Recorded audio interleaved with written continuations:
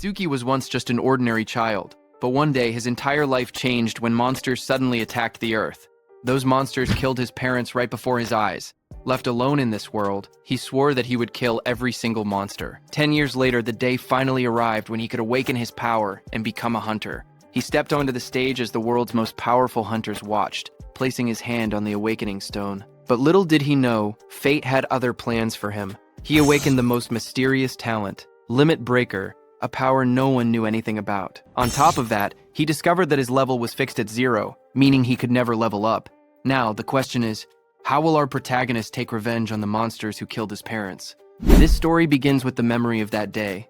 Countless eerie black monuments fell from the sky. They dropped through the clouds one after another, their shadows covering the city below. Strange glowing spheres and lightning-like energy swirled around them as they descended. Right after that, barriers were deployed.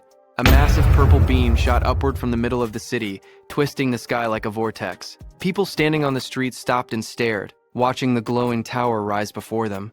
Monsters called disaster beasts broke through the barriers and invaded the human world. Among them appeared a giant dark figure, the demon of destruction, Ringa, standing tall with purple energy swirling behind him. Soon, countless terrifying beasts flooded the streets. Armored monsters, winged creatures, and huge clawed beasts rushed forward, while people screamed and ran. Disaster struck instantly. A monstrous armored creature swung its arms, sending a man falling backward as he shouted for everyone to run. Nearby, his child cried and reached out, calling for his dad, as his mother ran while chaos erupted around them. Across the streets, different beasts attacked from all directions. A winged creature swooped down, a burrowing beast erupted from the ground, and blue-flamed monsters charged toward the fleeing civilians. Bodies fell on the road as the destruction spread, and the entire area was swallowed by panic. The armored monster rushed forward with blue flames bursting around its body. Its jaws opened wide as it roared, blue light flashing in its eyes. It shot a swirling vortex of blue flames toward a woman who ran away, holding a child tightly against her chest. The flames spread across the road as the monsters closed in. That woman was caught by the blue flames and threw her child ahead. The small boy reached out weakly while lying on the ground. The woman's voice trembled as she repeated the same word, telling her child, Itsuki, to run. The child looked at her with tear-filled eyes and called out for his mom. Just then, suddenly, someone shouted Itsuki's name again. A drop of sweat slid down a boy's face as the voice echoed. In the next moment, the scene returned to the present. A girl with pink hair turned around toward him.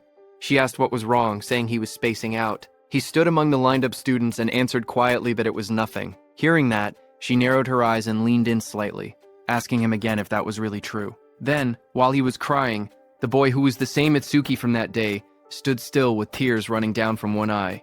Before he could answer, another student suddenly wrapped an arm around his shoulder and spoke cheerfully. He said, Itsuki must be sleepy, since he's usually asleep at this time. But today, there was suddenly a school-wide assembly. While they were talking, Itsuki pointed toward the stage and told his friends that the teacher there was dressed strangely. On stage, the teacher, wearing some kind of armored helmet, explained what happened after the disaster beasts appeared. Some humans gained the power to fight back, and they became known as Awakened.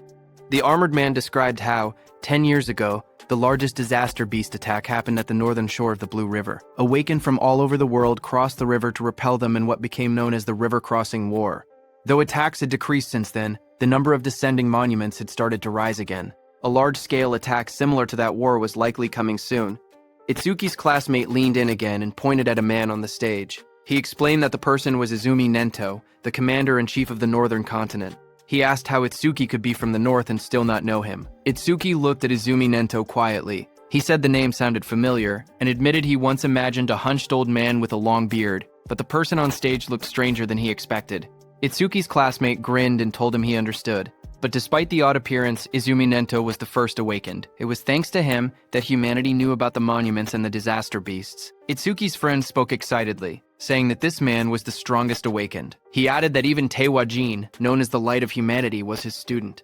The scene shifted back to the armored man as he explained that recent research showed even ordinary people who had not yet awakened had a chance of gaining power by touching a monument. Izumi Nento stood on the stage, his long cloak spreading like black flames. He told the students he had come to let them try to awaken. He urged them to devote themselves to the fight against the disaster beasts. Just as he said that, glowing blue blades slashed across the stage as the monument burst open. Light shot outward, scattering fragments, while a guard in sunglasses stood nearby, watching. Seeing this, the students reacted with loud excitement. One of them shouted in shock as a monument rose from the ground, wondering if it was magic. Another yelled that this was not the time to be surprised. They clenched their fists, saying it felt like a dream, praying to become awakened. In the crowd, Itsuki's friend grabbed his arm in excitement. He told Itsuki that they finally had a chance to become awakened. His eyes shined as he said the word finally. Saying that, he started walking toward the stage. Seeing this, Itsuki's friend grabbed his shoulder, shouting that he shouldn't be left behind. The pink-haired girl called out to them, telling Itsuki to get back in line properly. But Itsuki walked past her, and a red glow flashed across his eyes. The girl looked at him in shock as the light streaked through the air. A close-up showed Itsuki's expression changing. His eyes shined red with excitement as he said that the day had finally come. On stage, a student touched the large black monument, but nothing happened. A guard immediately called out that it was no good and told the next person to step forward. The students watching reacted nervously. One boy pointed out that the previous student had broken the school's athletic record in his first year. He said that if even someone like that couldn't awaken, then there was no way he could. The girl beside him replied that athletic ability probably wasn't related and that it was too early to give up. More students reached out to touch the monument one after another. The guard repeated the same word.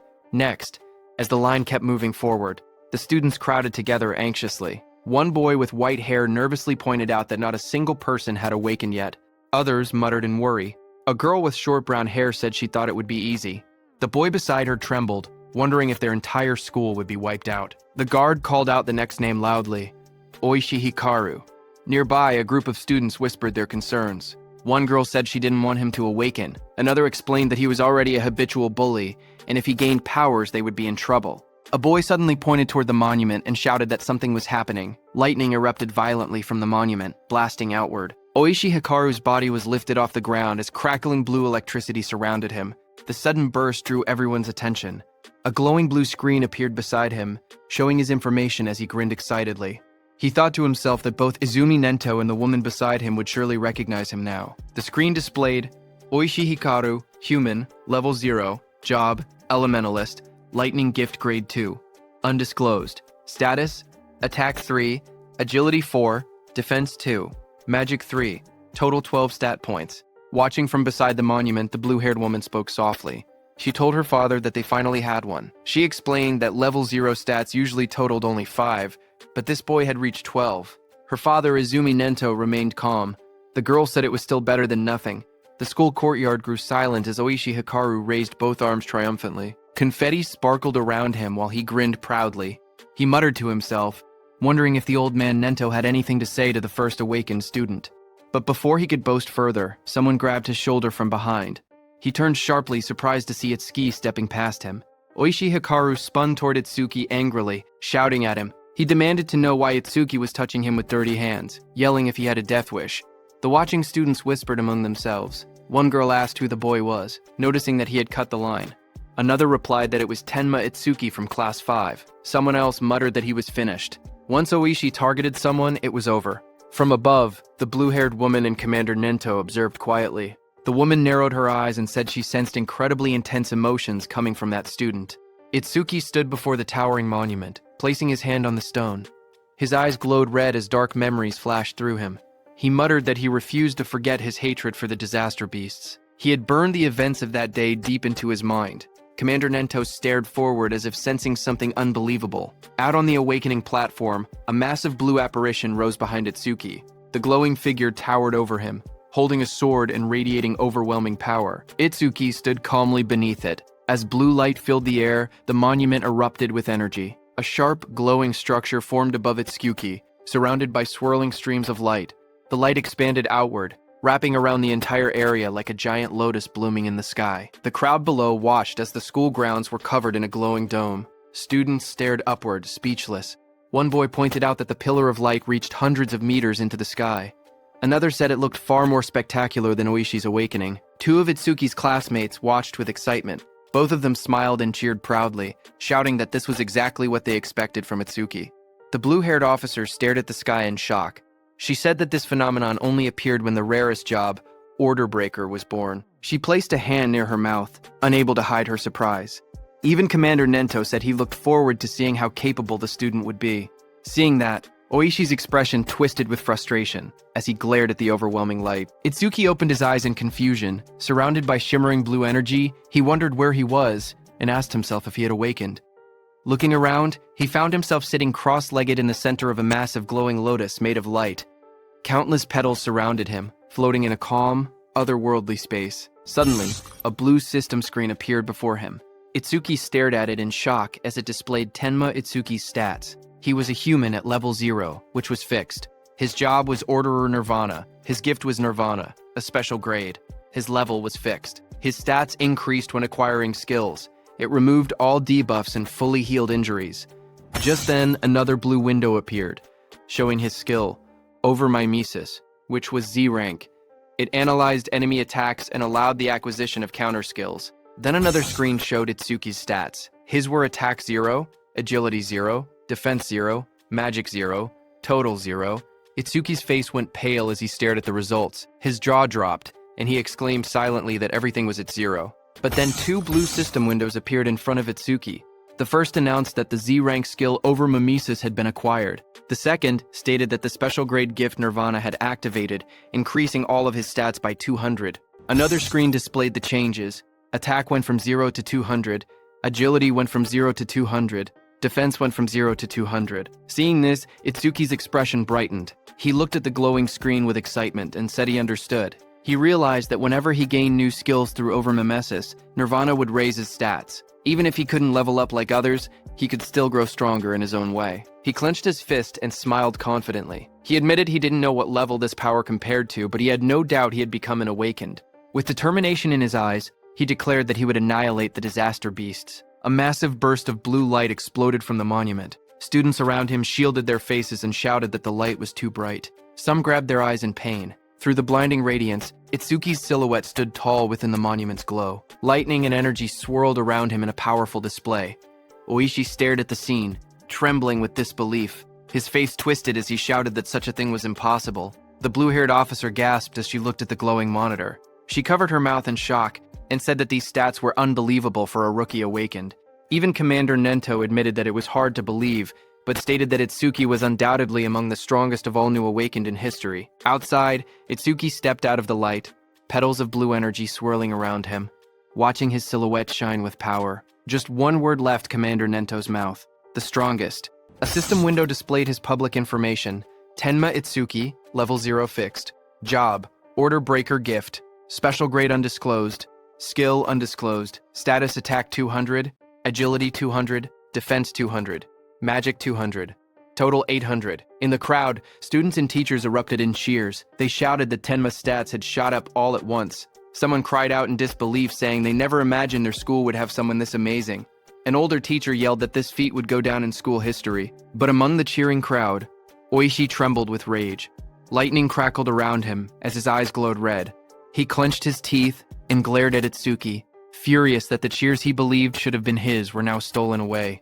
Oishi's rage exploded as lightning surged across his body. He shouted that a loser like Itsuki should stay a loser. Students around him backed away as sparks crackled through the air, their faces tense with shock. Electricity flooded the entire hall, and Oishi stepped forward with a crazed expression. He declared that he would eliminate Itsuki using his newly acquired skill.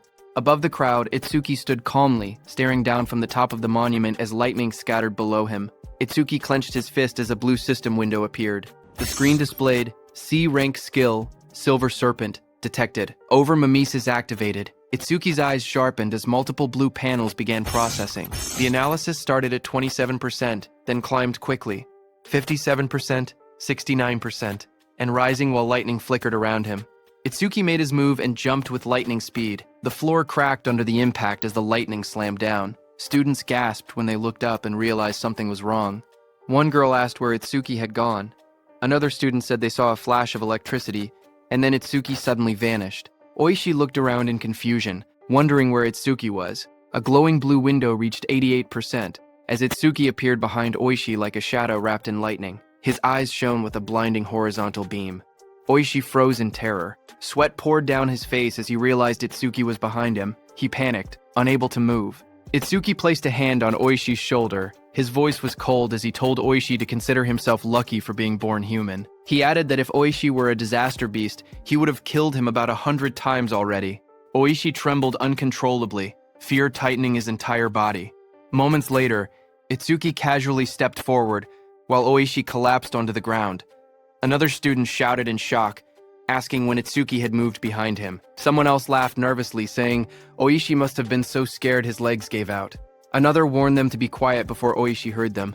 A new panel floated above Itsuki, showing 94%, then rising quickly. Blue energy swirled around him as the progress reached 99%. Itsuki glanced at the glowing screen and commented that maybe the analysis was fast because it was only a C-rank skill. The display turned pitch black and flashed. Analysis progress, 100%. Lightning exploded around him as a new message appeared, saying C-rank skill Thunderbreaker required. Itsuki stood in the center of the crackling blue electricity, his body glowing as the newly gained power wrapped around him like living lightning. The students watched nervously as the light began to glow again. One of the boys stared in shock, saying it was happening once more. Another student, wearing sunglasses, adjusted them with a grin, saying it was a good thing he had brought them. Inside the glowing space, Itsuki appeared sitting calmly with a thoughtful expression. He realized that every time an analysis finished, he was forcibly brought into this strange place. In front of him, the system windows appeared, stating that the analysis of Silver Serpent was complete, and the skill Thunderbreaker had been acquired. Another window opened, showing the description of Thunderbreaker Level 1. The skill allowed him to absorb C-rank and lower lightning attacks into his body. When releasing the absorbed lightning energy, his agility would increase by 50%. It also had a passive effect. Each time he absorbed a C-rank lightning attack, his agility would permanently increase by 5%. Another message added that all his stats had increased by 10. All debuffs were removed, and his injuries were fully healed. Outside, the students shielded their eyes as a massive burst of blue light exploded from Itsuki's body. The lightning wrapped around him in swirling arcs as he stood in the center of the arena steps. The electric pressure pushed outward, and the crowd instinctively stepped back or covered their faces. Someone shouted that Itsuki was now cloaked in lightning from head to toe. Another student panicked, saying Itsuki's lightning was even brighter than Oishi's. Oishi, who had attacked him earlier, stared with trembling eyes, unable to believe how Itsuki had learned a skill like that. Itsuki's body glowed intensely as the system displayed his rising stats. It showed each attribute increasing: attack, agility, defense, and magic, all rising from 200 to 210, bringing his total from 800 to 840. Just then, the students looked up at the sky in confusion. One of them said it had been sunny just a moment ago. Another asked if it was rain. A third student lifted his hand, trying to feel the drops, when someone suddenly shouted that something was falling. A dark, coffin-shaped object wrapped in lightning descended from the stormy clouds. The rain poured harder as it crashed down toward the school grounds. The woman with blue hair and glasses saw it and shouted in shock, calling it a monument. She questioned why it had appeared here of all places. Commander Nento quickly announced that the school-wide assembly was canceled and ordered everyone to evacuate outside the school grounds. Just like in their drills, he realized that there was no doubt the target was him.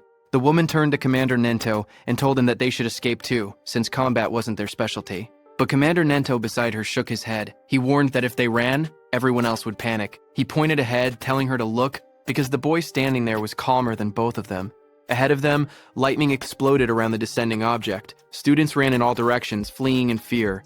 Only one boy, Itsuki, remained still in the middle of the field, bathed in a faint blue glow. From behind, the blue-haired woman shouted at him, demanding to know why he wasn't running. A massive dark pillar crashed down from the sky, shaking the ground as debris exploded outward. Rain poured heavily around it. Nearby, a group of students panicked. One boy shouted that disaster beasts were coming and urged Itsuki to escape. But Itsuki, with glowing red eyes, stood still. His voice was cold as he declared that he would exterminate every single one of them. His friends stared at him in shock. One of them yelled that he would die if he didn't run. Another insisted that since he had only just awakened, he couldn't possibly fight disaster beasts. They told him to leave everything to the other awakened, but Itsuki shook his head. He calmly told them to trust him. The pink-haired girl hesitated, worry written all over her face. Finally, she shouted that if he died, he shouldn't blame them. She grabbed the other guy's clothes and dragged him with her. The glasses-wearing boy asked her if it was really okay to let him go, reminding her that the enemy was a disaster beast, a walking weapon of mass murder. As the two ran off, Itsuki looked ahead with a crazed smile. His eye glowed bright red through the rain. He muttered that his first enemy after becoming an awakened was the one who killed his parents, and that it was lucky. Lightning curled around him as he stepped forward. A glowing panel appeared beside him, displaying the status of the creature before him. It was Skeleton Soldier 10369, Level 8, Gift Grade 2, Defense increases by 100%. If the enemy's attack exceeds its own defense, the gift becomes invalid. Skill, Bonefire, B rank. Its stats were Attack 15, Agility 10, Defense 120 plus 120, Magic 30, Total 295. The skeleton soldier stood covered in blue flames as Itsuki faced it head-on. A surge of lightning wrapped around Itsuki's arms as he tightened his stance. His red eyes glowed sharply while he wondered whether he should test the skill he had just acquired. In the next moment, he charged forward, electricity exploding around his body. Blue lightning trailed behind him as he rushed toward the flaming skeleton beast on the field. The two forces collided, sparks scattering through the rain. The skeletal beast swung its arms to punch, but Itsuki dodged. Then Itsuki swung his electrified fist with full force, shouting that he would not let anyone else die. His punch struck the creature's chest, and a violent burst of energy erupted. The impact sent the disaster beast flying across the field, smashing through the school building. The ground trembled as debris scattered in all directions. Students watching from afar stared in shock. One student said Itsuki's strength was too overwhelming, and that maybe they didn't need to run anymore. A female student was stunned, seeing how the impact had blasted the monster away in a single hit. The blue-haired inspector stared at the ruined wall, stunned that a rookie who had just become awakened could send a level 8 disaster beast flying with only one blow. Heavy rain poured down as Commander Nento watched from a distance, thinking to himself that Itsuki's speed and power were on a completely different level from other level zeros. But even then, he believed that defeating a skeleton soldier was impossible. He explained that skeleton soldiers had two troublesome abilities. The first was a gift that increased their defense. The second was a terrifying skill called Bonefire, a flame that burned anything it touched into ash. Blue flames erupted violently across the field, spreading like a wave toward Itsuki. The students gasped as the fire surged forward.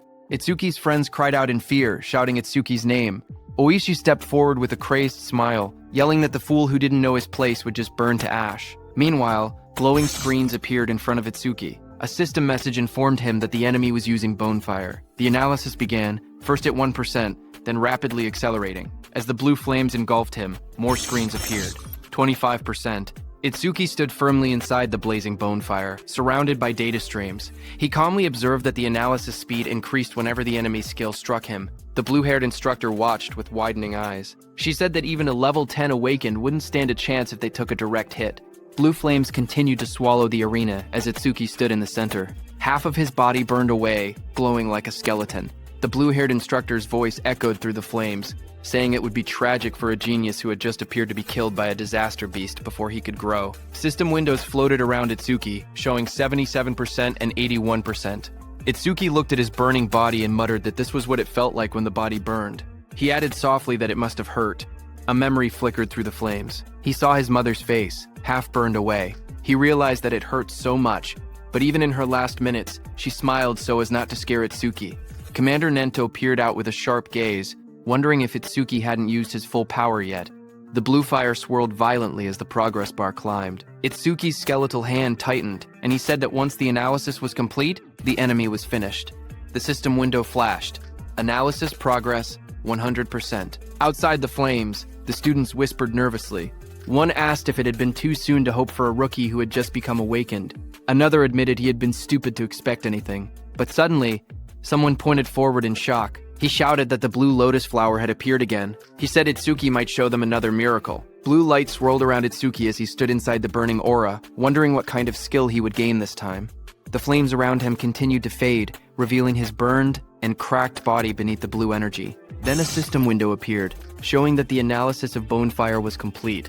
It stated that a new skill, Black Wall, had been acquired. More windows followed, explaining the skill. The active effect would create ice on the body by consuming magic power, and could block B rank or lower fire skills. The passive effect increased defense when blocking those skills. Another notification appeared, saying that Black Wall Level 2 had been acquired and that all of his stats had increased by 20. It stated that all debuffs were removed and his injuries were fully healed. A new window showed his updated status. Attack, agility, defense, and magic had all risen from 210 to 230, bringing his total to 820. Itsuki looked at the glowing screen calmly. He remembered how even his strongest attack earlier couldn't break the skeleton soldier's defense. Now, with this new increase, he believed he should be able to do it. Suddenly, blue lotus petals unfolded around him, blooming like a massive light flower. Itsuki stood at the center, his body surrounded by shining energy. The students watching gasped in shock. One of them cried out in relief, saying, "Itsuki is alive!" Others cheered loudly, convinced that he would succeed. Someone pointed out that a full recovery like this was practically a miracle. The blue-haired instructor stared in shock as she watched the scene unfold. She wondered aloud if Itsuki had a self-healing skill. She had seen him use a lightning element skill earlier, so she couldn't understand how he was recovering. Commander Nento was also shocked. He remembered that order breakers were considered the most mysterious job, but even among them, Itsuki seemed uniquely strange. Meanwhile, Itsuki stood in the center of the glowing lotus petals. His body had recovered completely.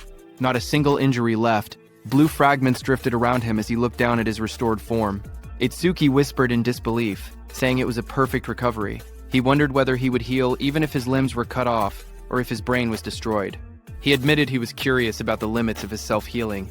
Suddenly, the skeleton soldier roared, its armor burning with blue bonefire. The flames surged violently as the monster charged forward. Itsuki turned calmly, raising his arm as black spikes spread across his skin. The blue flames rushed toward him. His entire body became engulfed in the fire, but he stood unmoving within it. Moments later, his silhouette appeared again through the blaze.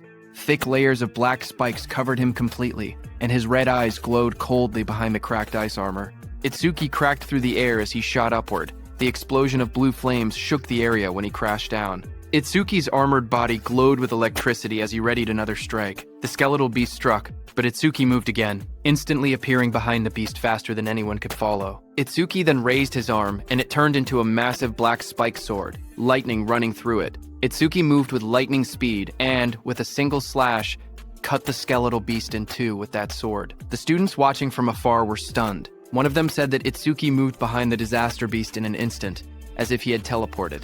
Another said that only awakened people could track movements like that. Oishi was also stunned, saying she couldn't see Itsuki's movements at all. She compared it to what she had seen before. The blue-haired instructor questioned if someone like Itsuki could really be a rookie. On the other hand, as the dust settled, Itsuki stood alone as the black spikes on his body disappeared. He kicked and destroyed the skeleton beast's head. He was stunned to realize that it not only generated solid armor to protect his body, but could also shape that armor into any kind of weapon he wanted. A divine skill that combined both offense and defense. Suddenly, someone shouted his name. Itsuki turned his head in surprise as his friend rushed toward him and wrapped him tightly in a relieved hug, saying he was glad Itsuki had won because he had been worried the entire time. Itsuki stayed still for a moment before asking about Saya. His friend pulled back and admitted that Saya had been watching earlier with a face that looked like she might cry, but now she was nowhere to be seen. Itsuki looked toward the crowd, wondering why she didn't come. He scanned the students in the distance, confusion growing. He quietly wondered if she might be angry. Not far away, the blue-haired instructor watched the aftermath of the fight. She spoke seriously, noting that for a boy to defeat a skeleton soldier, something even a level 10 awakened would struggle against, was unbelievable. Commander Nento called the blue-haired instructor Choa and told her to stay and assist with the cleanup. He also told her to deliver his message to the principal, that he would be taking Itsuki with him. On the other hand, Itsuki's friend patted Itsuki's hand, saying there was no way Saya would be angry after he won. He guessed that Saya was probably scared of falling behind Itsuki, so she might have gone to touch the monument instead. Itsuki lowered his gaze slightly and murmured that he hoped that was the case. Just then, a voice called out to him, asking if he was Tenma Itsuki. Itsuki turned and noticed someone approaching. Commander Nento, wearing a long cape, stood before him. Itsuki looked up at him in silence. People watching from a distance began whispering among themselves. They saw that Izumi Nento, a famous figure, was talking directly to Itsuki. Some wondered if he intended to take Itsuki as a student. Others doubted it, saying the only person Commander Nento had ever accepted as a student was Teiwajin, humanity's strongest. They insisted that no matter how strong Itsuki seemed, something like that wouldn't happen. Itsuki's friend stepped away nervously and said he would go look for Saya. Commander Nento then looked down at Itsuki and spoke calmly. He told Itsuki that he was quite special. Itsuki looked at Commander Nento and repeated the word softly, asking what he meant by calling him special. Commander Nento observed Itsuki closely and saw dark energy gathering around Itsuki. He told Itsuki that his heart seemed filled with anger and hatred. Itsuki stood in the darkness, a glowing light shining across his eyes. Commander Nento then stepped forward and said that he wanted to know the reason behind that hatred. Itsuki finally spoke, explaining that 10 years ago his parents were killed by disaster beasts while trying to protect him.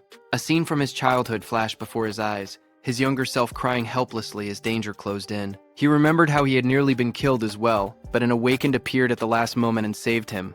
the powerful figure struck the beast right in front of the frightened Itsuki. Itsuki told Commander Nento that right before his eyes, he had watched his mother die. A glowing blue flame slowly consumed his mother's body. Even as half her face vanished into bone and ash, she smiled gently at Itsuki and told him that he must walk the rest of the path on his own. Young Itsuki stared at her with trembling eyes, unable to understand. His voice cracked as he cried out for his mother. Anger raged inside him as he looked at the beast. Words echoed in his mind, reminding him that both his mother and father had died because of beings like this. Tears streamed down his face as he shouted in denial. Before him, a towering, monstrous figure rose from the darkness, an enormous being surrounded by raging purple flames. Its shadow loomed over Itsuki as he realized the horrifying truth. The creature before him was the root of all evil.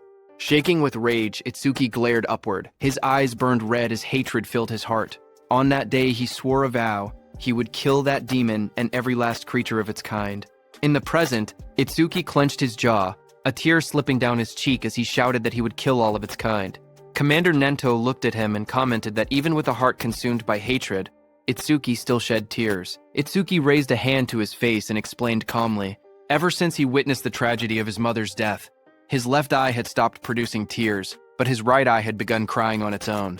Thanks to that, he said he never forgot his hatred for the disaster beasts. Commander Nento then asked if Itsuki would become his student. He promised to get him into the Salvation League and help him gain the immense power needed to take revenge on the disaster beasts. Itsuki repeated the words quietly, asking what the Salvation League was. Commander Nento then explained. He told Itsuki that to counter disaster beasts more efficiently and scientifically, the governments of the 5 continents had gathered strong awaken from around the world and created an official organization. The members of this organization were called saviors, he continued, saying that saviors were provided with resources such as dedicated training grounds and powerful weapons. They were also guaranteed high compensation. Even trainee saviors received 10,000 gold per month. Itsuki listened in surprise, realizing that 10,000 gold was enough to buy a car. Commander Nento then warned that such generous treatment was not given for free.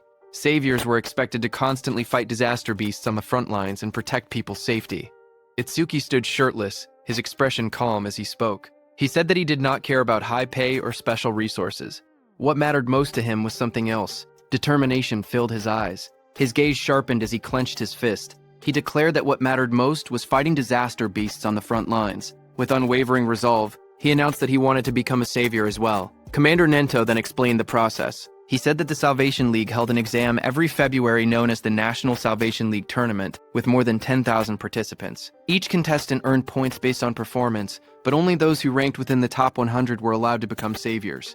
Hearing this, Itsuki asked what the highest record in history was. Commander Nento told Itsuki that it would not be very useful as a reference. He explained calmly that the record was 115,000 points, set by Taewajin 11 years ago.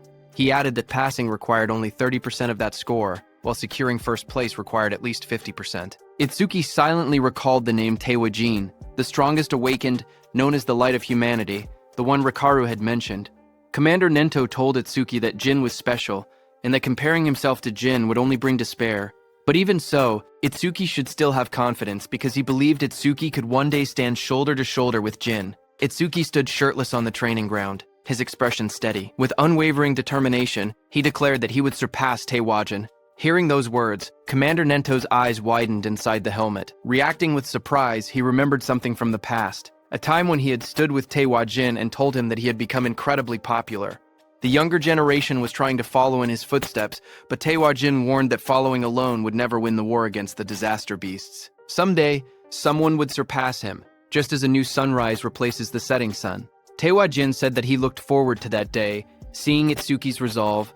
Commander Nento thought that the sunrise Taewajin had been waiting for had finally appeared. A few hours later, Commander Nento took Itsuki to another place. When Itsuki saw the massive dome-shaped structure rising in the distance, glowing under the sky, he asked quietly what it was. Commander Nento explained that these monuments acted as passages connecting the human world to the world of disaster beasts. He said that if the beasts were killed but the monuments were left untouched, new beasts would simply appear again. He pointed at the massive dome-shaped building and explained that this facility was created to isolate monuments that couldn't be destroyed. Awakened individuals periodically entered it to sweep out the disaster beasts that emerged. This kept the danger under control and also served as training. Itsuki looked at the building and asked if it was a training facility. Commander Nento, standing beside him, confirmed it, saying they called these places stages. He explained that the number and strength of the beasts inside couldn't be controlled, making it extremely dangerous. Commander Nento told Itsuki that the beasts in this specific stage were especially strong. Among all rookie-level stages, this one had the highest mortality rate. Because of that, people called it the rookie graveyard. He told Itsuki that when Jin was still a rookie, he had cleared this deadly stage in 3 minutes and 14 seconds. Commander Nento turned to Itsuki and said that if Itsuki truly intended to surpass Jin, then 3 minutes would be his limit. As Itsuki walked toward the giant facility, Commander Nento told him that if he could clear the stage within 3 minutes, he would accept him as his student. Hearing that, Itsuki's eyes sharpened with determination. He wanted to surpass Jin and become Commander Nento's student. People in the lobby turned their heads when they saw a familiar figure. Someone pointed and said that Mr. Izumi had arrived. Another person noticed Itsuki walking beside him and asked if that was the rumored rookie. The crowd stared in surprise, whispering that there was no way a rookie could walk next to Mr. Izumi unless he was an awakened, on Taewajin's level. Itsuki looked around quietly and wondered to himself if this person was really that famous. Thinking that, he walked toward the stage entrance and saw the display showing the Disaster Beast level inside. Level 10. He noted that it was only 2 levels higher than the skeleton soldier he had faced earlier, and wondered how strong that really was. But what surprised him more was that even though several people were gathered nearby, none of them seemed prepared to enter the stage. He wondered why that was. Someone nearby muttered that the rookie looked way too confident and assumed that a high-level awakened must be accompanying him. Another wished they could be taken along too, while someone else joked that the rookie probably came just to flirt with the receptionist, saying that with a decent face he was getting cocky. At the counter, the receptionist approached him with a polite smile. She asked if he wanted to enter the stage and how many challengers there would be. He calmly replied that it would be just him. Hearing that, the area fell silent as the receptionist stared at him across the counter. Suddenly, she leaned forward and yelled angrily. She told him not to make unfunny jokes and asked if he was messing around. She warned him that if he was just there to hit on her, it was pointless. She explained that even if the place was an artificial stage, it was still dangerous. People could get hurt or even die. Itsuki stared at her in confusion, wondering what she was even talking about. Behind them, several people watching from afar started laughing. They joked that he really was there to hit on her. Some said that there were always people who treated the stages like dating spots, and those people usually got scolded and went home. Itsuki looked at the receptionist calmly and explained the misunderstanding. He told her he had absolutely no interest in her. He said he only came to challenge the stage, nothing more. But the receptionist sighed and rubbed her forehead. She told him he didn't have to act tough just because he was embarrassed. She even said she would give him her contact information, so he should just go home. But Itsuki's expression darkened. A shadow fell over his face. He didn't care about her contact information at all. He only wanted her to let him enter the stage. Hearing that, the receptionist reluctantly agreed and told him not to blame her if he died. She held out a metal bracelet with a nervous expression, clearly shaken. Seeing that, Itsuki muttered that she should have just given permission from the beginning instead of making him repeat himself. The people watching from behind whispered among themselves. One man called Itsuki an idiot, saying he could have gotten her contact information but chose to act tough instead. Another pointed out that a level 0 rookie challenging a level 10 stage was basically suicide. They guessed he would run out in less than a minute. Someone else noticed how confident he looked and wondered if he might succeed since he also had a special grade gift. But another person reminded everyone that for awakened people, gifts were just bonuses. The most important thing was level. No matter how special the gift was, it meant nothing if the level was low. On the other hand, standing in front of the gate, Itsuki checked his bracelet. He said that his personal information was registered on it, so scanning it would let him enter. A glowing screen appeared above his hand, confirming entry by awakened Tenma Itsuki has been approved. Itsuki stretched his hands forward and took a breath. He reminded himself that the promise was within 3 minutes. Then he said it was time to begin. A bright digital timer appeared showing 0:01 in green numbers. And just as the gate opened, Itsuki moved with explosive speed. Red energy surrounded his body as he dashed forward, his eyes glowing sharply. He looked around and noticed the vast area. He thought that the interior space was much bigger than he expected. As he ran across the grassy field toward a tall black tower, he told himself that it was his first time entering a stage, even if it was an artificial one. Suddenly, Itsuki noticed a creature rush in and said that it was coming. That creature jumped toward him. It was a wooden monster from the Kodama tribe. A blue window appeared beside it, showing its information. Kodama number 1307 from Kodama tribe. Level 4. Gift. None. Attack. 49. Agility. 48. Defense. 53. Magic. 24. Total. 174. Seeing it coming, black spikes formed on Itsuki's hand. In the next moment, he slashed downward with overwhelming force. A sharp strike of energy cut through the target as he launched his attacks. Itsuki stood calmly with the massive black spike axe hand, smiled, and remarked that an axe was always the best tool for trees. He then asked the remaining monsters how it felt to see their comrade cut in half. Dozens of Kodama creatures rushed at him. He stood tall and called them rotten trees. Outside, Choa spoke to her father, Commander Nento. She asked why, out of so many rookie stages, he had made the newcomer enter this one specifically. Commander Nento answered that Itsuki claimed he would surpass Jin, so he simply brought him to the same stage Jin first challenged. Hearing that, Choa frowned and said that surpassing Jin was impossible unless someone stepped outside the bounds of humanity. Hearing that, Commander Nento asked Choa if she believed Jin had already transcended humanity.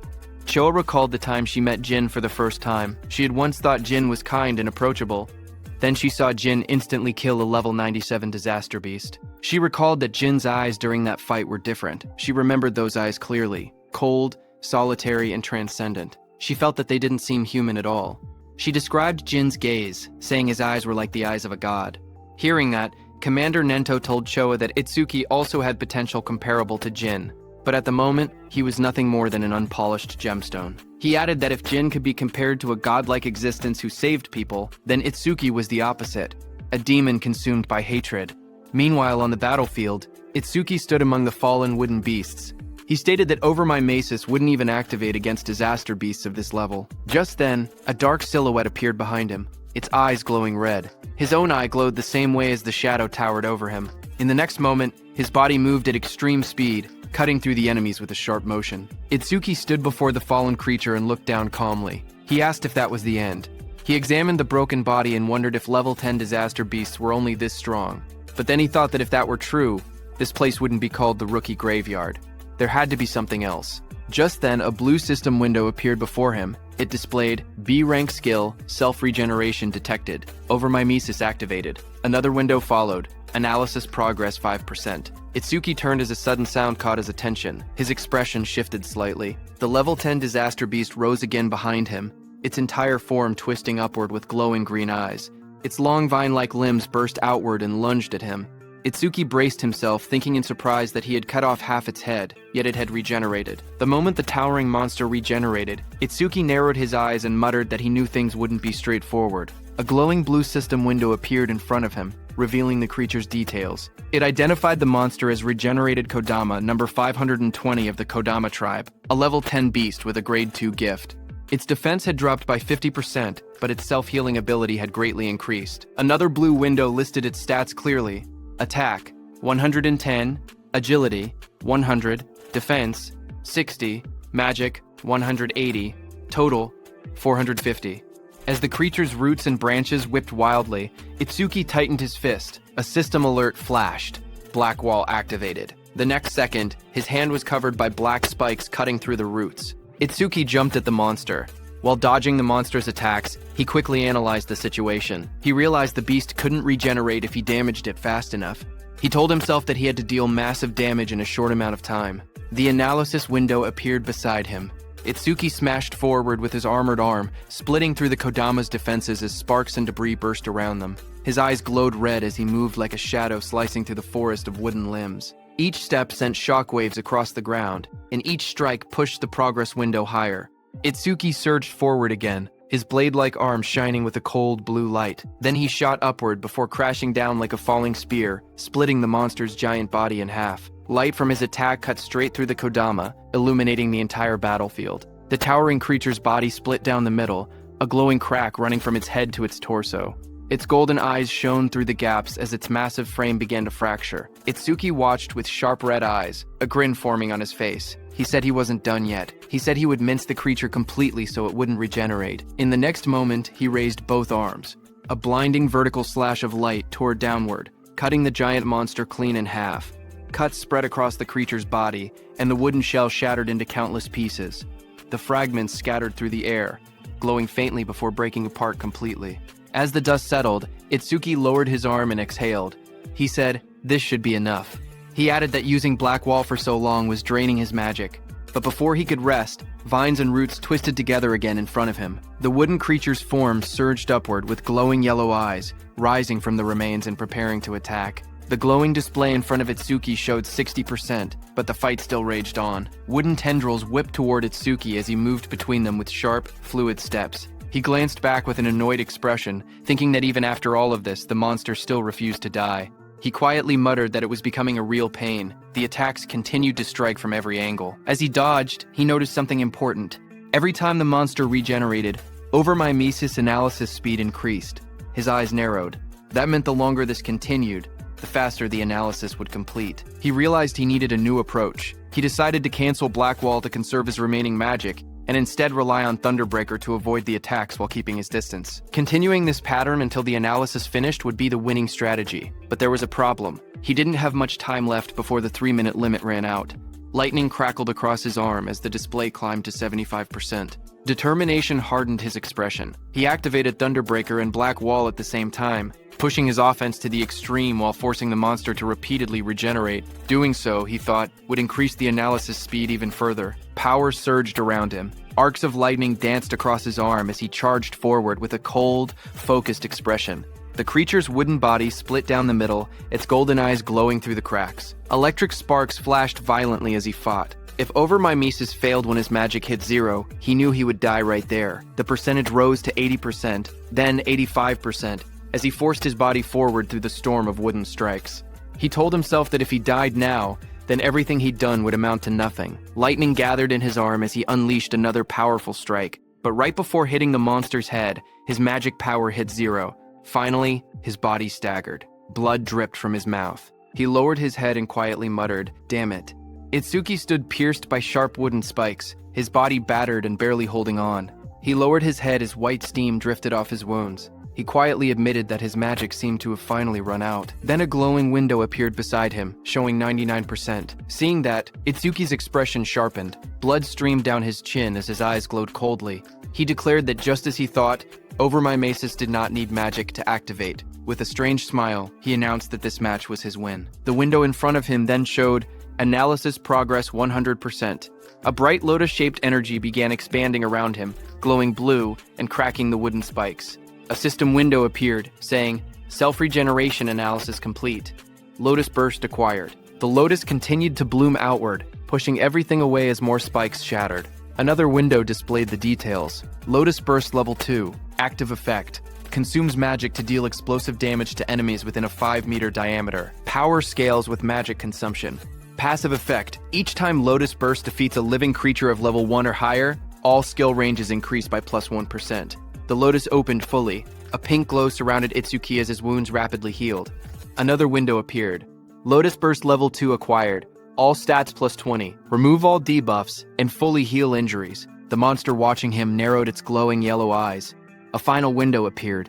Lotus Burst activated. Itsuki brought his hands together and clapped. A burst of force erupted instantly, followed by a roaring explosion of flames that engulfed everything in front of him.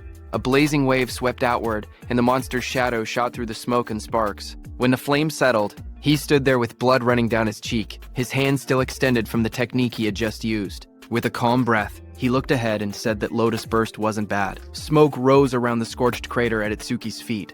As he examined the destruction, he noted that using only a third of his magic produced this much power, and sweeping away weak disaster beasts would now be far easier. But he admitted he never expected overmimesis to restore magic that had already reached 0. As he stepped forward, something on the ground caught his attention.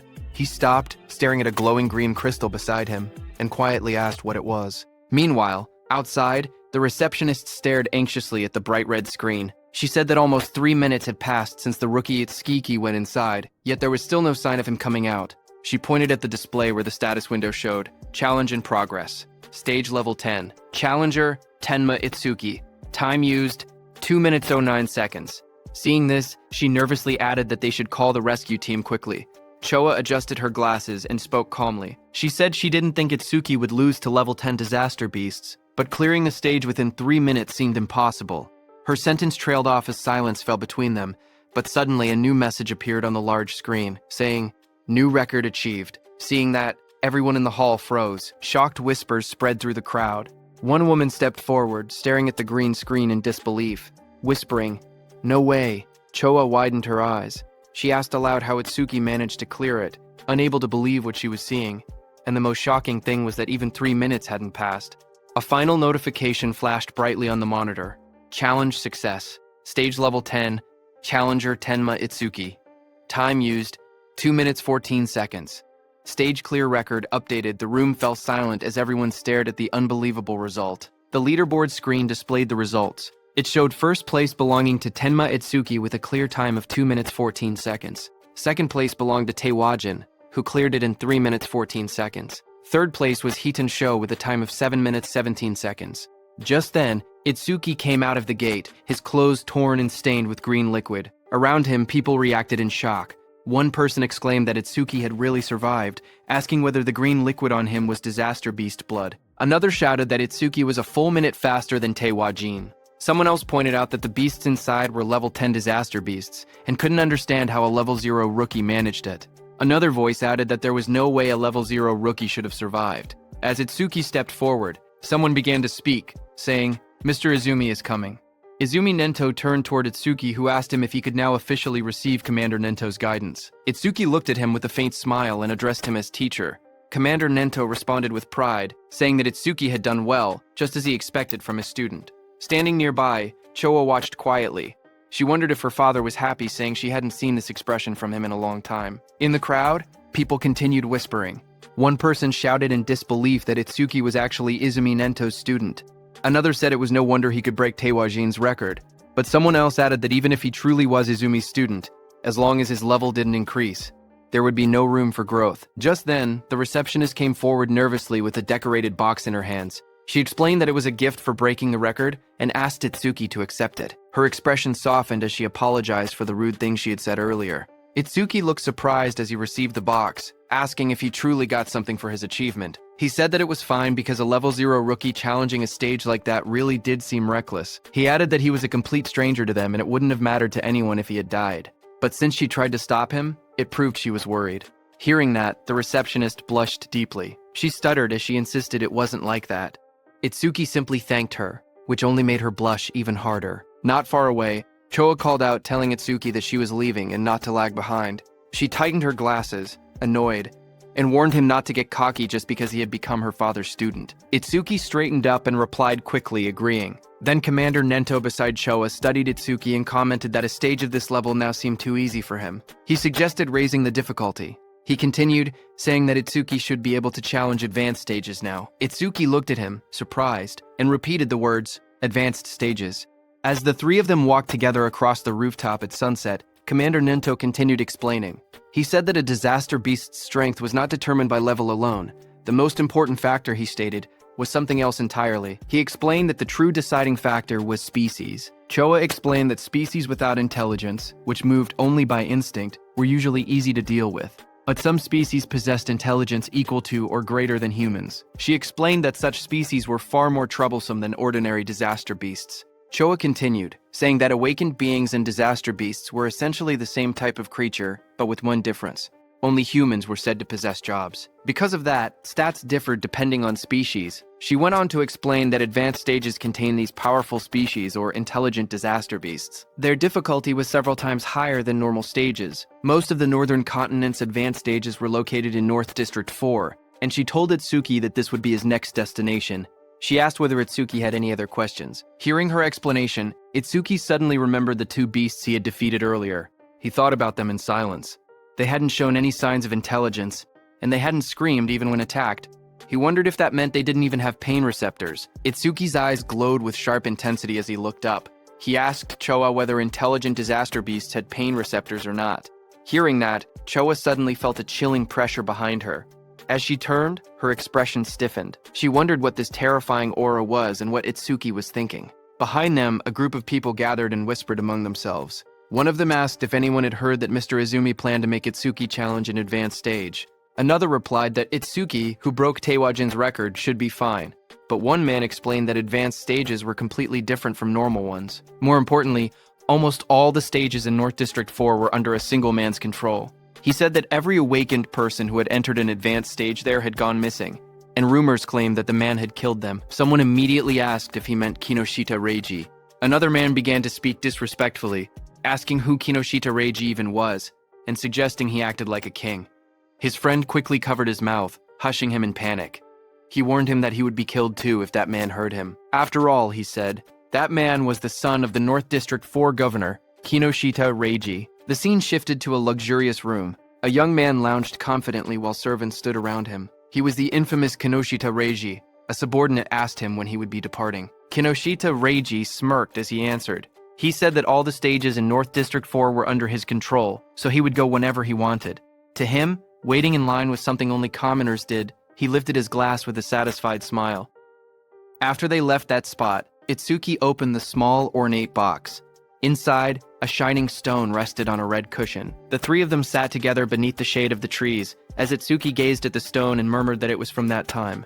Hearing this, Commander Nento, who was beside him, asked if he had seen a karma stone before. Itsuki nodded and calmly explained that after defeating the disaster beasts inside the stage, something identical to this had dropped. Then he paused and added that there was a slight difference. He took out a green crystal, stared at the one in his hand, and said the color was green, but something about it wasn't the same.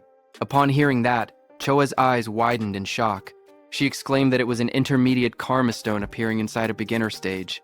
She stepped closer, adjusting her glasses to get a better look. Itsuki asked what exactly a karma stone was. Choa turned to him and began explaining.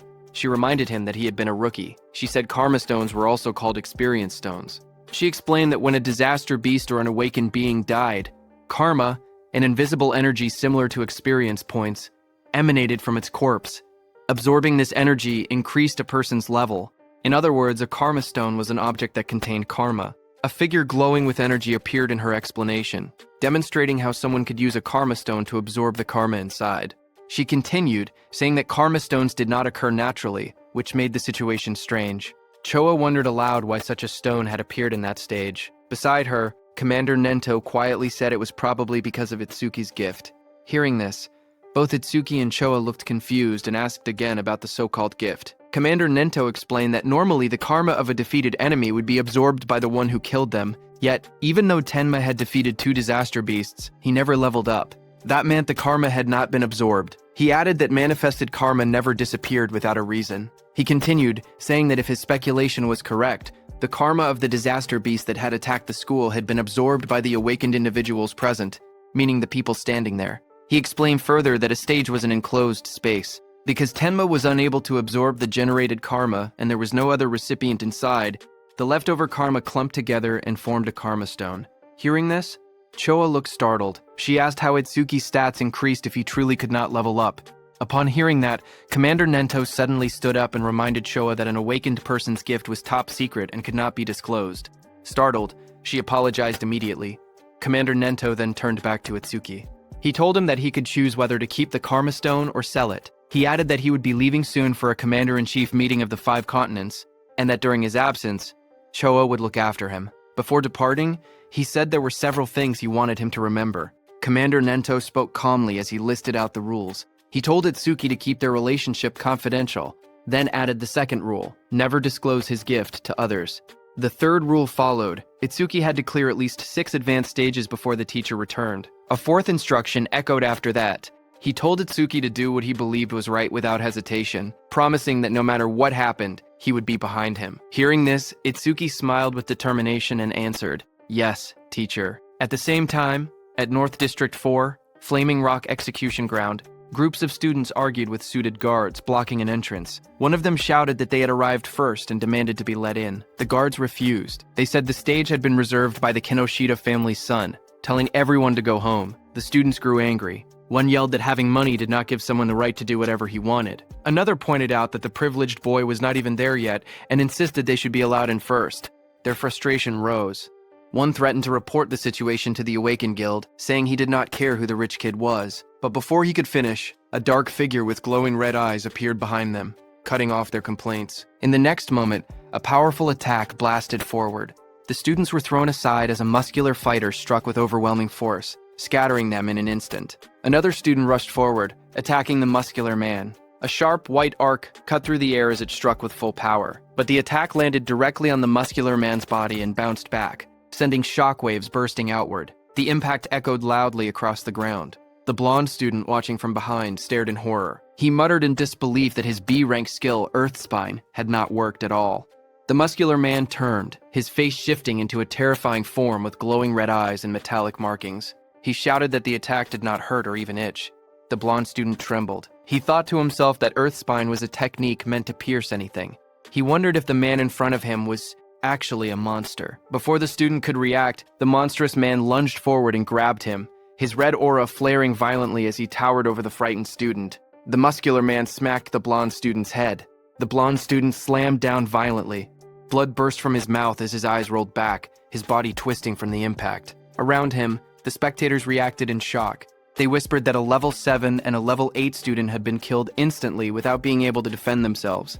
They said the big guy was far too strong. Someone identified him as Oga Takeru, one of Kinoshita Reiji's 4 pillars and a level 12 gold elementalist. Hearing that, the crowd understood why things had turned out this way. Takeru held one of the defeated students by the neck and warned everyone. He said he would not forgive anyone who tried to enter the stage without Reiji's permission. If anyone resisted, he would treat them the same way he treated the 2 lying on the ground. The other students watched nervously as Takeru lifted the struggling blonde student off the floor. The blue-haired student remained unconscious beside him. Takeru shouted that nobody should think about helping them. The group of bodyguards in suits stood nearby, laughing. One of them told Takeru not to go too far because the trash was watching. Another warned that if he kept beating weak students, the teacher would hear about it. Their laughter echoed through the area. Takeru only scoffed. He tossed the blonde student aside, with a flick of his arm, showing no concern at all. The injured blonde student collapsed forward, but before he could hit the ground, Itsuki caught him. Blood dripped from the student's nose as his body went limp in Itsuki's hands. Around them, the other students whispered in shock. One of them asked who the newcomer was and wondered why he did not listen when they told him not to interfere. Another panicked voice said that a level 0 person was definitely going to die. Someone else stared at Choa and muttered that the beauty beside him looked familiar. Not far away, Takeru glared at Itsuki. He shouted that nobody was allowed to pass without Reiji's permission. He warned that if Itsuki did not want to end up like the unconscious student, he should just go home quietly. Hearing that, Itsuki lowered his head slightly. He calmly said that he understood he would not be able to enter the stage unless he defeated this man. Beside him, Choa raised her hand, saying she would contact the North District 4 administrator because this kind of behavior could not be allowed. But Itsuki stopped her. His eyes glowed bright blue as he said it was not necessary. He repeated what his teacher had told him, that he should do what he believed was right without hesitation. He then turned to Choa again and spoke plainly. He said he would leave the treatment of the injured students to her. Then he turned to Takeru. As Itsuki stepped forward, a thought appeared in Takeru's mind. As he stared at him, he wondered who this man was. A status window floated beside Itsuki, showing his information. Tenma Itsuki, human, level 0, fixed job, order breaker, gift, special grade, skill, undisclosed. Status undisclosed. Seeing this, even though Itsuki was level 0, he stood firmly without any fear. Takeru wondered if Itsuki had a rare job that allowed him to stay calm like this. Takeru suddenly felt something strange. Even with his higher level, he felt pressured.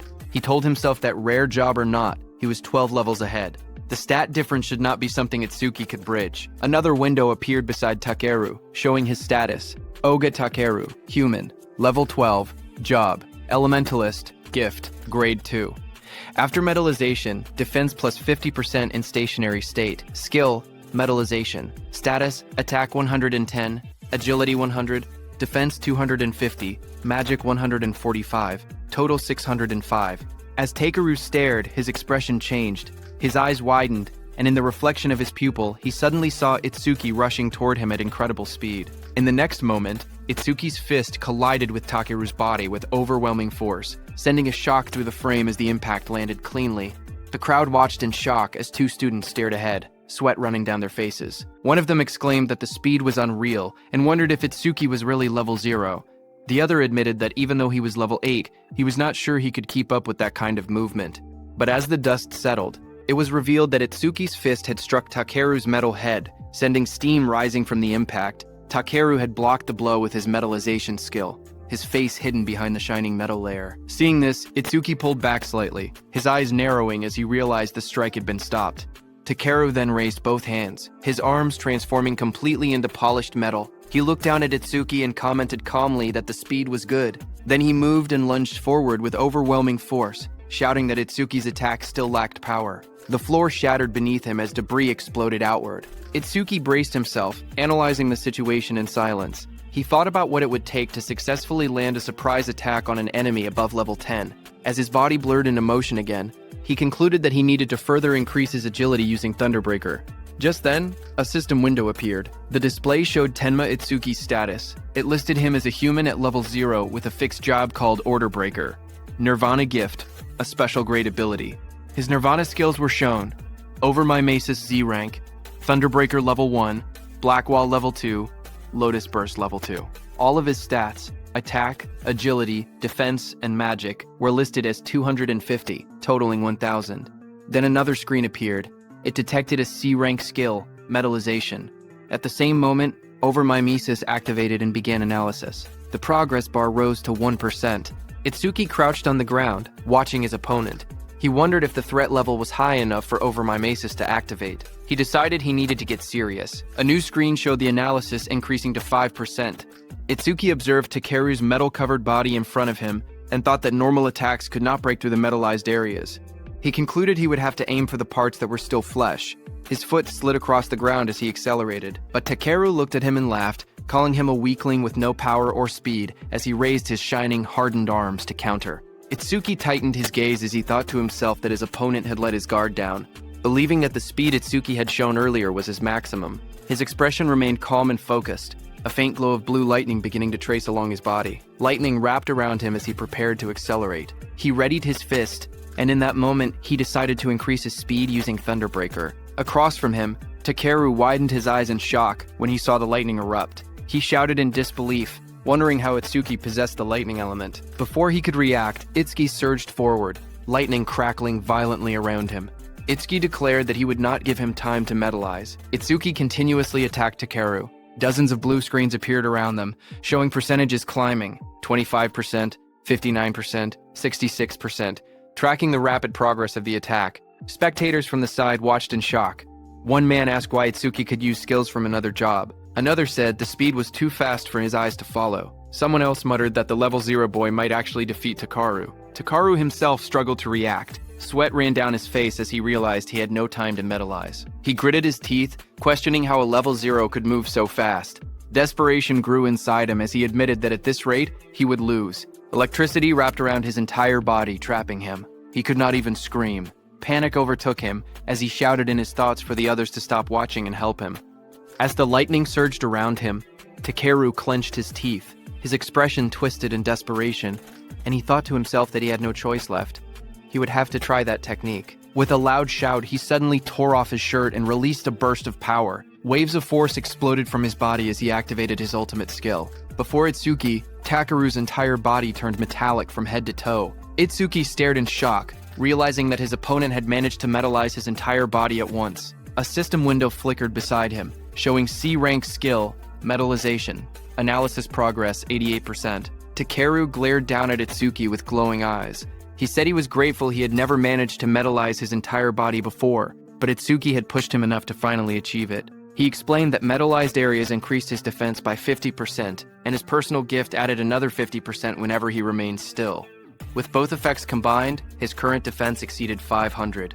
His face twisted into a cruel grin as he looked at Itsuki. He said that he had originally planned to cut Itsuki in half, but as thanks for helping him complete his new skill, he would at least allow Itsuki to die easily. Watching from the sidelines, the other trainees were stunned. One of them exclaimed that a defense over 500 at level 12 was impossible to break. Another admitted that they had thought the level 0 newcomer would win, but the opponent was too much of a monster. Suddenly, a glowing blue aura wrapped around Itsuki. He looked ahead with calm eyes and said that if his guess was right, a full-body metal transformation required a large amount of magic.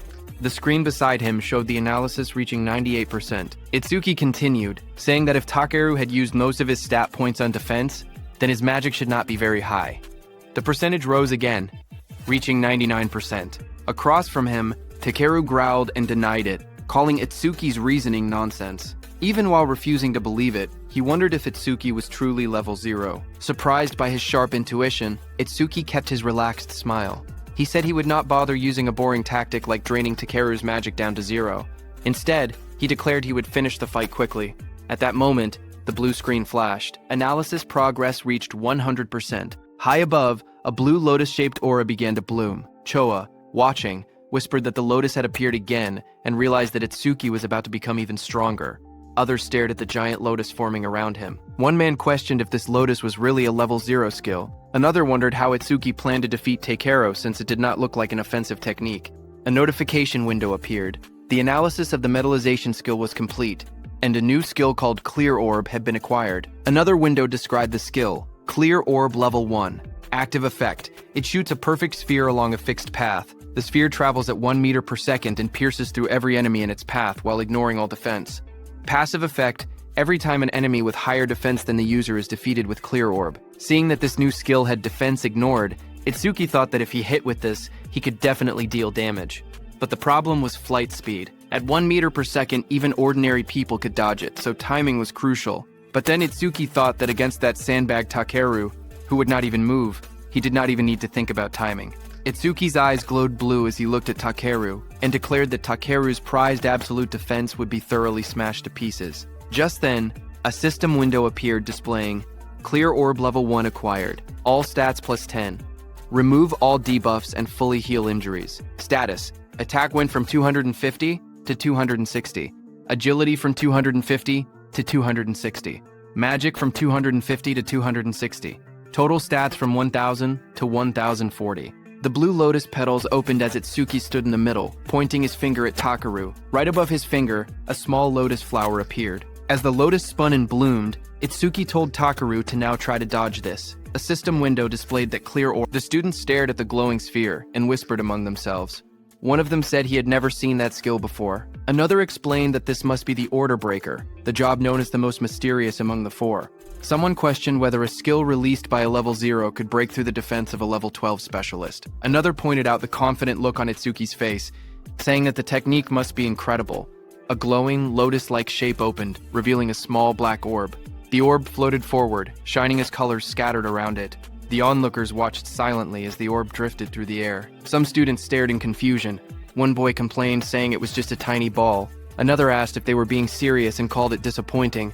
Takeru glared at the orb. He mocked the attack, saying that such a small sphere couldn't make him move or cancel his gift, calling it naive. He stepped forward confidently. He asked if this was Itsuki's trump card. Then the orb continued floating toward him. With a mocking glare, Takeru shouted that Itsuki was going to die pathetically. For a moment, he remained certain of his victory, until his expression suddenly shifted. His eyes widened as the orb began to sink into the side of his metal-coated body. A faint crack appeared where it touched him. A heartbeat later, a violent burst of blood exploded from the wound. Takeru screamed in agony as the clear orb tore through his arm, ripping it apart in a single clean line. He collapsed to the ground, clutching the bleeding stump, shouting desperately about his arm. Itsuki walked toward him calmly. He told Takeru that he had warned him to dodge. Itsuki said that because Takeru was human, he had only aimed for the arm. If he had been a disaster beast, the attack would have been aimed at the neck. Itsuki then looked at Takeru's men, standing frozen nearby. He ordered them to stop staring and take Takeru to a hospital, asking if they couldn't hear him. When no one moved, he turned back with cold eyes and repeated sharply that he was telling them to get lost. Immediately, Takeru was carried away by the guards, blood covering his back and dripping onto their suits. One guard looked shaken, while another wiped sweat from his face. In the distance, the crowd began cheering. Choa smiled proudly as the students around her celebrated. Someone shouted that Itsuki won. Another yelled, "Well done," and others said, "It served Takeru right." Immediately, two students rushed up to Itsuki. One asked if he wanted to team up with them, saying 3 people could clear the mission quickly. The other quickly insisted he should join their team instead, explaining that with only 2 members he would get more experience points. They argued again, asking if he planned to challenge the Flaming Rock execution ground with 3 people. They warned that all the disaster beasts inside had defense equal to Takeru. One of them added that their team had a healer who could restore his magic and let him fire the orbs endlessly. Itsuki looked ahead calmly. He thought that beasts with defense equal to Takeru were perfect. He reminded himself that Clear Orb's flight speed increased each time he defeated an enemy with higher defense. He decided he would increase the orb's speed inside that stage. The 2 boys leaned forward eagerly, asking Itsuki to let them know which team he would choose. Itsuki lowered his gaze and spoke quietly. He said he was going alone. Around him, the others reacted in shock. One person shouted in disbelief that he was challenging a level 15 advanced stage by himself. Another complained that he had become overconfident just because he had defeated Takeru. Those 2 students walked away. One of them admitted that Itsuki was strong, but insisted there was a limit to arrogance. The other added that they must not meet his standards and suggested they look for someone else instead. Choa stepped forward and spoke calmly. She explained that all the disaster beasts in this place had defenses similar to Takeru. She said she understood he had a way to defeat them, but questioned whether his magic would last long enough. Itsuki turned toward her with a small, confident smile and told her not to worry, he would be fine. Hearing that, Choa's face immediately blushed. She replied sharply that she wasn't worried. She said she only asked because her father would blame her if he died.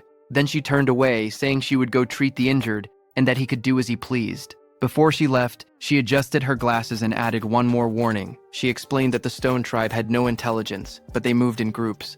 She told him to be careful about his magic consumption. Itsuki stepped toward the glowing entrance device and raised his hand. A soft beep echoed through the air as the system confirmed him. A notification projected beside the door, stating that entry for the awakened Tenma Itsuki had been approved. Once inside, Itsuki looked ahead with sharp eyes. He muttered that there were more enemies than he had expected. Right in front of him, countless stone beasts filled the rocky canyon, their bodies made of thick boulders and glowing yellow eyes. The ground cracked under their weight as they charged. Itsuki watched them and noted that the disaster beasts in this advanced stage had levels and stats far higher than before. A blue system window appeared in front of him, showing the information of a stone statue from the Stone Tribe, level 9, with its gift converting all magic power into defense. As one of the stone beasts rushed toward him, Itsuki held out his glowing purple orb. He spoke calmly, saying he would test whether these enemies met the clear orb's passive conditions. The purple aura around the orb burst outward as he activated it. The clear orb shone brightly, its power swirling in layers of violet and blue light. The stone beast charged forward, its massive body bursting through the dust. Itsuki raised his hand. The purple orb floated above his palm, swirling with bright light as he aimed it at the incoming monster. The orb shot out instantly, tearing straight through the beast's rocky body. A large hole opened behind it, and Itsuki stepped through the fading purple glow as the system window appeared. The screen displayed the message, "Stone Statue, Level 9 defeated." Another line followed. Clear orb flight speed increased by 100%. Itsuki watched the notification and nodded. He thought to himself that it was exactly as he had expected. More stone beasts roared as they appeared in front of him, their yellow eyes shining from within the broken cliffside.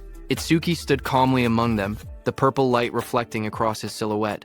Lightning began crackling around Itsuki's body, and his eyes glowed red. He looked ahead and said that these slow beasts with poor evasion were perfect prey for the clear orb. System windows continued to appear one after another. Stone Statue Level 9 defeated. Clear orb flight speed increased by 100%. Pieces of broken stone scattered across the ground as the notifications filled the air. The glowing status window floated above Itsuki showing magic. 110 remaining out of 260. He stood on top of a mountain of shattered stone beasts. Looking down at the battlefield, he calmly calculated the situation. Using the clear orb once consumed 50 magic points, which meant he only had 2 uses left. Ahead of him, the ground trembled as 2 massive stone beasts charged straight toward him. He noted that the remaining enemies were 3, including a boss that still hadn't revealed itself. Seeing the 2 stone monsters rushing in at full force, he understood what he had to do. He thought that he needed to defeat 2 enemies at once with a single orb. Itsuki lowered his stance and gathered the purple energy swirling from the clear orb. With a powerful jump, Itsuki left the ground and shot upward. Then the beast crashed with explosive force, shattering the rocky ground as dust and stone fragments blasted outward. Itsuki leapt forward. "Now," he said, moving straight through the debris. His eye glowed blood red as he pushed through the shockwave. A fierce grin formed on his face. "Take this," he shouted, preparing the next strike. The purple orb shot downward with blinding speed, its light stretching across the sky as its Tsuki hung in the air above it. Immediately, glowing system windows appeared one after another, displaying Stone Statue Level 9 defeated. Clear orb flight speed increased by 100%. After the impact, Itsuki collapsed on the ground, panting heavily. Sweat dripped down his face as he lay flat on the rocky floor. He muttered that the exhaustion he felt right before his magic ran out was rough. He hoped he would someday get a magic recovery skill. He slowly sat up and looked at the glowing screen in front of him. He said that with the orb now flying at 5 meters per second, he could catch up to running enemies. The system window displayed the details of the skill. Clear orb, level 1, active effect. Fires a perfect sphere with a fixed trajectory. The sphere flies at 5 meters per second and penetrates all enemies in its path, ignoring defense. Passive effect. Each time an enemy with higher defense than yourself is defeated with clear orb, flight speed plus 100%. Current flight speed increase. 500%. While he was checking the details, suddenly the ground shook, and a massive stone arm dropped toward him with a loud crash. Itsuki looked up in surprise as the enormous mass slammed into the earth, sending dust and rock exploding in every direction. A massive stone giant charged forward, its rocky body trembling with each step as dust exploded around it. A system window appeared, detecting a B-rank skill and revealing the monster's details. Giant Stone Man 2008, level 15. Stone Tribe, grade 2. Gift, converts all magic power into defense. Attack 239, agility 60, defense 478, magic 0, total 770. Itsuki looked up at the towering creature and gasped that it was huge. Lightning wrapped around his body as another window announced. Thunderbreaker activated. Agility plus 50%. Crackling with blue electricity, he sprinted toward the giant. As he dashed below the monster's massive frame, he wondered if he could defeat it with a single clear orb hit. He looked up at the stone giant's head and thought that maybe aiming for the head would work. Lightning trailed behind him as he climbed the monster's rocky body. He spotted a moment of opportunity and shot a clear orb at the monster's head. However, Itsuki soon realized something troubling. He told himself the orb was too small, and even if it penetrated, it wouldn't deal much damage. The massive stone giant swung its enormous arm, and the impact sent wind blasting through the air. Itsuki leaped upward, light and energy swirling around him as he tried to avoid the attack. His eyes widened when he realized he was stuck in the air. He clenched his teeth and thought that this was bad. He couldn't dodge while mid-air.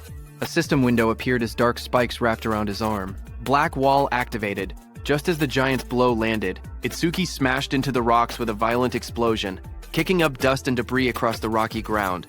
When the dust settled, Itsuki was wedged into a stone wall. Breathing heavily, he muttered that this big guy was tougher than he expected. Another system window flickered in front of him. A B-rank skill, Gigantification, was detected. Over Mimicry activated and began progressing at 1%.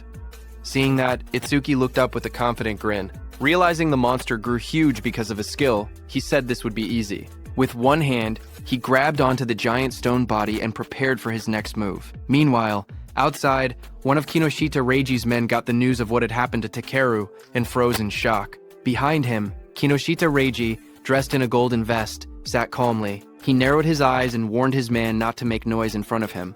The suit-wearing man bowed his head and apologized, saying it was just so unexpected. Kinoshita asked him what had happened.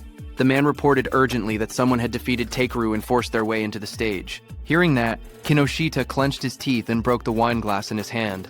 He questioned what Takeru was even doing. He reminded himself that Takeru always bragged that no one below level 30 could break through his defense. He wondered if a level 30 or higher awakened had shown up, but his man quickly explained that with the recent surge in descending monuments, all awakened above level 30 were busy dealing with them and shouldn't have time to come here.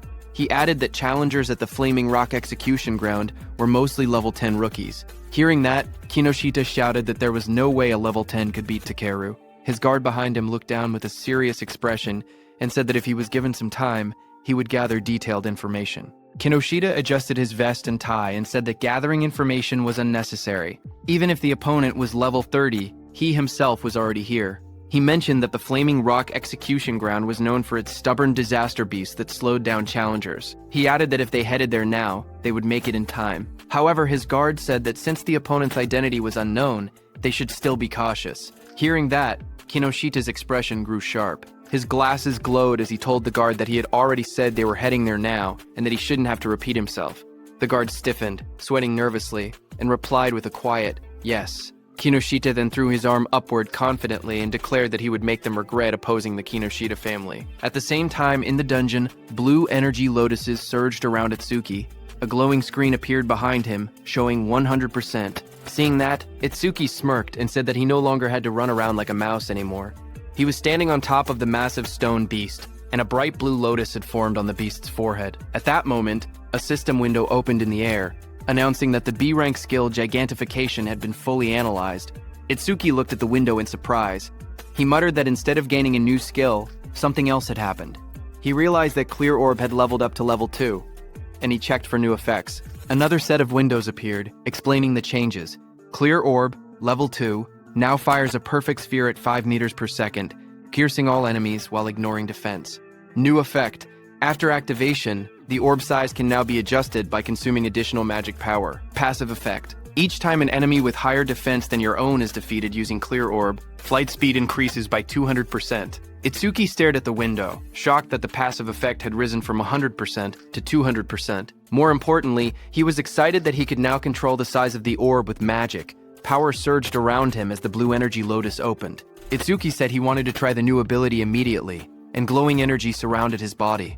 Another window appeared confirming the upgrade. Clear Orb level 2 acquired. All stats plus 20. All debuffs removed. Injuries fully healed. A second window showed his new status. attack from 260 to 280, agility from 260 to 280. Itsuki then jumped above the massive stone beast, and a massive dark glowing flower appeared beside him, pulsing with power. He thought to himself that it was consuming all his magic to create the maximum orb it could produce right now. The stone beast glared up at him with bright yellow eyes as cracks of energy spread across its body. Itsuki shouted, telling the stone beast to take the biggest clear orb. The giant flower opened like petals and released a powerful clear orb. The massive orb shot downward and struck the stone beast, blasting through its body as Itsuki unleashed the attack with full force. After landing the blow, Itsuki lowered his hand and smiled. He joked to himself, asking if he had pushed it a bit too far. A small window beside him showed that his magic had dropped to 0 out of 280. As the stone giant was destroyed, a system window appeared, announcing that the level 15 stone giant had been defeated and that the clear orb's flight speed had increased by 200%. Amid the collapsing debris of stone, Itsuki looked at the destruction around him. He realized that the orb he had created by consuming all of his magic had grown this huge, and he calmly examined its power. The orb's flight speed had reached 7 meters per second. He thought to himself that if he cleared this stage 2 more times, it would become as fast as a car. Just then, a new system panel displayed the skill information. Clear orb, level 2. Active effect, fires a perfect sphere on a fixed path. The sphere travels at 7 meters per second and penetrates all enemies, ignoring their defense. After activation, the orb's size can be adjusted by spending more magic. Passive effect. Each time he defeats an enemy with higher defense than his own using Clear Orb, the orb's flight speed increases by plus 200%. The current total increase had reached 700%. Itsuki held a glowing green crystal in his hand while reading the information. He admitted that he had ignored passive effects until now, but now saw how useful they actually were. Dust settled around him as he walked forward. He then thought about another passive skill. Lotus Burst's passive expanded the range of all skills. That meant Clear Orb's range should also increase along with it. He then checked Lotus Burst's passive effect. Each time Lotus Burst defeats a living creature of level 1 or higher, the range of all skills increases by plus 1%. Seeing this, Itsuki smiled slightly as he looked at the system panel floating beside him. He imagined to himself that if he kept increasing Lotus Burst's passive effect, he could eventually defeat disaster beasts from thousands or even tens of thousands of meters away. Then outside, a bright green display screen lit up. It showed the result of the challenge. The challenge was successful. The stage level was 15. The challenger was Tenma Itsuki, and the time used was 3 minutes and 1 second. The stage clear record was updated. Seeing that, the crowded group reacted immediately. One man shouted in disbelief, saying that 3 minutes and 1 second was impossible. Another said that even a 5-person party needed more than 10 minutes. Someone else wondered if Itsuki had defeated all the disaster beasts in a single hit. Another person pointed out that he had even broken Taewajin's 3-minute 19-second record and asked what kind of monster he was. They all turned as someone announced that he was coming out. More voices followed. One person questioned why he was still level 0 and wondered if the clear notification was a bug.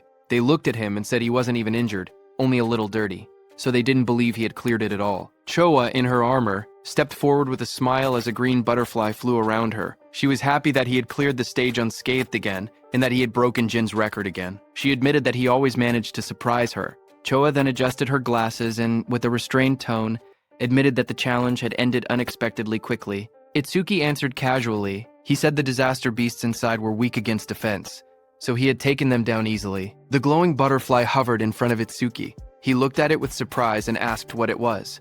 Choa explained calmly.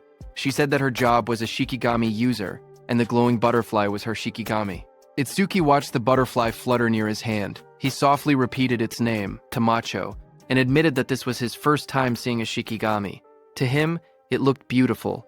Curious, he asked Choa what kinds of awakened jobs existed. His question startled her, and she asked why he didn't know something so basic. She then began explaining. Jobs, she said, were divided into 4 major types. According to her, he should have already encountered 3 of them by now. She raised her hand and continued her explanation. The first type she mentioned was Elementalist. Elementalists controlled 7 elements: fire, water, wood, metal, earth, wind, and lightning. She said Elementalists had the largest population among awakened jobs, and also possessed the highest minimum combat capability. She then explained that his classmate who used electricity attacks, as well as Takeru, the muscular iron-skinned man from earlier, belonged to that same type. She then introduced the second type, Shikigami User. She explained that Shikigami users could summon Shikigami that obeyed only their master. A blue system window appeared beside the butterfly, displaying that it was Tamacho, B rank, level 15. Its skill was undisclosed. Its status was undisclosed. Choa continued explaining that a Shikigami stayed with its master from birth. Then another system window appeared, showing her own status. Izumi Choa. Human, level 6. Job. Shikigami user, gift. Grade 2, undisclosed. After explaining everything, she asked him if he had any questions so far. Itsuki looked at her Shikigami and then asked why her own level was lower than her Shikigami's level. He wondered aloud if she was really a veteran awakened. His words hit Choa like arrows. She wondered to herself if Itsuki had no concept of sugarcoating. Choa touched her forehead with a tired expression and explained that Shikigami also absorbed experience and leveled up. Because of that, they were basically always at a higher level than their master. Hearing that, Itsuki's expression darkened. Half of his face sank into shadow, and his eyes glowed coldly. He stated that in that case, when fighting a Shikigami user, it was faster to target the person themselves. Seeing that, Choa's eyes widened. She noticed the negative aura seeping out of him again, and wondered what was going on with him. Itsuki then looked at her calmly and asked what else there was, pointing out that she had only introduced 2 types so far. Choa straightened herself and explained that the third job was currently the most mysterious one with the least information known about it. She pointed at Itsuki and told him that his job was order breaker. Itsuki listened quietly as she continued explaining. She said the reason this job was mysterious was because every order breaker possessed different abilities, like the blue lotus flower ability he had shown earlier. She then explained that there were order breakers who could change the size of their bodies at will, others who could create infinite clones, and even some who could stretch their bodies freely like rubber. Next, she compared order breakers to regular awakened jobs. She explained that normal jobs had skills divided into 4 ranks, C, B, A, and S, while order breakers had only Z-rank skills, abilities that stood completely outside that ranking system. Choa said that order breakers were treated differently because of these rare, exclusive skills. She warned that if an order breaker's abilities became known to their enemies, they would lose their greatest advantage. That was why her father had scolded her earlier when she tried asking about his skills. She looked at him seriously and added that he was an irregular existence even among order breakers. From what she had observed, he could already use at least 3 different skills, and 2 of those skills were normally only possible for elementalists. Hearing her words, Itsuki looked uneasy as he realized the teacher wasn't there. He thought to himself that he would be in trouble if Choa continued talking about him. Itsuki then asked her about the last job, adding that he had never seen it before. When Choa heard Itsuki asking about the last job, she kept a calm expression and told him she would only explain it after he actually saw it. She added that this was his punishment for never telling her anything about himself. Hearing that, Itsuki let out a quiet sigh and answered with a simple, "Fine." As she turned away, Choa reminded him that the students he saved were now safe. Then she asked what he planned to do. After this, Itsuki replied that he was thinking of clearing the stage a few more times. Choa looked back at him sharply. She asked him if he really didn't know anything, explaining that stages had cooldown times. She warned him that this one had an especially long cooldown, meaning he couldn't enter again for at least 2 days. Hearing that, Itsuki's eyes widened in surprise. He wondered aloud if cooldown times really existed. He realized that this must be why Kinoshita monopolized the stages. Determined, he decided that if he couldn't raise the passive effect of his Clear Orb skill, then he would increase the power of his Lotus Burst instead. Itsuki then turned and asked Choa if there was a stage filled with disaster beasts. Choa thought for a moment, trying to remember any stage filled with disaster beasts. She then smiled confidently and chose a stage for him. She explained that in that stage, the levels of the disaster beasts were not very high, but the number of them was enormous. The place was called Locust Wasteland. She explained that there were at least 100 locust-type disaster beasts, even by a conservative estimate, and many awakened people backed out just from seeing how many there were. She then looked at him seriously and asked what he planned to do, since it would be difficult without AoE skills. Itsuki answered firmly that he was going. In his thoughts, he remembered that he hadn't used Lotus Burst in front of her yet, so she didn't know he actually had an area attack. A shocked Choa asked him again if he was really going. She reminded him once more that without AoE skills, he would have a really hard time, but Itsuki told her not to worry, saying he would be fine. Some nearby awakened individuals became shocked as they listened. One of them asked if he was really going to the Locust Wasteland and said he must not know fear. Another person whispered that once Kinoshita Reiji heard about Takeru, he would definitely come. The group decided to leave quickly. They said they should get out before getting caught in the crossfire. Then, a few minutes later, Kinoshita Reiji arrived there and looked around the empty area. He asked in shock why there wasn't a single person present. His bodyguard in a suit stood behind him and reported that the target had gone somewhere. Kinoshita Reiji asked how it was possible. It had only been 30 minutes since the target entered, yet the target had already cleared the Flaming Rock execution ground. His bodyguard said it was hard to believe, but seemed to be true. He then asked what Kinoshita planned to do now. Kinoshita Reiji gritted his teeth and said the target was making a fool out of him. He then said that if the target had used skills, there should still be magic traces left behind. He ordered his bodyguard to contact the hound and make it track the target. Kinoshita Reiji shouted angrily for them to capture the target alive no matter what, saying he would make the target taste what living hell was. At the same time, inside a dim alley lined with machinery, a man pressed his back against the wall, hidden in the shadows. His panicked thoughts echoed as he regretted taking the assassination request. He muttered to himself that he never knew Kinoshita Reiji had such a strong subordinate, and cursed himself for accepting the job. That same man slumped to the ground, exhausted and trembling. He breathed heavily and admitted that without his earth escape technique, he would have been killed. Sweat dripped down his face as he caught his breath. He slowly peeked around a corner, whispering that he should be safe now that he had gotten this far. His eyes widened with fear as he carefully watched his surroundings. Suddenly, a massive beast lunged toward him, with its jaws wide open. The monster's sharp teeth and glowing red eyes filled his vision as it attacked. Before he could react, the creature pinned him to the ground. He choked as its fangs pressed against him. A voice spoke nearby, calm but cold. The speaker approached and looked down at the scene. He ordered the beast called Death to loosen its grip, saying the man seemed to have something to say. The giant wolf-like creature eased up slightly as the man lay helpless beneath it. The wounded man lay on the ground with blood on his face. With fear in his trembling voice, he asked how they had managed to find him. In front of him, the long-haired man in the coat explained calmly. He said that their beast, Death, had a sharp sense of smell. The creature could sense the scent of death coming from people like him. That man was the hound Kinoshita Reiji had been talking about. His name was Charles. He stepped forward, tipping his hat as he walked. He said that Death could smell the death they were giving off. Filled with terror, the injured man begged for his life. He cried and pleaded for them not to kill him. Charles looked down at him with a cold smile. He said that the request was difficult because Mr. Kinoshita would get angry. He added that Death had not eaten human flesh in a long time. Then, Charles's eyes glowed red. He gave a sharp command, telling Death that it was mealtime. The massive black wolf lunged forward with its jaws wide open, fangs bared as it roared fiercely. A moment later, it ate the man. The wolf stood beside the long-haired man in a trench coat. The man looked at it calmly and said that it had finally leveled up. A glowing blue panel appeared, showing the creature's details. Deathhound, B rank, level 16, skill 1, death smell, C rank. Detects all magic traces in an area and identifies the magic source. Skill 2, respawn desire, B rank. After the Shikigami dies, its respawn time is greatly reduced. Status, attack 250, agility 250, magic 150. Just then, the man's phone began vibrating. He glanced at the screen and answered the call. He told the person on the other side that he had finished things there. As he listened, his expression changed. He asked if Takeru had been badly injured. He wondered aloud if someone had struck that stubborn Takeru's weak point. Finally, he replied that he understood and said he was on his way. He ended the call and turned back toward the wolf. With a small gesture, he told it that a new prey had appeared, and ordered it to move. Sometime later, in a bright golden field labeled as the Locust Wasteland, a dome-shaped building stood in the distance. Itsuki and Choa approached it along a narrow dirt path. Itsuki looked at the structure and asked softly, "Here?"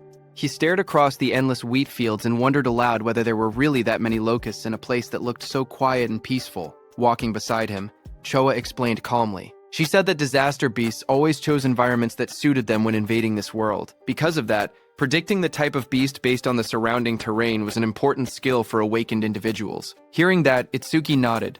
As they moved closer, he noticed there wasn't even a reception desk. Choa touched her forehead and explained that the danger level of this stage was extremely high. So high that it had already reached the point of a dismantlement resolution.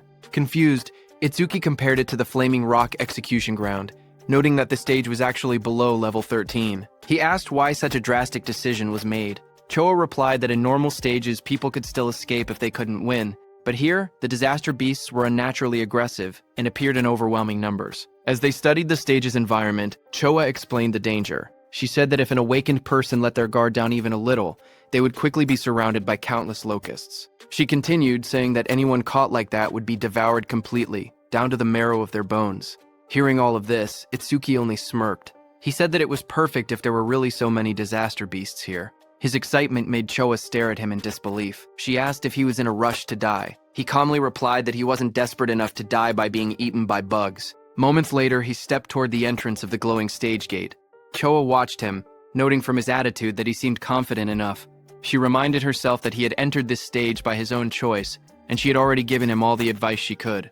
With a quiet sigh, she accepted the situation. If something happened inside, it would be entirely his own responsibility. But Choa suddenly froze as worry washed over her face. She wondered what she should do. She realized she had forgotten to tell Itsuki an important detail. Locusts inside the stage would continue spawning endlessly unless the boss was defeated. Panic rose as she decided she had to enter the stage and warn him herself. But suddenly, she heard some noise from behind. Just as she turned, her expression stiffened. Someone had appeared behind her. She saw a tall man wearing a hat, with glowing red eyes, standing beside a giant hound. The man looked at her and spoke with a cold smile, saying he was looking for someone.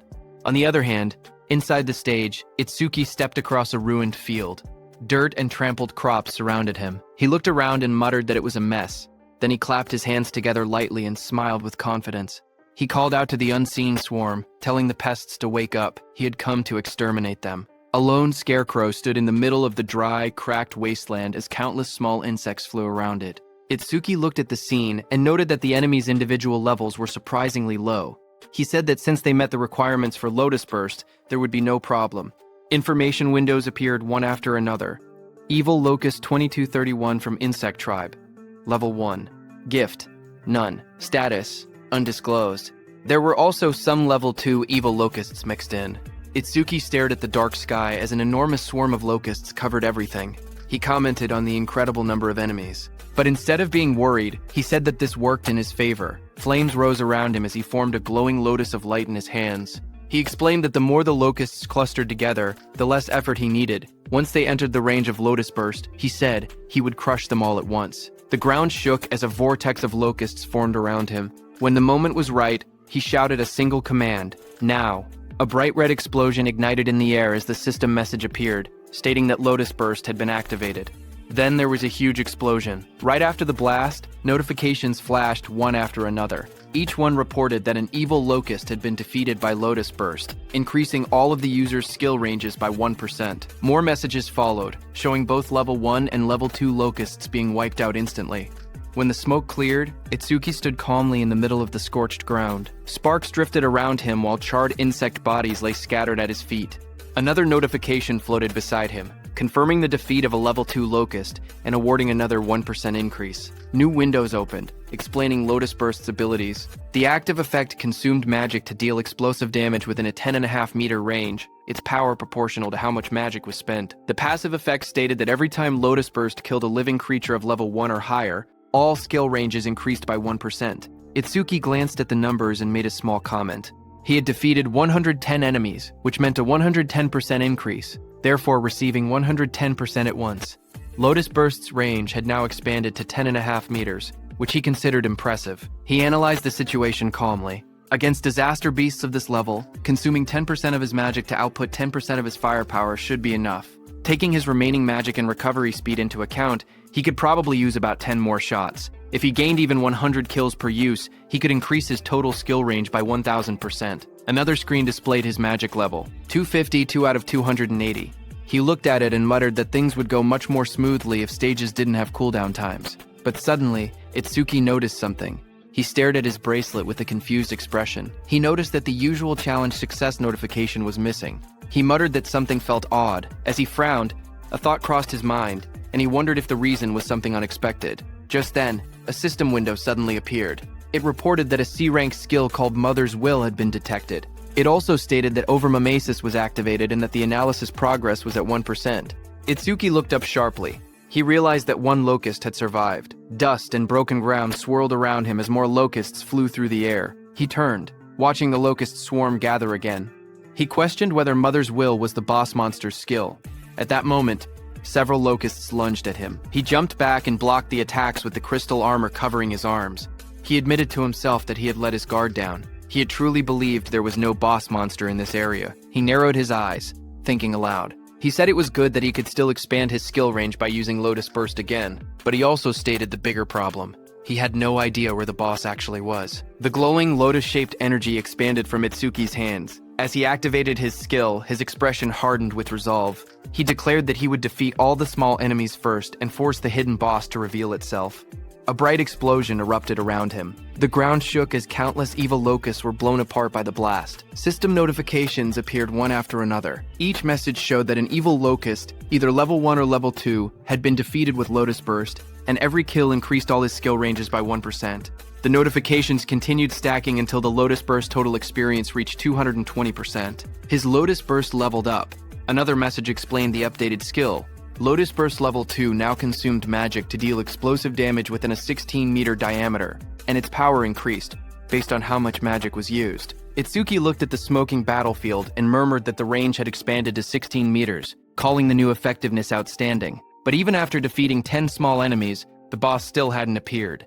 Deep underground, inside a dim nest filled with shifting shadows, many insect-like creatures began to crawl and move.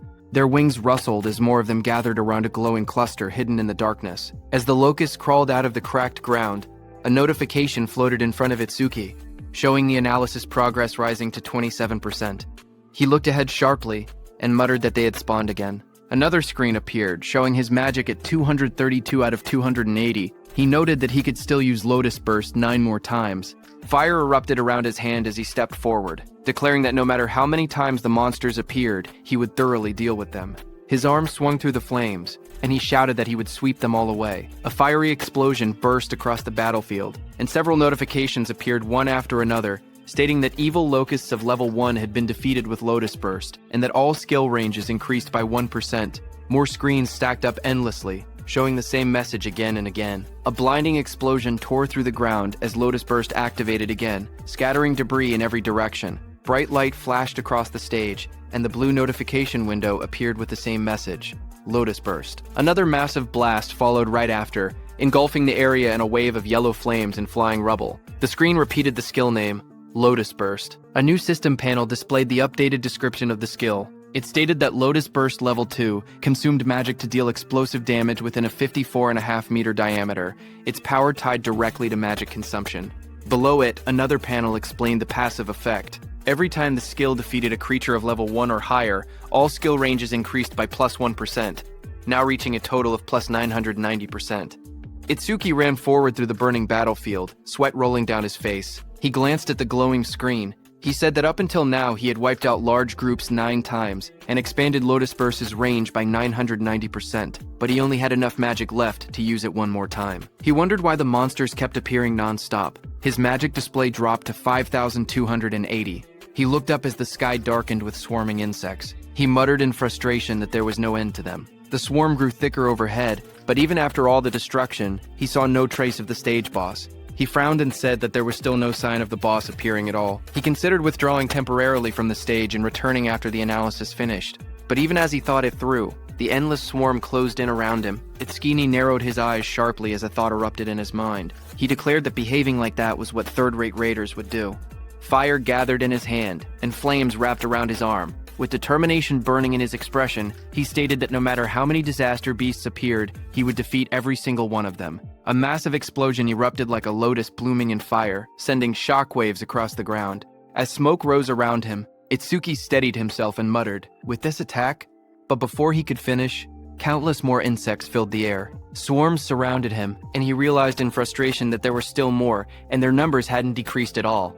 A glowing system screen appeared before him, showing the analysis progress at 91%. Itsuki's eyes widened as he tried to make sense of the situation.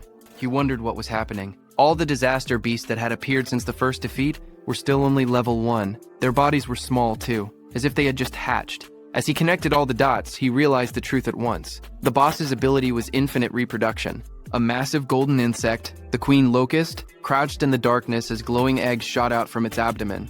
A system window identified it. Queen Locust 0379, Insect Tribe, Level 13, Gift Grade 1, lays large quantities of evil locust eggs. Skill, Mother's Will. Itsuki looked up, sweat trailing down his face. If the queen could reproduce endlessly, then fighting the small ones meant nothing. The only way forward was to defeat the boss itself. His magic was nearly gone, but the analysis bar floated in front of him, rising steadily, 98%. He clenched his teeth as the final percentage completed. The blue sphere of the analysis pulsed outward. Analysis progress, 100%. A new message appeared. Mother's Will. Analysis complete. Skill acquired. Magic detection level 1. Another window followed. Magic Detection Level 1. Active Effect. After activation, continuously consumes magic to sense magic flow within a 100-meter diameter. Passive Effect. Range expanded to 1,100 meters because of Lotus Burst's passive effect. Additional passive. Each time one enemy unit is detected, the user's magic recovers by 10%. Seeing this, Itsuki's eyes widened as he read the description. A detection skill, its effective range now stretching over 1,000 meters, and every enemy detected would restore his magic. A smile curved across his lips. The passive effect was perfect for this stage. Hunting the smaller creatures again and again would now benefit him greatly. He tilted his head slightly, his eyes shining with confidence. He thought that leaving the queen alone for a moment and clearing out more enemies wouldn't be a bad plan at all. As he lowered his gaze, he thought quietly to himself. He realized he had been keeping Choa waiting for now. He decided to finish clearing the stage before returning. A blue system window appeared before him, announcing that Magic Detection Level 1 had been acquired. All of his stats rose by 10 points. All debuffs were removed, and his injuries were fully healed. Another window displayed the updated numbers. His attack increased from 280 to 290.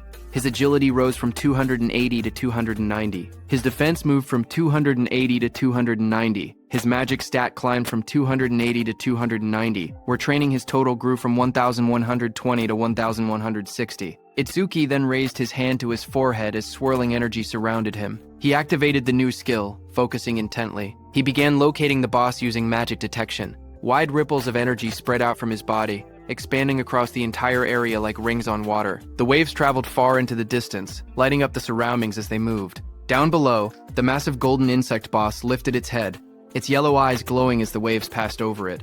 Itsuki's eyes suddenly sharpened. In the next instant, he spotted the reaction in the distance. He slowly raised 2 fingers and pointed them forward, a confident smile forming on his face. A surge of dark swirling energy formed at his fingertips, twisting the air around him. He was going to use his clear orb skill. Amid the chaos, his steady voice echoed. He said that even if the enemy used its children as shields, it would be useless. The clear orb began to glow, merging with the power of Lotus Burst. A bright, lotus-shaped light burst outward, illuminating the battlefield. He declared that with Lotus Burst's passive effect and the clear orb's current flight range, the attack would definitely reach its target. A system window appeared, stating that the clear orb's flight distance was now 120 meters. In the next instant, the glowing orb shot across the field like a streak of purple lightning. Wind burst apart in its wake as the Queen Locust recoiled in shock, spreading its golden wings wide to escape. But Itsuki was already behind it, surrounded by crackling blue crystal. His transformed figure loomed like a shadow. Lightning surrounded Itsuki as he appeared above the Queen. Looking at her, he said, "Checkmate." He slammed his attack down, overpowering the Queen with sheer force. He cut the Queen into pieces. Immediately, the whole insect swarm was disturbed. Seeing that, he realized the swarm fell into chaos after losing its queen. Itsuki turned toward them with cold eyes. Flames erupted from his crystal-covered arm as he promised to send the remaining creatures to their mama right away. After the Lotus Burst explosion, all insects fell to the ground. Itsuki stood in the settling dust, looking at the battlefield calmly. He stated that all his skill ranges had increased by 210%, that Lotus Burst's explosion radius now reached 65.5 meters, and that the clear orb's flight distance had expanded to 131 meters. A system window appeared describing Lotus Burst at level 2. It explained that the active skill consumed magic to cause explosive damage within a 65.5 meter diameter, its power tied to magic consumption. The passive effect showed that every time Lotus Burst defeated a living creature of level 1 or higher, all skill ranges increased by 1%, now totaling plus 1,210%. A second notification appeared, showing the flight distance of the true orb, 131 meters. Itsuki looked at the result and smiled, saying it had been a good harvest. He held a green leaf in his hand while sitting on the ground, surrounded by rising dust. He then thought to himself that when the cooldown ended, he would challenge it again and raise Lotus Burst's passive effect to 5 digits. As he returned to exit the dungeon, a new notification appeared, stating, "New record achieved."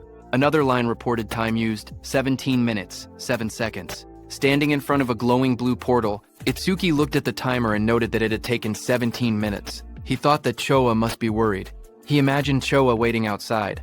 He believed that when he returned safely, she would probably act aloof again. Yet, he knew she was actually kind and considerate. He thought her inability to be honest was somewhat cute. Stepping out of the portal, surrounded by a swirl of blue energy, he lifted his hand and greeted her, saying he was back and sorry for worrying. But then his eyes widened sharply, shock filling them. Right in front of him, Choa appeared injured, blood on her lips.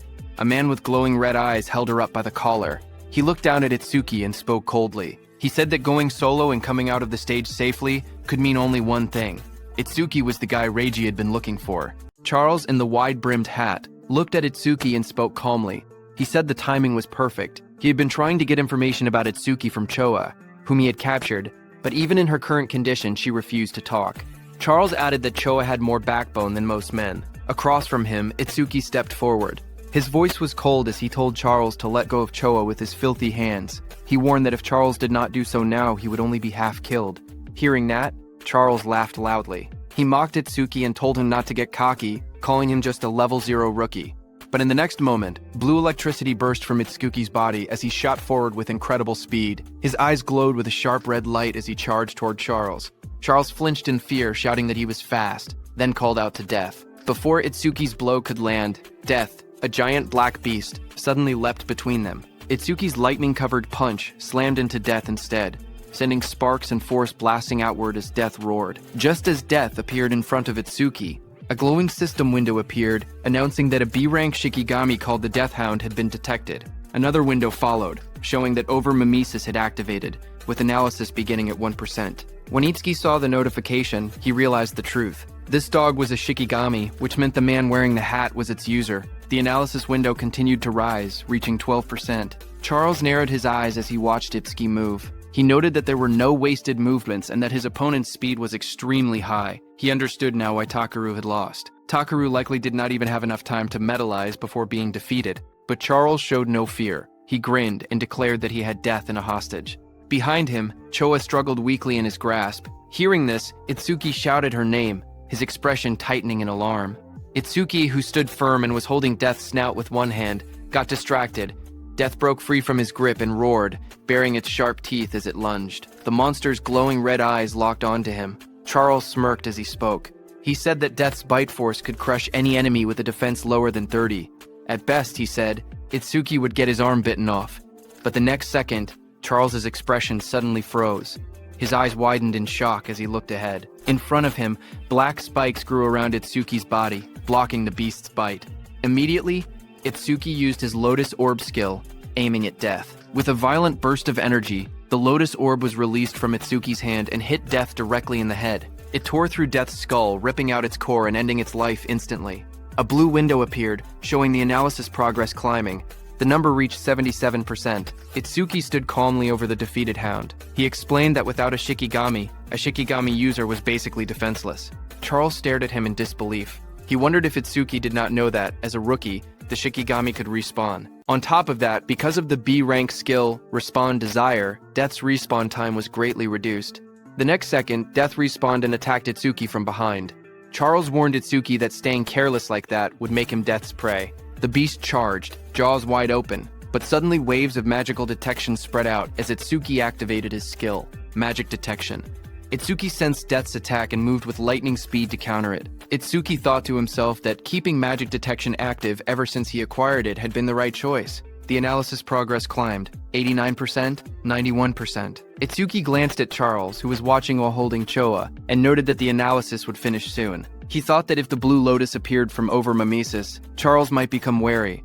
The progress bar reached 95%. Seeing Itsuki move and kick Death without even looking back, Charles started sweating. He realized the truth. This opponent had more power and more speed than Death, and even possessed detection skills. He panicked, realizing he could not launch a surprise attack at all in this situation. Charles pulled Choa in front of him and tightened his grip around her neck. His voice trembled with panic as he warned that if Itsuki resisted any further, Choa's life would end. Itsuki watched quietly. He wanted to finish his analysis without revealing the blue lotus, but the situation made it difficult. Just then, a bright system window appeared before him, showing analysis progress, 100%. Another screen followed. Death Eater analysis complete. Shikigami Eater has been acquired. It explained the active effect. By directly touching a Shikigami, he could take ownership of the opponent's Shikigami. Itsuki looked at the result and realized he could even control whether the blue lotus appeared, because the analysis had completed without revealing it. More system messages appeared, saying, Shikigami Eater Level 2 acquired. All stats increased by 20. Then a system notice explained that because over-mimesis had activated incompletely, debuff removal and full recovery had failed. Itsuki's updated status flashed. Attack, Agility, defense and magic increased from 290 to 310, and his total stat points increased from 1160 to 1240. Seeing the notification, Itsuki thought to himself that skipping the Blue Lotus came with a price, since it lost its recovery ability. But he had already fully recovered once during the last stage. Because of that, he could still fight at almost full strength, even without recovering now. Just then, Death charged forward with its jaws wide open, roaring as it rushed toward Itsuki. In that moment, Itsuki realized something important. He understood that this new skill allowed him to steal other people's shikigami. He looked down at the glowing energy gathering in his hands. Calm despite the danger, he thought to himself that if that was the case, then he already knew what he should do. Blue energy burst around him as he raised his hand. With sharp determination, he placed his hand on top of Death's head, deciding that he would take Charles's dog. Blue flower petals erupted like a storm. Death's body was wrapped in swirling petals of energy as the power pulled it away. The next second, Itsuki stepped forward with overwhelming speed and kicked Death, sending it blasting across the field. Death went flying and fell behind Charles. Seeing that, Charles panicked. He stared at the scene and cursed angrily, calling Death a useless mutt. He shouted in frustration, demanding to know what he had fed it all that experience for. Charles tightened his grip on the injured Choa and shouted in rage. He warned that if Itsuki resisted any further, he would snap her neck. Choa, battered and barely conscious, forced her eyes open. With a trembling voice, she told Itsuki not to worry about her. Across from them, Itsuki slowly raised both his hands and surrendered. He called out, telling Charles not to touch her. Seeing that, Charles smirked coldly. He said that if Itsuki had been obedient from the beginning, Choa wouldn't have had to suffer like this. Itsuki glared at Charles and asked why he was being targeted, saying he didn't remember doing anything to earn such a grudge. Hearing that, Charles sneered, accusing him of still trying to probe for information. He then explained that it didn't matter, because Itsuki would meet him soon anyway. He told Itsuki that Kinoshita Reiji was furious that Itsuki had entered a North District 4 stage without permission. He introduced himself, saying he was Charles the Hound sent under Reiji's orders to capture him. Hearing that name again, Itsuki muttered that he needed to meet Kinoshita directly and talk things out. Charles grinned and said that Itsuki would meet him soon, but only in a battered body. He then announced that Death would bite off his legs next, and warned that if Itsuki wanted Choa to stay alive, he was forbidden from using that strange ice again. Charles pointed at Itsuki and gave the command, telling Death to bite off both of Itsuki's legs. Hearing that, Itsuki narrowed his eyes. Instead of fear, a cold determination filled them. He told Death to prove it was worthy of being his shikigami. In the next instant, Death turned and lunged, not at Itsuki, but at Charles, sinking its teeth into its former master. Taking advantage of the moment, Itsuki moved at lightning speed, appearing behind Choa. Blue sparks burst around him as he caught her gently in his arms, pulling her away from danger. Charles screamed as he stared in shock. Sweat ran down his face as he shouted, asking why Death was attacking him, his own master. Shikigami Death stood beside Itsuki with glowing red eyes. Death growled quietly as Itsuki praised it, telling it that it did well. Itsuki then held the injured Choa in his arms. Blue energy surrounded him as he spoke coldly. He said he would return the pain Choa suffered 10 times. No, 100 times over. He warned that Charles would regret laying hands on them, crying and wailing. Hearing that, Charles fell back, terrified. He begged for a chance to speak, claiming he had only followed Reiji's orders. His voice shook as he suggested they team up instead. He said he would lure out Reiji for him. Itsuki's eyes glowed red. He looked down at him and said that it was a good proposal. Seeing this, Charles's expression changed. A sharp grin spread across his face as he muttered that he had found an opening. He threw a blade toward Itsuki and shouted for him to die. The attack flashed forward with blinding light, but Itsuki was calm and easily dodged the blade. His eyes narrowed as he watched the attack pass by. He muttered that he alone was more than enough to kill Kinoshita Reiji. Beside him stood Death, its eyes glowing red. Ready, Itsuki ordered Death to make Charles suffer the same treatment Choa had endured. Death's jaws opened wide, revealing sharp fangs as it prepared to strike. Seeing that, Charles froze in terror. Sweat dripped down his face as he begged for mercy. He insisted that his hand had slipped earlier and that he would apologize. Trembling, he pleaded for one more chance. But Itsuki didn't falter. Holding Choa in his arms, he stared coldly and told Charles that it was mealtime. Death, with glowing red eyes, rushed forward. Its fangs bared as it charged at the man. Charles panicked as he stumbled back. Tears streamed down his face as he shouted, asking if Death had forgotten who its master was. He reminded Death how much he had fed it. His voice shook as he tried to speak again, but Death opened its jaws wide, revealing rows of sharp teeth as it lunged at him. Death finished off Charles. A short distance away, Itsuki stood while carrying the injured Choa in his arms. He had sensed someone watching them. Itsuki told the hidden person that he had been watching them ever since Itsuki left the stage. Itsuki then turned and asked how long the hidden person planned to stay hidden, telling him to show himself. Hearing his words, nearby tall grass rustled as someone began to move, stepping out into the light. It was a hooded, blonde young man who stepped out from the tall grass, scratching the back of his head with an awkward smile. He said softly that they had caught him. Itsuki held the injured Choa in his arms as a dark aura spread behind him. His eyes glowed as he asked the blonde man if he was working with Charles from earlier. Startled, the blonde man waved his hands frantically and shouted that he wasn't an enemy. He begged them to listen. Itsuki glanced at him coldly and said, "Fine." He didn't have time to deal with him. Behind them, Death continued eating Charles, whom it had taken down. Itsuki ordered Death to follow him after finishing the meal. The blonde man watched in shock. Even a savage beast like Death obeyed without hesitation. He thought that someone like Itsuki might actually be able to help him. He quickly approached and introduced himself as Iberia, asking for Itsuki's name excitedly. He said, "The fight earlier was amazing, even though there were some terrifying moments." He added that Itsuki must be the mysterious man who defeated Ogatakeru.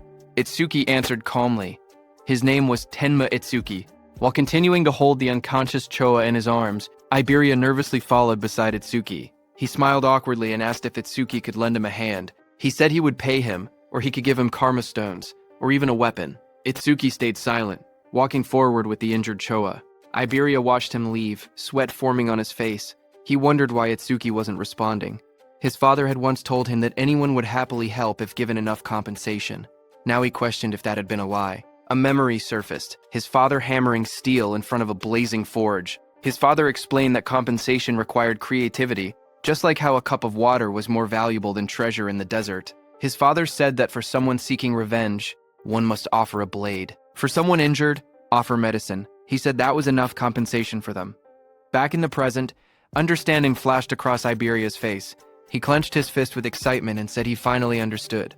Iberia called out from behind, reminding Itsuki that he had come on foot. He said that with an injured person, it was impossible to move quickly, and that the nearest hospital was dozens of kilometers away. He warned that if Itsuki walked that slowly, the woman he was carrying would die. Iberia then reached into his bag and held up a glowing scroll. He said that he happened to have healing items.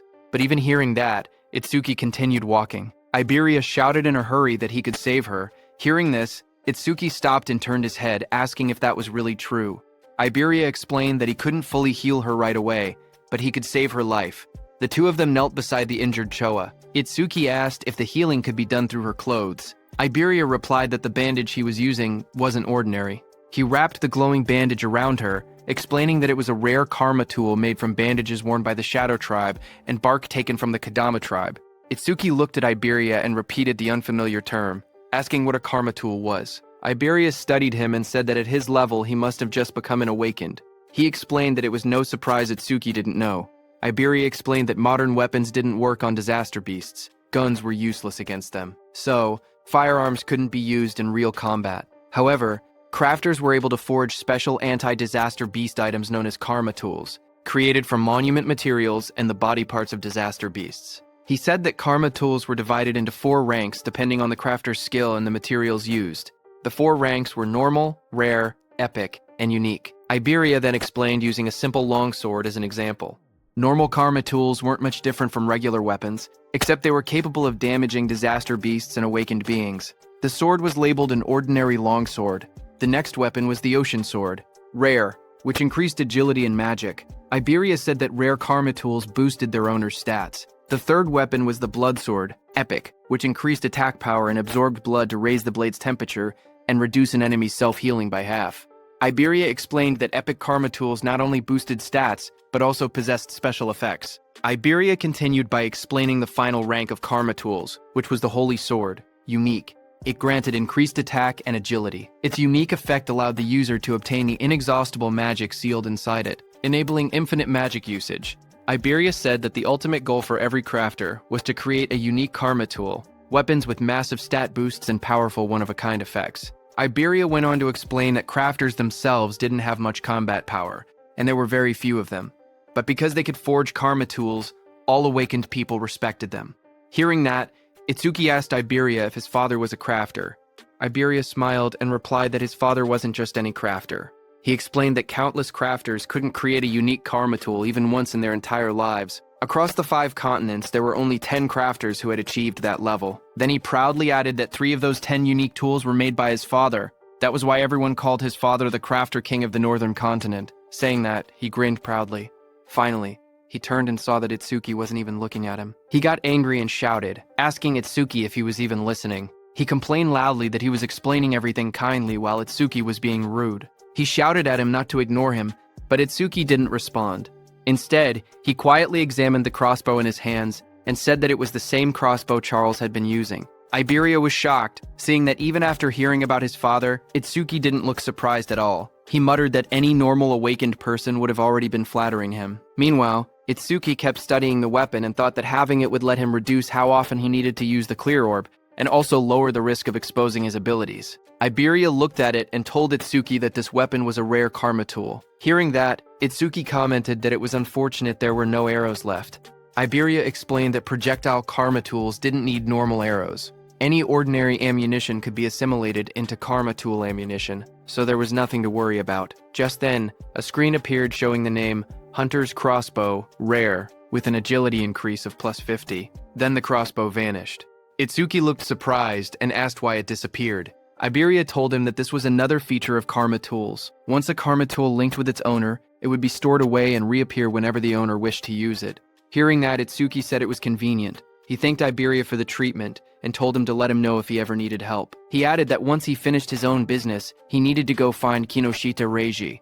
Hearing that name, Iberia reacted and said he thought he had misheard earlier. He said Itsuki must be incredibly bold to go against someone like Kinoshita Reiji in North District 4. Hearing his words, Itsuki looked at him calmly and asked if he was also going to tell him to give up. Iberia told Itsuki that if his target was Kinoshita Reiji, then they were after the same person. Itsuki asked calmly if Iberia had angered Reiji as well. Iberia said it wasn't exactly like that and explained that he wanted the two of them to team up for the Salvation League National Tournament preliminaries happening the day after tomorrow. Hearing about the preliminaries, Itsuki remembered Choa mentioning that only the top 10 would advance to the main tournament, and he had been grinding stages non-stop these past few days to prepare.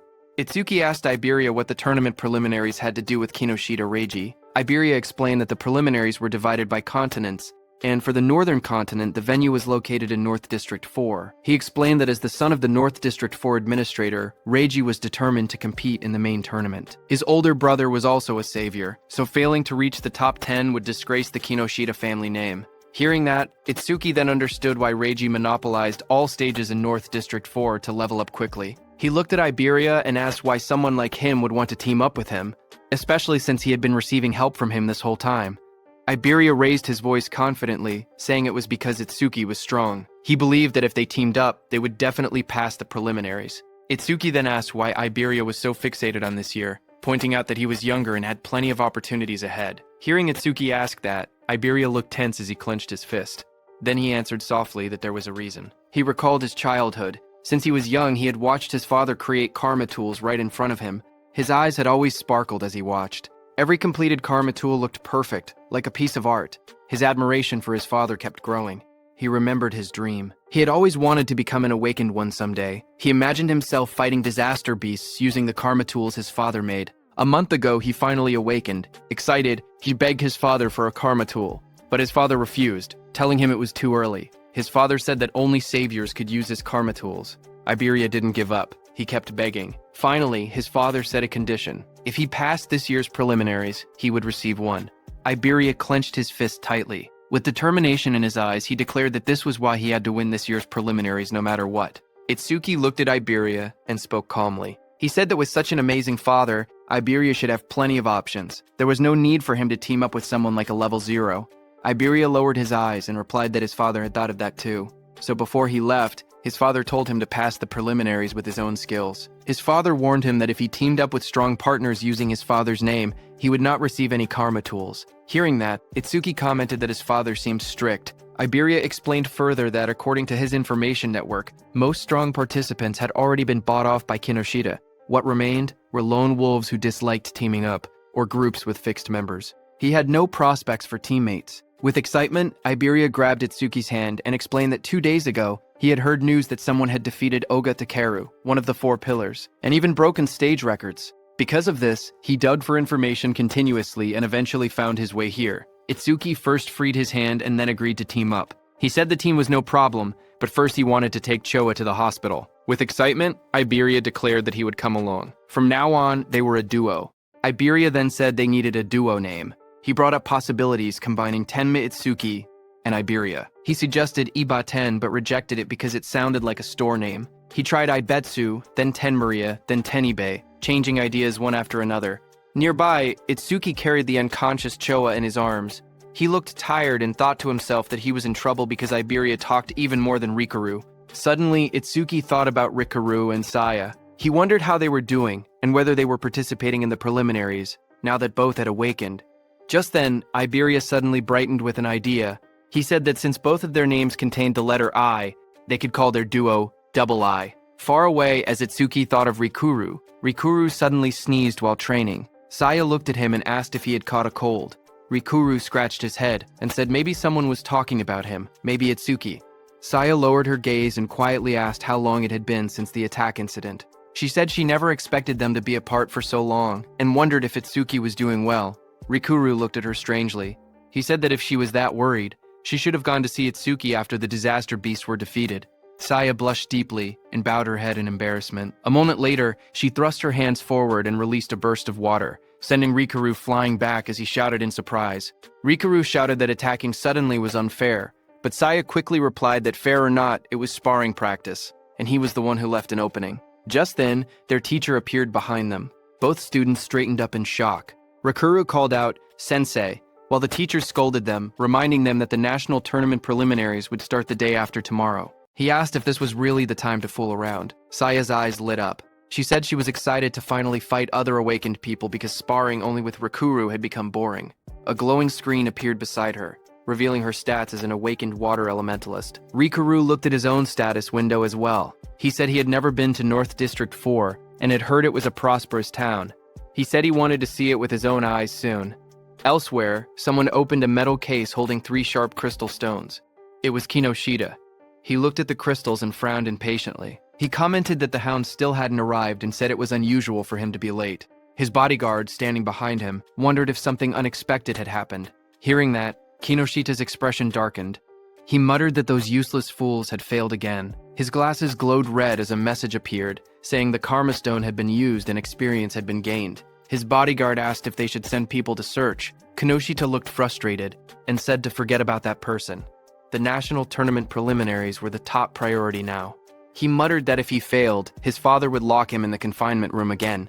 Then he asked about the matter he had assigned his bodyguard. His bodyguard reported the results. Out of the 3,113 participants in the northern continent, he had persuaded 87 to cooperate. All of them were level 5 or above, just as ordered. Hearing that, Kinoshita smiled and said his subordinate had done well and that he was the only one he could rely on. He then took another glowing stone. His bodyguard told him that it was the last Karma Stone. Light surrounded Kinoshita as he broke it. The experience was absorbed, and his level went up. Power surged around Kinoshita as lightning burst from his body. He said it was enough, and that he would use this strength to crush the commoners. A status screen appeared, showing Kinoshita Raiji at level 12. Job: Lightning Elementalist, Gift Grade 2, Attack 135, Defense 130, Agility 168, Magic 170, Total points 603. A few hours later, a bright blue teleportation column formed outside the hospital. As Itsuki stood calmly in front of it, he lowered his head and apologized to his teacher, saying that he had let Choa end up in such a condition.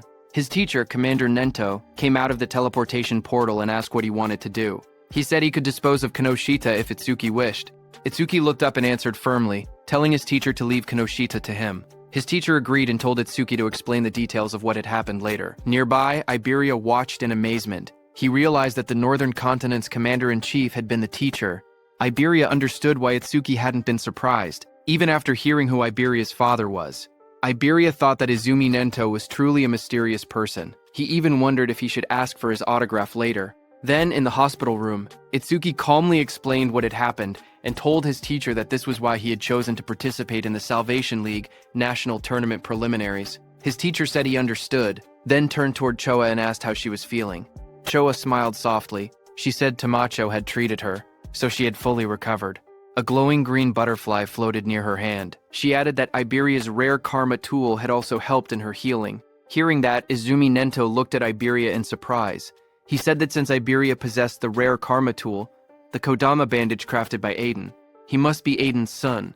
Iberia was surprised to hear that. Realization hit him as he thought to himself that Izumi Nento knew about karma tools and even recognized his father. He reminded himself that he needed to show the dignity of the Crafter King's eldest son. He pointed proudly at himself and shouted with confidence that he was Aiden's father. Hearing that, everyone stared at him in silence. Then Itsuki told him that he had gotten it backwards. Hearing that, Iberia lowered his head, hiding his red face behind his hand.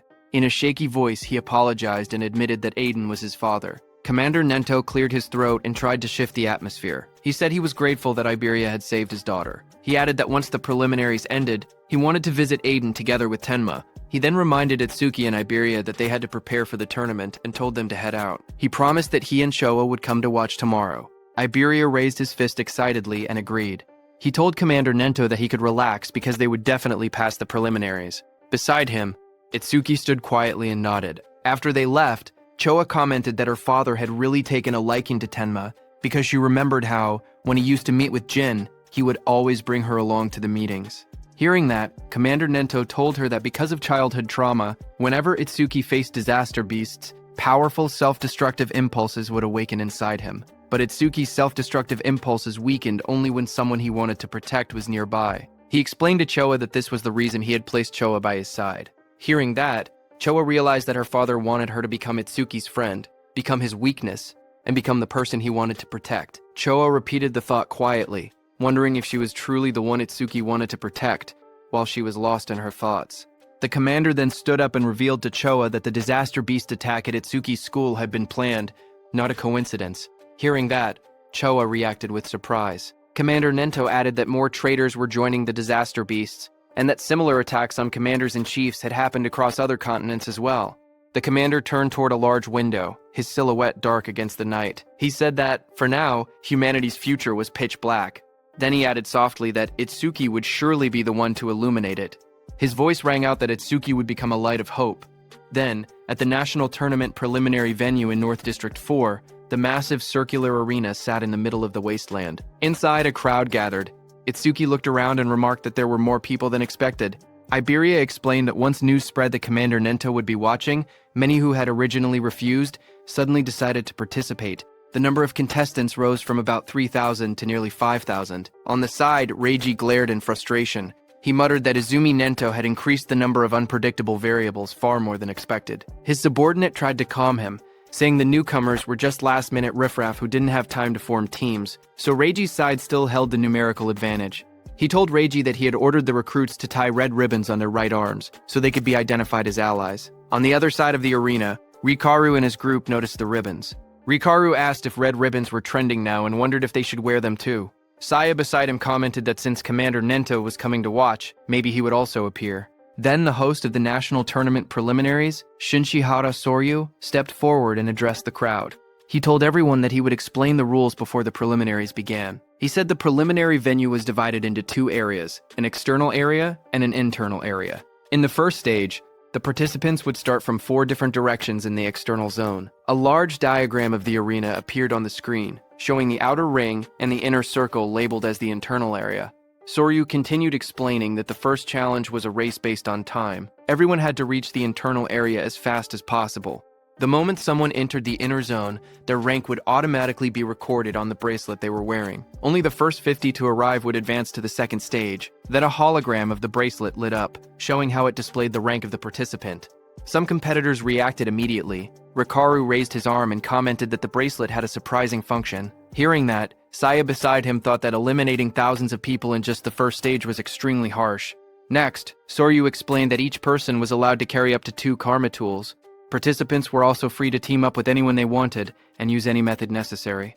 Results were all that mattered. As the rules were being announced, Iberia nudged Itsuki and pointed ahead excitedly, asking Itsuki to look.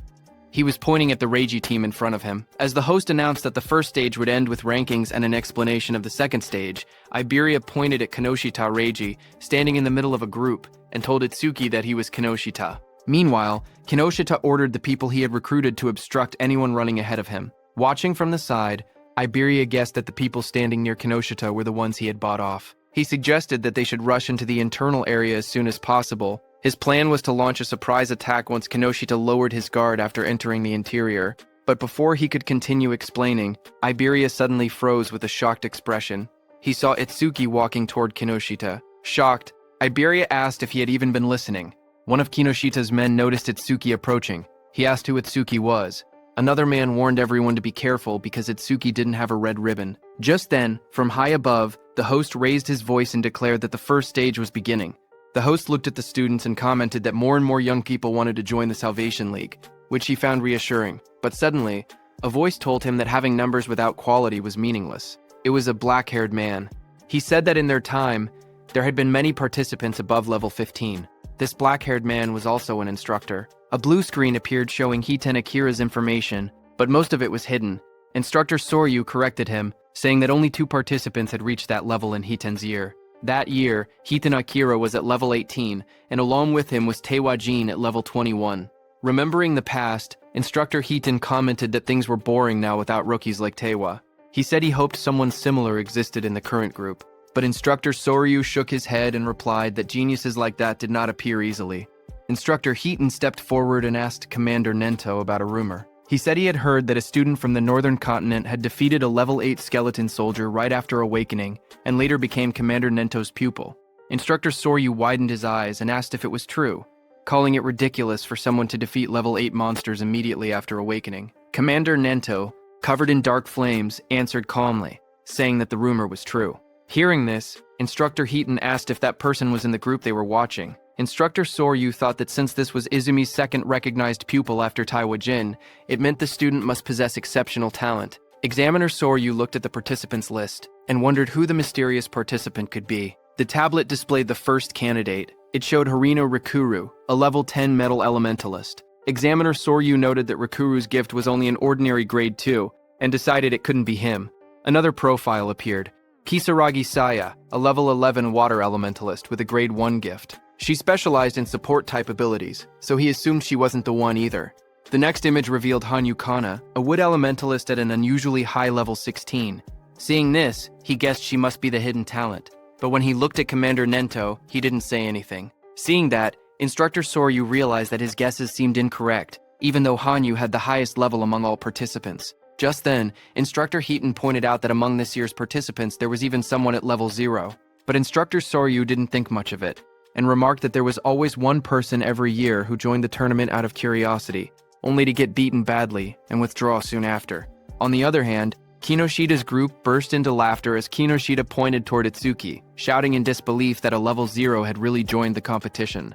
His team laughed loudly, mocking Itsuki and asking if he had gotten lost. Hearing them, Itsuki stepped forward silently and raised his hand, showing the mechanical glove of Charles on his hand. Kinoshita froze when he saw the glove. He stuttered, recognizing it as something belonging to Charles. Fear spread across his face as he demanded to know who Itsuki was. Itsuki stared directly at Kinoshita and asked if Kinoshita was the one who had been looking for him this whole time. Hearing that, Kinoshita grew furious. He refused to believe it. He shouted that there was no way a level 0 could have defeated Takeru. He insisted that Itsuki must have been sent by someone just to shake him up.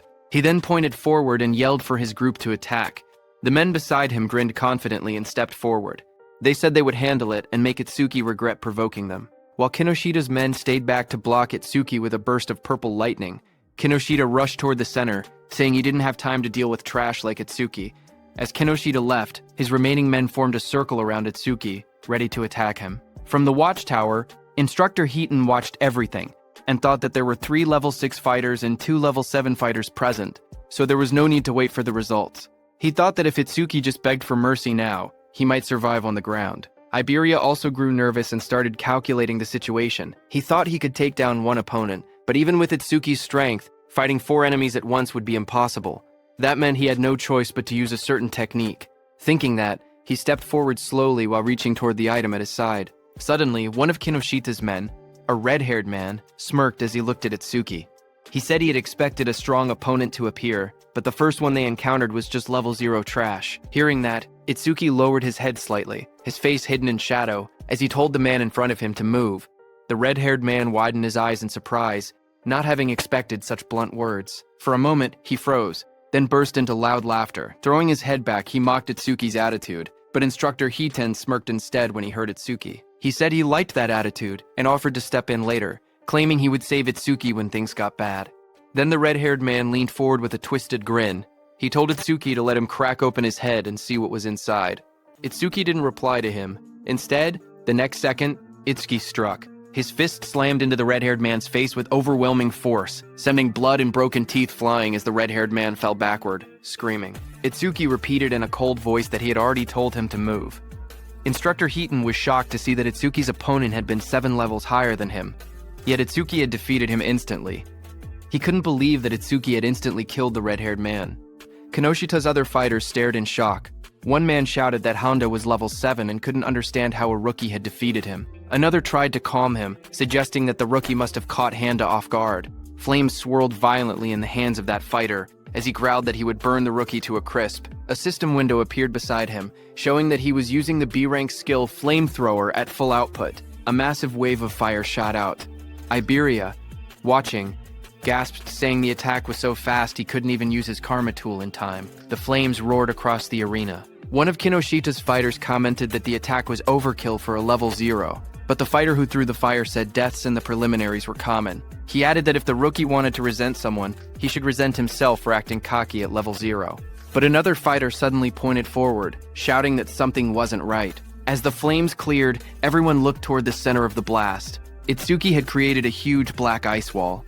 Flames danced around it. One fighter stared at the scene and yelled, asking what this was. Inside the black ice wall, Itsuki and Iberia stood unharmed. Iberia stared at the scene with wide eyes.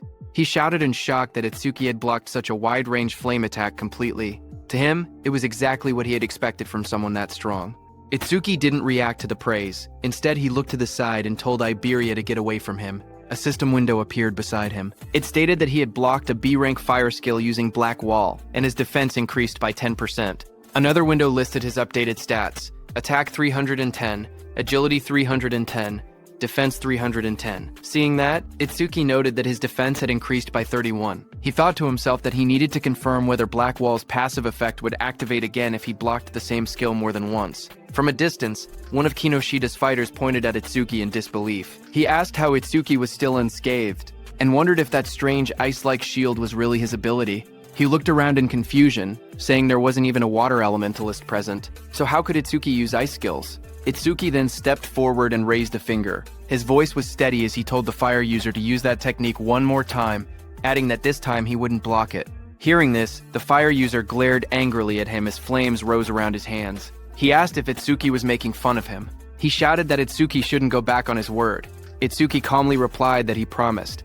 Hearing that, the fire user gathered even more flames. He yelled that he would finish Itsuki for sure this time using his strongest technique. A massive fiery blast formed in front of him as he used his B-rank skill, Flamethrower Overheat. Seeing the fireball coming, Itsuki just stood there unfazed in front of the swirling firestorm. He noted that the power was stronger than before, but it was still just a fire attribute skill. A wave of flames roared forward, engulfing Itsuki and the whole area around him. Seeing that, the fire user pushed both hands out desperately.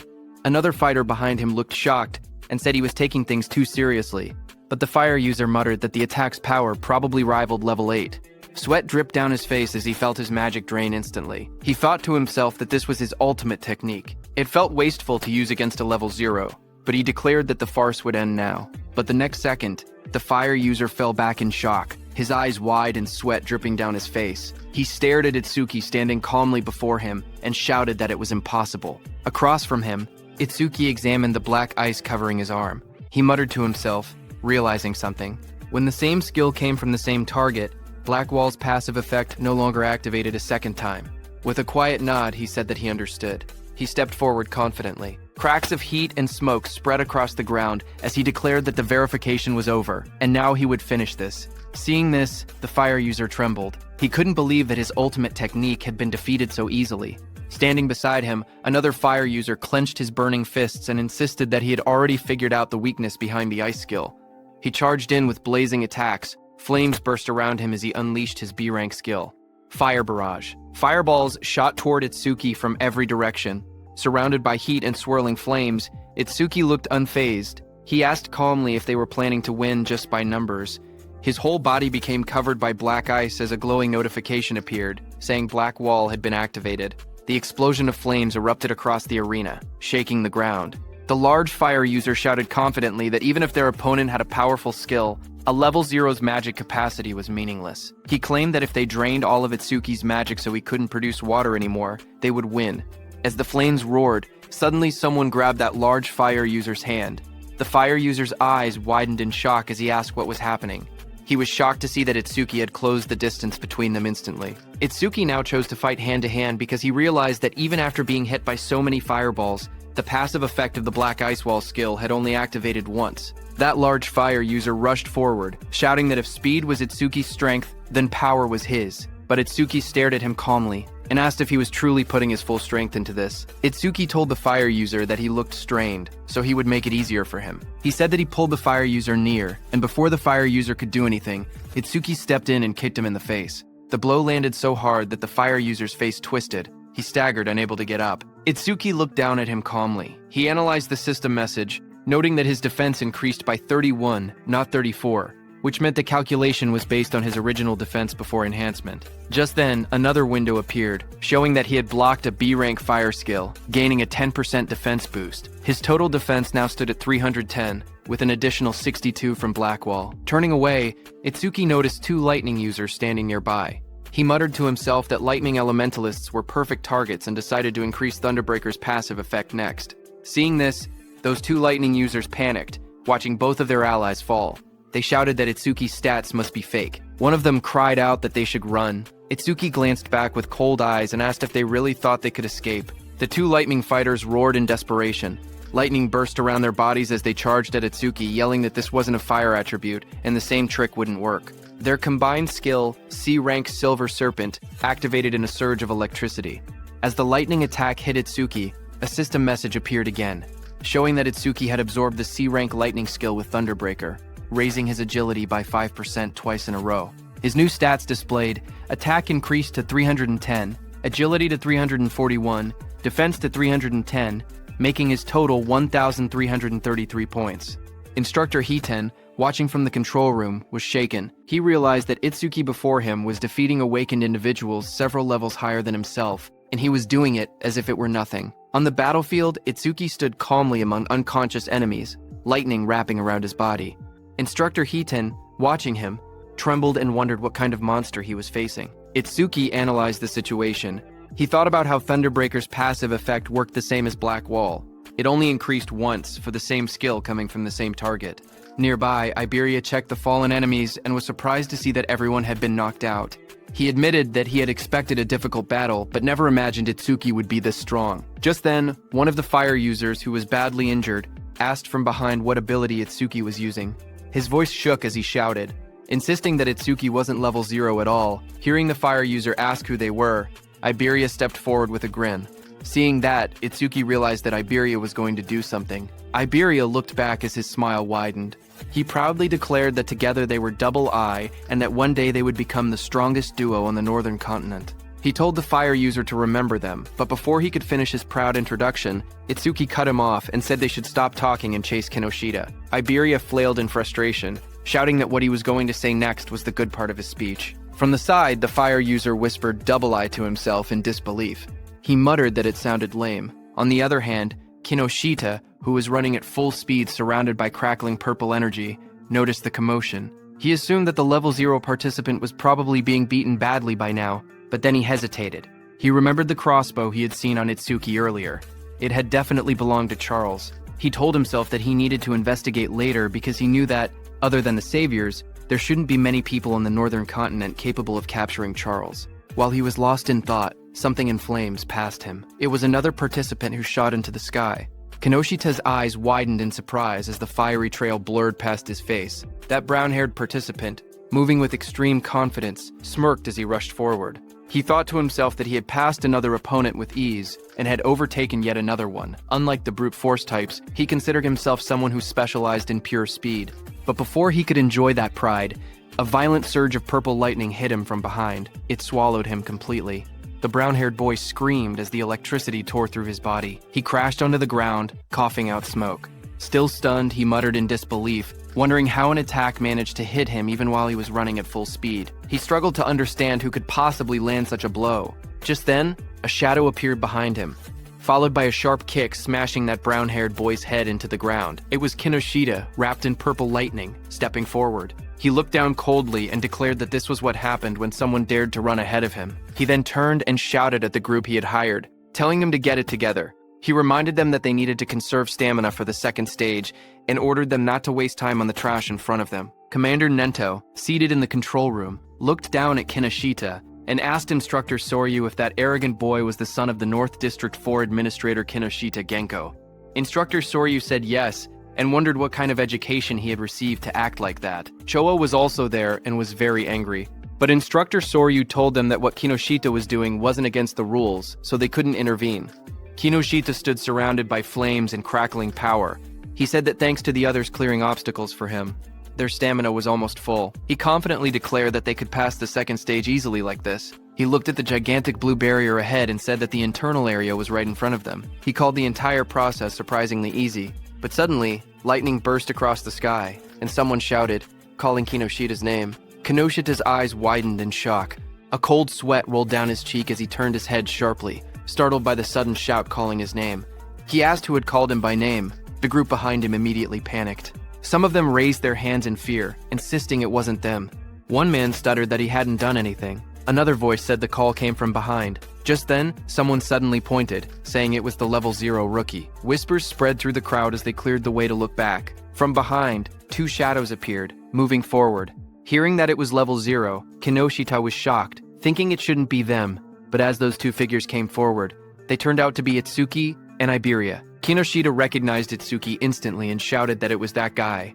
Kinoshita froze. His eyes trembled as he realized that his men had been taken down. He gritted his teeth, saying there had been too many enemies for just a level 0 and level 7 to handle. But then, his expression twisted. He convinced himself that Itsuki must have bought them off. Kinoshita leaned forward with a furious glare.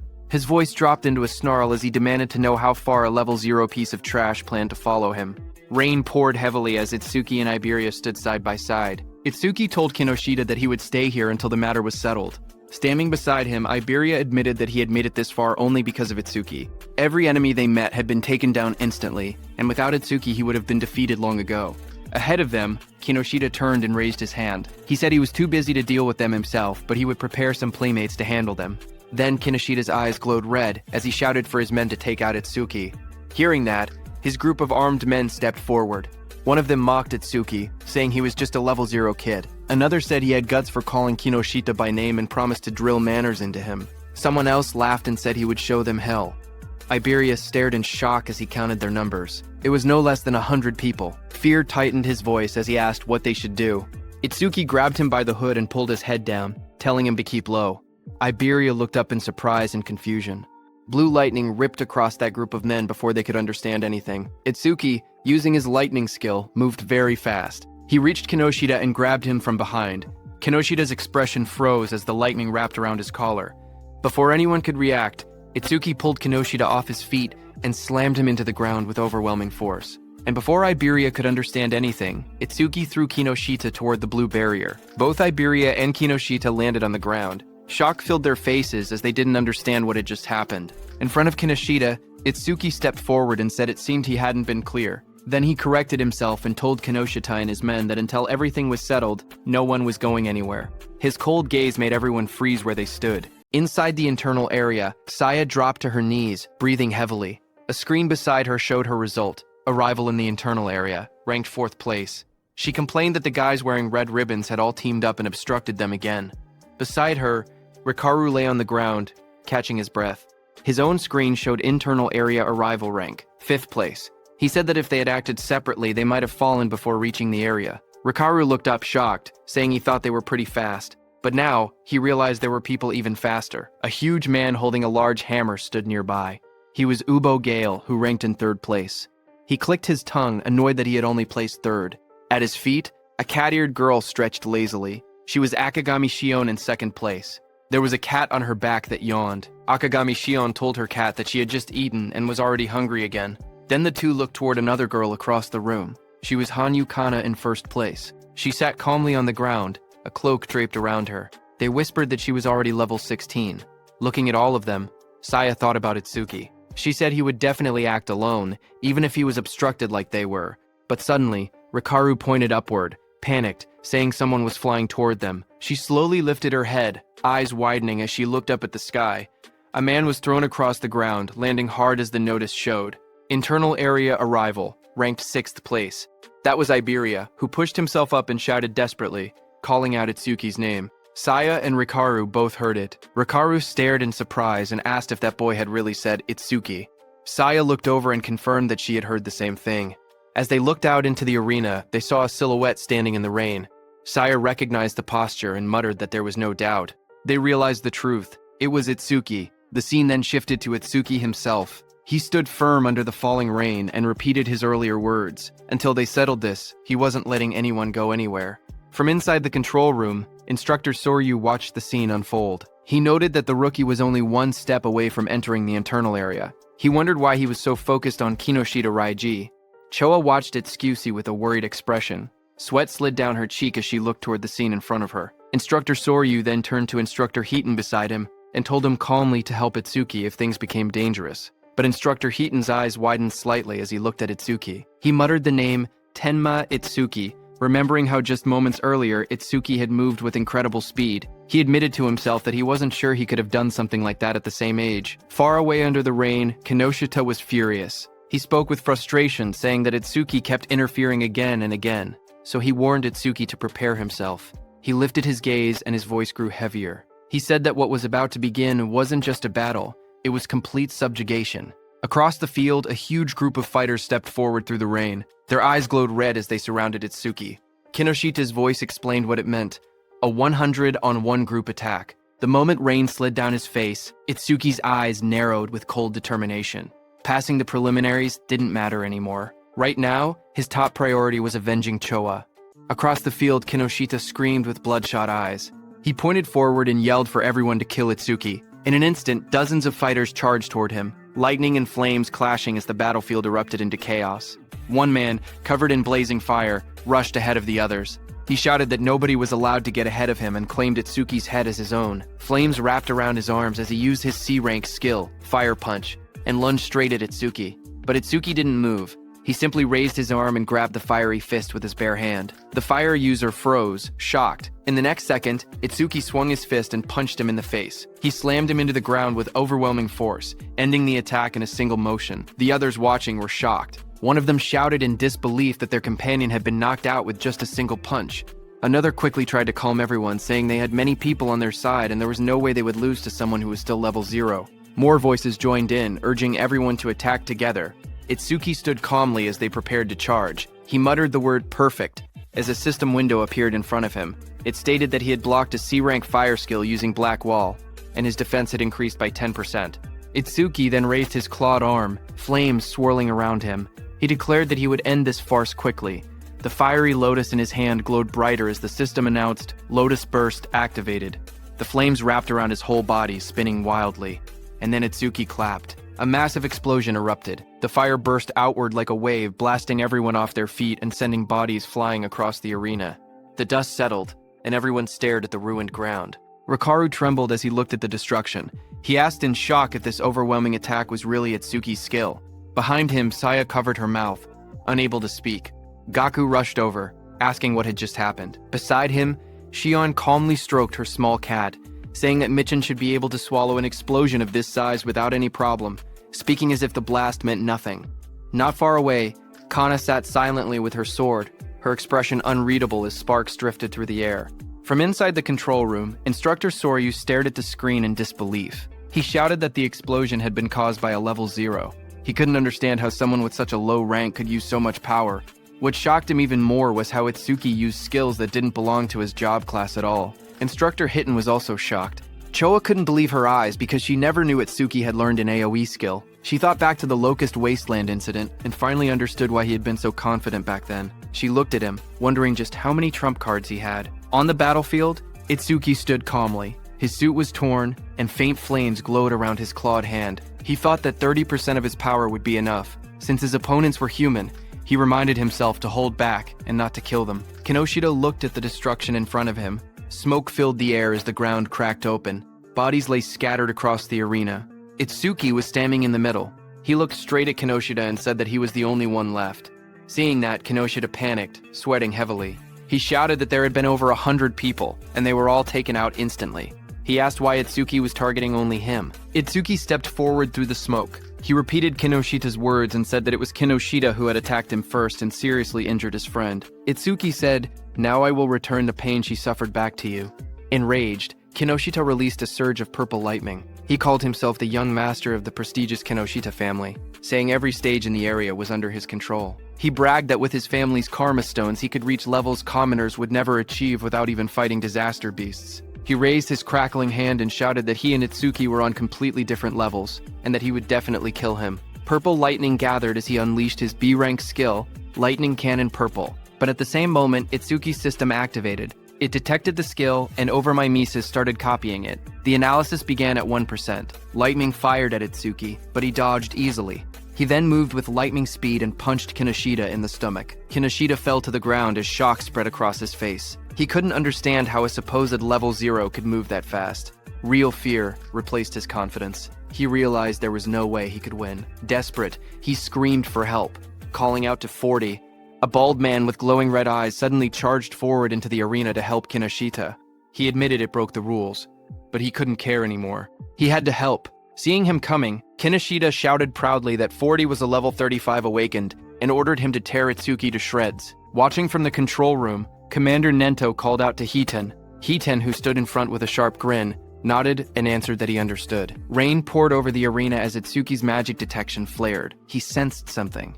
Someone was rushing toward him at incredible speed. His analysis window appeared again, showing analysis progress, 19%.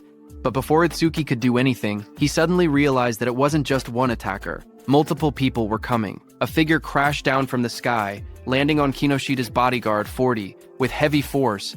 Dust shot up everywhere as Itsuki stood calmly, watching with sharp, focused eyes. His expression didn't change. He simply observed the incoming threat. But then he realized that it was Instructor Hiten who sat calmly on top of Kinoshita's bodyguard. Without even looking back, he told Itsuki to keep going. Itsuki then turned and stood in front of Kinoshita, surrounded by glowing purple lightning. He stared down at the trembling Kinoshita and said that it looked like his lifeline wouldn't be coming anymore. Seeing Itsuki, Kinoshita panicked. He stuttered and begged for a moment, explaining that his father was the North District 4 administrator and his brother was a member of the Salvation League. Sweat rolled down his face as he warned that touching him would cause trouble.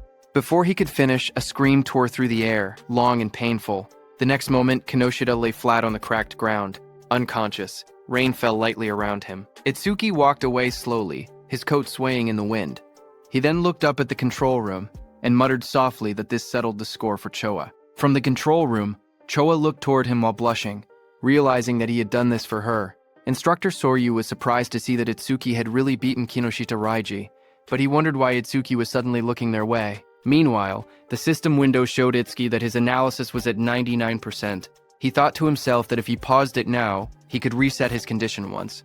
During the second stage, he stopped the analysis just before completion.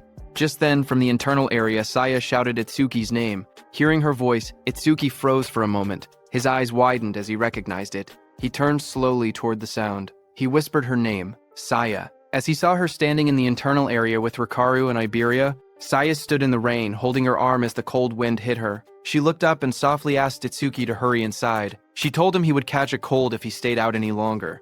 As Itsuki came inside the internal area, Saya smiled gently and said it had been a while. In front of her stood Itsuki, whose arrival rank in the internal area was 7th place. Just then, suddenly, Rikaru and Iberia rushed toward Itsuki, shouting his name. Rikaru cried that he wanted to see him, calling him a bastard out of frustration and relief. Both of them hugged him tightly, crying that they were glad he was safe. But when both of them saw each other hugging Itsuki, they glared at each other. Rikaru demanded to know who he thought he was, crying on Itsuki like that. Iberia pointed at himself in confusion, asking who he was. With a proud grin, Iberia raised his fist and declared that he was Itsuki's partner. Hearing that, Rikaru shouted angrily at Itsuki, saying he never heard about him teaming up with someone else. He called him a traitor. Saya looked at them with surprise while Itsuki stood quietly beside them. Soryu thought it was rare for Itsuki to make friends. Iberia and Rikaru started arguing. Iberia asked how Itsuki was a traitor and whether Rikaru had been in a duo with him. He demanded to know their duo name. Rikaru yelled back, asking why a duo name even mattered and saying they weren't kids. He then asked if they themselves had a duo name. Iberia immediately puffed up with confidence and said, "Of course." Hearing that, Rikaru asked him to say it. Itsuki, watching from the side, quietly whispered for Iberia not to say it, but Iberia's eyes shone dramatically as he proudly announced the duo name, Double I. He insisted it took a lot of effort to come up with it. Hearing that, Rikaru fell to the ground laughing, saying Double I sounded lame. Iberia became frustrated and shouted that it was a good duo name. Just then, Instructor Soryu walked out onto the high platform. He announced that 500 people had reached the internal area, and those who had not arrived were eliminated. He said the second stage would begin shortly. He told them that in the second stage, they would fight disaster beasts alone in the trial grounds for 1 hour. Hearing that, Rikaru got very excited, saying, "Finally, it's the second stage." But Iberia was shocked when he heard that he had to be alone in the second level. A wide smile appeared on Instructor Hiten's face when he heard that the second stage was finally here. He had been looking forward to it. He looked at the top 7 participants, wondering what they had got. These 7 participants were Kana at first stage rank 1st, Shion at first stage rank 2nd, Gaku at first stage rank 3rd, Saya at first stage rank 4th, Rikaru at first stage rank 5th, Iberia at first stage rank 6th, and Itsuki at first stage rank 7th. Then, sometime later, as the large metal structure stood in the center, countless participants gathered around it from all sides. Itsuki and the others walked toward the entrance. Rikaru looked up and asked whether the second stage venue was inside the building. Iberia said that this place felt gloomy and scary. Rikaru remarked that it had been a while, and he was still at level 0. He asked whether his level was still fixed at level 0. Itsuki quietly answered yes. Rikaru then asked how someone could become stronger if their stats never increased. Iberia agreed, saying he was also curious why Itsuki was so strong despite being level 0.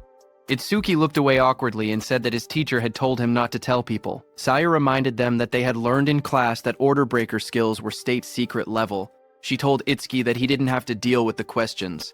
Then, suddenly, far ahead, the instructors and Commander Nento, along with Choa, appeared. They walked forward with serious expressions. Instructor Soryu asked if everyone was ready. Hearing that, Iberia suddenly stiffened in shock, turning his head sharply. Up on the raised platform stood several well-known figures. Someone in the crowd whispered that the man in front was Fujiwara Soryu, the one who oversaw the national tournament every year. Another person explained that the muscular man beside him was Hiten Akira, a war veteran known for having the strongest physique. They also pointed out the masked individual and called him the legendary Izumi Nento. The murmurs spread as people recognized them as all legends. Instructor Soryu then stepped forward and began speaking. He announced that he would now explain the second stage rules and told everyone to listen carefully. He continued, saying that various disaster beasts would appear in the trial grounds and kill points would differ based on difficulty. A screen appeared, showing the values. A hard-class disaster beast gave 1,000 kill points.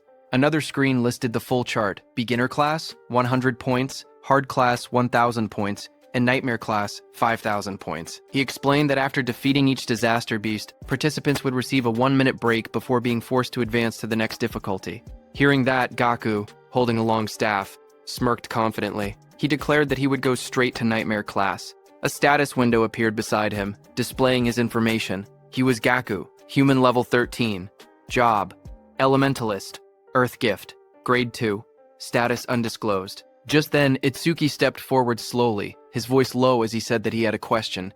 Seeing that, several contestants around him whispered among themselves. They pointed at him and mocked him, saying he was only level 0.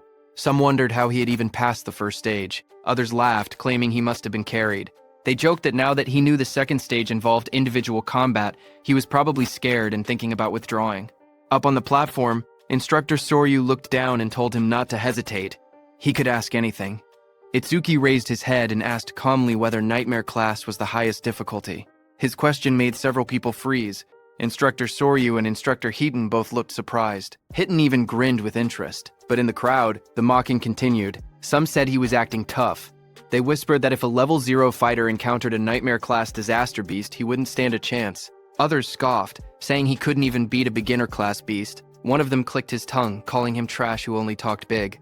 Instructor Soryu then explained further. He said that theoretically, there was no upper limit to disaster beast difficulty. He told them they would understand once they actually defeated a nightmare class beast. Hearing this, Itsuki's expression darkened as he repeated that there was no upper limit. Rikaru told Itsuki that thinking about such things was pointless, because nightmare class required at least level 10, and defeating a hard class would already be amazing for them. Instructor Soryu continued explaining the rules. He said that points earned in the preliminaries would carry over to the main tournament. In other words, today's performance would greatly affect whether they could join the Salvation League in the future. Down below, hearing that the points earned here would also become points in the main tournament, Rikaru got very excited. But Iberia got nervous, thinking he had no choice but to use that thing. Itsuki watched silently. He thought about Taewa Jin's record of 115,000 points, which included what he had earned in the preliminaries. To surpass him, Itsuki believed he needed to take advantage of this opportunity. Soon, the order was given. The instructor announced loudly for everyone to enter the trial grounds. The announcement echoed through the dome, declaring that the second stage of the preliminaries had begun.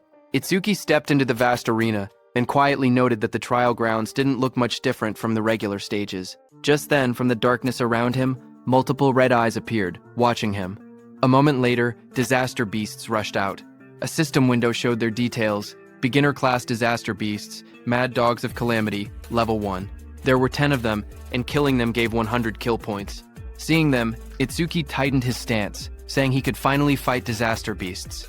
A blue notification flashed around Itsuki, showing that Black Wall had been activated. He moved forward, focused, thinking that he couldn't increase his stats with low-level monsters like these, so he needed to finish the battle quickly. Meanwhile, in the control room, Instructor Soryu looked at the screen and asked if Instructor Heaton was monitoring Itsuki again. He added that he also wanted to see that Hanu girl's battle, but Instructor Heaton beside him stared at the screen with a grin. He said that Itsuki was more interesting. Suddenly, he pointed at the screen with excitement and shouted for Instructor Soryu to see. Instructor Soryu beside him looked confused and asked calmly whether it was really so surprising every single time. On the battlefield, Itsuki moved like a flash. In just 1 second, he cut through the pack of disaster beasts. The system window appeared, stating that 1 second had passed and 100 points were earned. Back in the control room, Instructor Soryu stared at the numbers in shock. He muttered that it normally took several minutes. Instructor Heaton only laughed and reminded him that he had already said this. Itsuki was far more interesting. Instructor Soryu explained that the Mad Dogs of Calamity came in large numbers but were only level 1. Someone strong enough could instantly kill them if they went all out. But the next opponent was level 8, and instant killing something that strong should be impossible. Inside the trial grounds, a massive red salamander covered in flames appeared. The system window identified it as a level 8 salamander, worth 500 points. Itsuki stepped forward to face it, his expression calm. From the control room, Instructor Soryu commented that fighting a disaster beast 8 levels higher would make anyone struggle. But Instructor Hiten disagreed, saying the level 8 salamander didn't seem like much of a threat. Just then, Commander Nento, standing behind them, asked how the other participants were doing. Instructor Soryu apologized, saying he had gotten too focused and switched the display to multi-screen mode so they could watch the top 10 contestants at once. Choa beside him narrowed her eyes and remarked that her father was clearly trying to divert attention away from Itsuki's performance.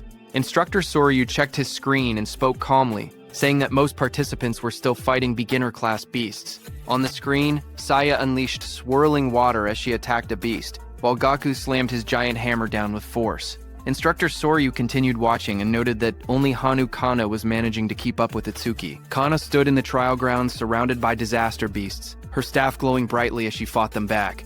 While they were watching the others, suddenly Choa, watching Itsuki, grew worried. Shock filled her face as she exclaimed that something bad was happening to Itsuki. On the battlefield, Itsuki was swallowed by a massive explosion of flames from the salamander. The fire roared around him as the monster unleashed its attack. Watching from the monitoring room, Instructor Soryu panicked. He wondered if Itsuki had used too much stamina on the earlier enemies and failed to dodge. He shouted that taking those flames head-on would end badly and ordered the medical team to be called. But Instructor Hiten beside him stopped him with one arm. He told Instructor Soryu to wait and watch a little longer. With the speed Itsuki had shown earlier, he believed dodging this level of attack should be easy for him. On the battlefield, as the flames disappeared, Itsuki emerged covered in dark, ice-like armor wrapped around his entire body. A system window appeared beside him, announcing that Black Wall was activated. In the next moment, he rushed forward. Blue flames flared around him as he swung his arm, creating 2 bright arcs of power that sliced past the massive monster. The creature's huge body trembled, a clean cut appearing across its scales. Its giant body split apart. In front of it, Itsuki stood calmly, smoke drifting from his shoulders. A system window appeared in front of him, displaying that the time used was 5 seconds, and he earned 500 points. Watching from the control room, Instructor Soryu stared at the screen in shock. He shouted in disbelief, wondering how Itsuki remained completely unharmed and whether the ice armor covered his entire body.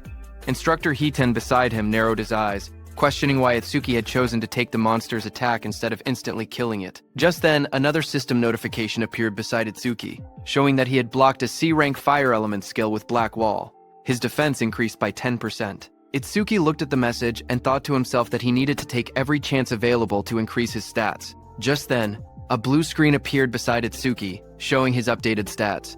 It stated that his defense had now risen to 484. A full status window opened. It displayed Tenma Itsuki Human, Level 0, Fixed, Job, Order Breaker, Gift, Nirvana, Special Grade, Skills, Overmisis, Z-Rank, Thunderbreaker, Level 1, Black Wall Level 2, Lotus Burst Level 1, and Shikigami Eater, Level 1. Magic Detection, Level 1, and Shikigami Eater, Level 1. His status was Attack 310, Agility 341, Thunderbreaker increased 10%, total 1,395 points. Then another screen appeared, counting down, remaining break time, 58 seconds. There was an option to skip the break. Itsuki lifted a finger toward the yes option and pressed it. He calmly decided that he wanted to test his enhanced defense against the next disaster beast. From the control room, instructors observed the next trial. Instructor Hitten asked Instructor Soryu if this upcoming difficulty would test a participant's speed and combat sense. Instructor Soryu nodded. On the battlefield, the next stage monster, a glowing blue creature appeared, an Eliki rhino. Instructor Soryu continued the explanation. The rhino stored electricity in its horn when charging and could unleash a double physical lightning attack. A status window showed that it was a hard-class disaster beast, level 10, Eliki rhino, which gave 1,000 kill points. Instructor Soryu warned that taking the attack head-on carried two risks. With low defense, the horn would pierce the body, and with low lightning resistance, the shock would paralyze the body, leaving the person unable to move. Instructor Soryu quietly explained that to defeat the Eliki rhino, there was only one method. He said a fighter had no choice but to rely on speed, using clever movements to wear the beast down and strike only when it was exhausted. But then his eyes widened. He suddenly leaned forward, shocked, and asked aloud what Itsuki was planning. Inside the arena, Itsuki calmly stood before the massive blue rhino. He reached out and placed his hand on the creature's glowing horn. Itsuki examined the horn closely and said that this horn was perfect for testing his defense. The rhino didn't like Itsuki touching it. The Eliki rhino let out a heavy breath, electric sparks rippling across its body as it prepared to attack. Power surged through its horn. The next second, the rhino hit Itsuki with its thunder horn, sending him flying upward, heading straight toward the rooftop. The impact sent Tenma flying backward as swirling energy wrapped around his body. Choa saw him fall and screamed his name in panic. Instructor Hitten watched quietly and remarked that Itsuki always acted unpredictably, yet his results always went beyond imagination. A massive explosion shattered the rooftop as Itsuki hit it hard, but he was completely fine. A system window appeared, stating that Itsuki had absorbed a C-rank lightning element skill called Thunderbreaker, increasing his agility by 5%. Itsuki crouched amid the broken rooftop and noted that the test was complete. Attacks from disaster beasts below level 10 could no longer injure him. With his eyes glowing red, he lifted his head and declared that it was time to settle this. Lightning wrapped around Itsuki's body as the system announced that Thunderbreaker had been activated. His speed shot upward as his agility increased by 50%, and he launched himself forward like a bolt of blue lightning. The Eliki rhino exhaled steam, its glowing horn crackling with electricity as it braced for impact. Itsuki's swirling sphere of lightning tore across the ground. Before the rhino could even react, Itsuki's speed overpowered it. In a flash, the lightning sphere struck. A moment later, Itsuki stood over the fallen rhino. He had pinned his hand, covered by ice wall, into the rhino's head. Mist swirled around him as the result window appeared. Time used, 7 seconds. 1,000 points earned. From inside the control room, Instructor Hiten stared at the screen in disbelief. He said that the total time Itsuki had used so far was under 15 seconds. He laughed, saying Itsuki was even faster than he had been in his youth, and it still didn't look like Itsuki was using his full power. But then, Instructor Soryu narrowed his eyes, his tone shifting. He said softly that what came next was on a completely next level. Its sharp claws moved swiftly, slicing enemies into shreds. Iron chains shot out, and a giant mouth opened wide, ready to swallow everything. The creature's massive body was covered in a rigid, armor-like exoskeleton. Instructor Soryu explained that a ferocious disaster beast possessed all these traits. It was the most powerful creature in the preliminaries and the greatest goal for every participant. A system window appeared, showing the identity of the monster. Nightmare-class disaster beast, Inferno Giant, level 15, kill points 5,000. The giant charged forward with a roar as chains rattled around its body. Seeing that, Itsuki raised his hand and purple energy gathered around it. A system notification came, saying his skill Clear Orb was activated. The next second, a beam of dark purple energy shot forward, striking the giant. The impact tore through its body. Itsuki lowered his hand after using his skill. A system window appeared below him. It announced that the Inferno Giant, level 15, had been defeated, and Clear Orb's flight speed had increased by 200%. Inside the control room, both instructors and Commander Nento stood frozen. Their eyes widened in shock as they stared at the screen. The remains of the Inferno Giant lay on the ground, as Itsuki stood beside it. A system window appeared soon after, saying that Clear Orb flight speed was 9x and its flight speed increase was 900%. On the giant display screen, Itsuki's face appeared, telling the instructors that he would now move on to the next stage. Instructor Soryu watched in disbelief that even the Nightmare-class Inferno Giant had been instantly killed. Just then, a new window flashed as Itsuki killed another beast. It showed that time used was 3 seconds, and he earned 5,000 points. On the other hand, a massive beast with glowing red eyes opened its jaws wide to attack. However, a torrent of blue energy burst out like a violent stream and killed it. A system window appeared, announcing that a C-rank skill, Water Bullet, had been activated. The one who used that skill to kill the beast was Saya. She stepped forward with her fingers pointed like a gun, as water swirled around her hand. She told herself that if she defeated the remaining 2 monsters, she could advance to a normal class. Another window displayed her current status, Beginner Class Clear Progress, 80%. On the other side, Gaku faced a giant monster. Flames burned beside him as he spoke confidently. He said that since the other person had skipped the break time, he would definitely reach normal class first. His panel showed normal class Clear Progress, 0%. Meanwhile, Hanukana stood atop a defeated creature, surrounded by bright green magic. She said she needed to recover the magic she had used before moving on. Her window displayed normal class Clear Progress, 100%. Just then, there was an announcement saying, Nightmare Class Clear confirmed. Time used, 21 seconds. Rank, first? Hearing the notification, Saya reacted first. She said the one who finished must be Itsuki. Gaku was shocked, shouting that someone had finished faster than him and wondering if it was Hanu. Hanu remained silent, only staring calmly ahead. On the other hand, Itsuki stood on the cracked ground and pointed forward. In a calm voice, he told the inspectors to move on. Inside the control room, Instructor Soryu stared at the screen in shock. He couldn't believe that the level 15 Inferno Giant had been instantly killed. He questioned how something could pierce through its armor and wondered what that black sphere was. Instructor Hiton grinned and told Instructor Soryu to raise the difficulty, saying he wanted to see how far Itsuki could go. A new system message appeared, showing Nightmare Class Phase 2 starting. Now, 2 level 15 Inferno Giants would appear, and they would give 10,000 kill points. Itsuki looked up as the 2 giant monsters appeared. He said he had been expecting something, but the challenge had only increased in number. Both Inferno Giants roared as they charged, their bodies blurred as they rushed forward. Itsuki watched them calmly. He lifted his hand again and said that while one of them was still roaring, he might as well take care of one first. Purple energy wrapped around his arm as he prepared to attack. The Clear Orb activated, glowing as one Inferno Giant was struck down. A system window appeared, announcing that the level 15 Inferno Giant had been defeated, and the Clear Orb's flight speed had increased by 200%. Another window followed, showing the orb's speed, 11 ms, with its total increase reaching 1,100%. From the control room, Instructor Soryu stared in shock. He shouted that it was another one-hit kill, and questioned what that strange sphere was. He wondered aloud if there was no limit to how many of those spheres could exist. Instructor Hiton stepped forward, watching the screen closely. He admitted that Itsuki's skill was extremely powerful, but warned that it carried a fatal flaw. Instructor Soryu, beside him, turned slightly and asked what flaw he meant. Back inside the battlefield, the remaining Inferno Giant crashed down in front of Itsuki. Dust exploded upward as the huge creature roared with glowing red eyes. Itsuki looked at the charging beast and muttered that its speed was faster than any disaster beast he had ever encountered. Watching from the control room, Instructor Hiton explained that Inferno Giants were often mistaken for being slow because of their large bodies, but that assumption was wrong. Instructor Soryu asked what he was trying to say.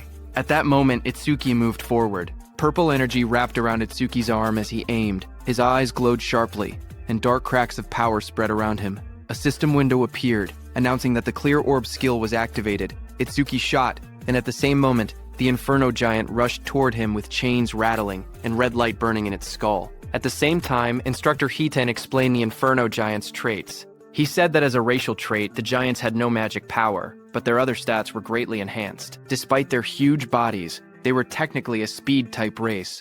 Just as he said that on the battlefield, the Inferno Giant moved to the side with lightning speed and dodged Itsuki's clear orb. A glowing window displayed its information. Inferno Giant of the Giant Tribe, level 15. Unable to use magic, but all other stats raised by 25%.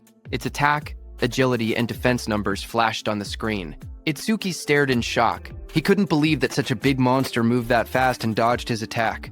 Back in the control room, Instructor Hitten analyzed the situation. He said Itsuki's black ball caused massive damage but wasn't actually very fast. Itsuki had taken advantage of the giant's habit of roaring before fighting to catch the first ones off guard. He added that Itsuki clearly had good combat sense, but if he couldn't increase the black ball's flight speed, he wouldn't be able to advance any further. As he said that, the Inferno Beast charged at Itsuki with overwhelming force to punch. The Inferno Giant hit with so much power that Itsuki's body shot forward like a cannonball, tearing across the battlefield and smashing into the ground with explosive impact. Dust and shock waves rippled outward as the ground cracked under the force. Through the cloud of debris, Itsuki pulled himself up from the crater. He calmly noted that from mid-range, this Inferno Beast's attack could still be dodged. In the control room, Instructor Soryu commented that even knowing the attack wouldn't land, Itsuki still used it, meaning he probably had no other moves left. But Instructor Hiten didn't believe it. He wondered if that were the case, then why was Itsuki smiling? Lightning flickered around Itsuki's face as he grinned, blood running down his cheek. He admitted that the monster's speed wasn't bad at all. Then he said he would simply close the distance and finish the fight. Saying that, Itsuki moved. A blue notification appeared in the air, stating that Thunderbreaker had activated. Lightning burst across the ground as the shockwave exploded. He shot upward like a streak of blue light, electricity trailing behind him. The giant monster looked up as he rose through the air. The monster swung its massive fist wrapped in spinning force, aiming straight toward him. Its punch landed hard, crashing into the ground as the impact spread in wide circular shockwaves. From the control room, Choa covered her mouth in shock, her eyes trembling as she watched. Instructor Soryu stared at the screen, panic rising in his voice. He said this attack was nothing like the Aleki Rhinos. If Itsuki took a direct hit, even he wouldn't survive unharmed. He ordered the rescue team to be called immediately, but Commander Nento told Instructor Soryu to wait. Instructor Soryu was shocked to hear that. Instructor Heaton watched the battlefield and spoke calmly. He said the monster's strike had tremendous power, but power meant nothing if the attack didn't land. Down below, the monster raised its massive metal fist, but there was no blood. The monster looked at the crater, its red eyes glowing and its chains rattling. It looked around for Itsuki in confusion. Then a voice called out from behind, telling the monster, "I'm here." The monster turned, its jaw opening wide in surprise. Its glowing eyes widened even more when it realized Itsuki had slipped behind it without being noticed. Before the Inferno monster could react, Itsuki's powerful clear orb tore through its neck, purple energy spraying out violently. High above, Itsuki hovered in the air, lightning and violet aura swirling around him. His expression was fierce and focused as he looked at the monster. The Inferno Giant collapsed, its huge frame slamming into the ground. Chains cracked apart, and its body shook violently before falling still. System messages appeared around him, showing Inferno Giant, level 15 defeated. Clear orb flight speed increased by 200%. Itsuki landed lightly amid the dust and smoke, red eyes glowing as he surveyed the fallen foe. More notifications followed saying clear orb flight speed, 13 milliseconds, flight speed increased by 1300%. Then another message appeared beside Itsuki, showing time used, 12 seconds. 10,000 points earned. Watching from the control room, Choa smiled brightly and shouted that Itsuki had done it. Instructor Soryu, watching from the side, commented that it was rare to see Choa so fired up. Hearing that, Choa started blushing. She stammered that she was only praying for everyone's safety. She explained that if young people who carried humanity's future died, it would be a huge loss. Their families would be sad. So she simply wanted everyone to survive. She insisted that she didn't think Itsuki defeating the Inferno Giant was cool at all. Even if it wasn't Itsuki, she would have reacted the same way, so they shouldn't get weird ideas. Instructor Soryu and Commander Nento stared at her silently, surprised. Instructor Soryu muttered that Choa had become quite talkative since the last time he saw her. Instructor Soryu then turned to Instructor Heaton and asked how he knew Itsuki would dodge the attack. Instructor Heaton replied that Itsuki's normal speed wasn't much different from the Inferno Giant's, but when electricity ran through his body, his speed increased dramatically. And once his speed reached that level, the Inferno Giant's attacks would never land. Instructor Soryu agreed and said that Itsuki had succeeded in defeating 2 of the giants, but there had been dangerous moments.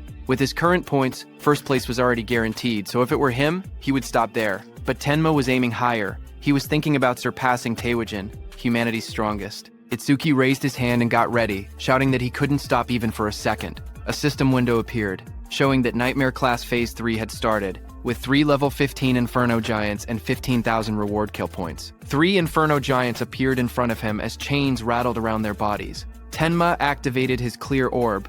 A bright purple blast shot upward toward the first giant's head, killing it instantly.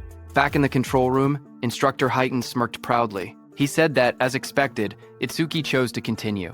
But suddenly, Instructor Soryu turned to Instructor Heaton and asked if he hadn't also gone all the way to Phase 4 in a single attempt. Instructor Heaton replied that he had only gone there once. Hearing that, Instructor Soryu said that even with Instructor Heaton's strongest physique, he had only made it to Phase 3. They both turned to the monitor again, wondering how far Itsuki would go. On the battlefield, another giant lunged at Itsuki, but Itsuki darted forward, lightning exploding from his feet. The monster tried to catch Itsuki in its hand, but Itsuki disappeared from there and appeared behind the monster's back. Itsuki's plan was to increase his agility using Thunderbreaker, get behind the monster, and close the distance. He succeeded and shot his clear orb again. The system window flashed as Itsuki finished his second kill. One more level 15 Inferno Giant was defeated, and his clear orb flight speed increased by 200%. A second notification came, showing that clear orb flight speed was now 17 IMS. Flight speed increase, 1,700%.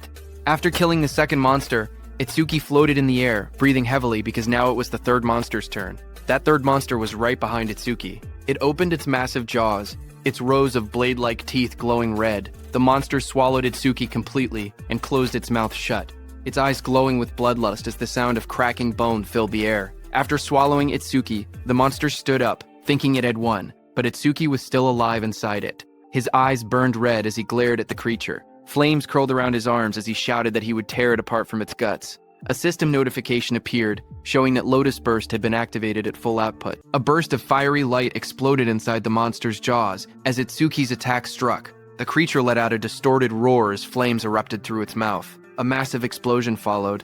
A system window appeared, stating that the Inferno Giant, level 15, had been defeated with Lotus Burst, and that all skill ranges had increased by 1%, now totaling a 1,101% increase. Another window showed the results. The time taken to defeat it was 13 seconds, and the kill reward was 15,000 points. Itsuki stood alone on the scorched battlefield, surrounded by smoke and molten ground. Back in the control room, Instructor Soryu stared at the screen. Shocked, he whispered that this was the same skill that had blown away a huge number of participants in the first stage. On the battlefield, Itsuki exhaled weakly. He said his magic had completely run out. His system window showed that his magic power was 0 out of 310. Standing over the scorched battlefield and looking at his status window, Itsuki muttered that as long as disaster beasts kept spawning, the passive effect of magic detection would continue to replenish his magic. His magic detection was at level 1. Its passive effect was that upon detecting one enemy unit, his magic recovered by 10%. Suddenly, multiple Inferno Giants emerged. Another window displayed, Nightmare Class Phase 4 starts with 4 level 15 Inferno Giants. Kill points are 20,000 points this time. As the 4 monsters registered their presence, Itsuki's magic recovered up to 124. For every monster, his magic power recovered by 31 points. With 4 enemy units detected, Itsuki's magic recovered by 40%. Back in the control room, the instructors watched the screen. Instructor Soryu stated that Phase 4 had begun, and if Itsuki passed it, he would surpass Instructor Heaton's past record. Instructor Heaton replied with a simple, yeah, and added that aside from humanity's strongest, Taewajin, no one had ever cleared Phase 4. He said it would be interesting to see how far Itsuki could go. On the battlefield, Itsuki flashed forward, electricity trailing behind him as a giant lunged. He noted that every time the clear orb's flight speed increased, its accuracy also improved. He realized that if he raised the flight speed a few more times, he wouldn't need to get to point-blank range anymore. Another giant swung through the storm of purple lightning on Itsuki's hand as he stared ahead and reminded himself that his magic was limited. He couldn't afford to waste even a single clear orb. Itsuki rushed forward through swirling purple energy. Dark lightning wrapped around his arm as he threw his hand out, aiming the spinning orb in his palm. But before he could shoot, one inferno beast with red glowing eyes lunged toward him, its metal-like jaws wide open. Chains rattled around its body as it shot forward and grabbed Itsuki's hand. Another similar monster crawled beside it, both towering over him. Itsuki's eyes widened in shock when he noticed the iron chains, as he had completely forgotten about them. The Inferno Beast snapped its head upward, the chains pulling tight across its armored mouth as it roared.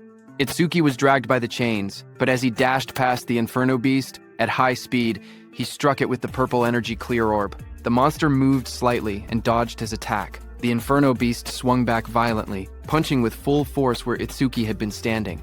The Inferno Beast's massive armored hand pinned Itsuki down. He struggled beneath it, his body crushed against the cracked ground. Then the giant tightened its grip, dragging him upward as dust and debris scattered everywhere.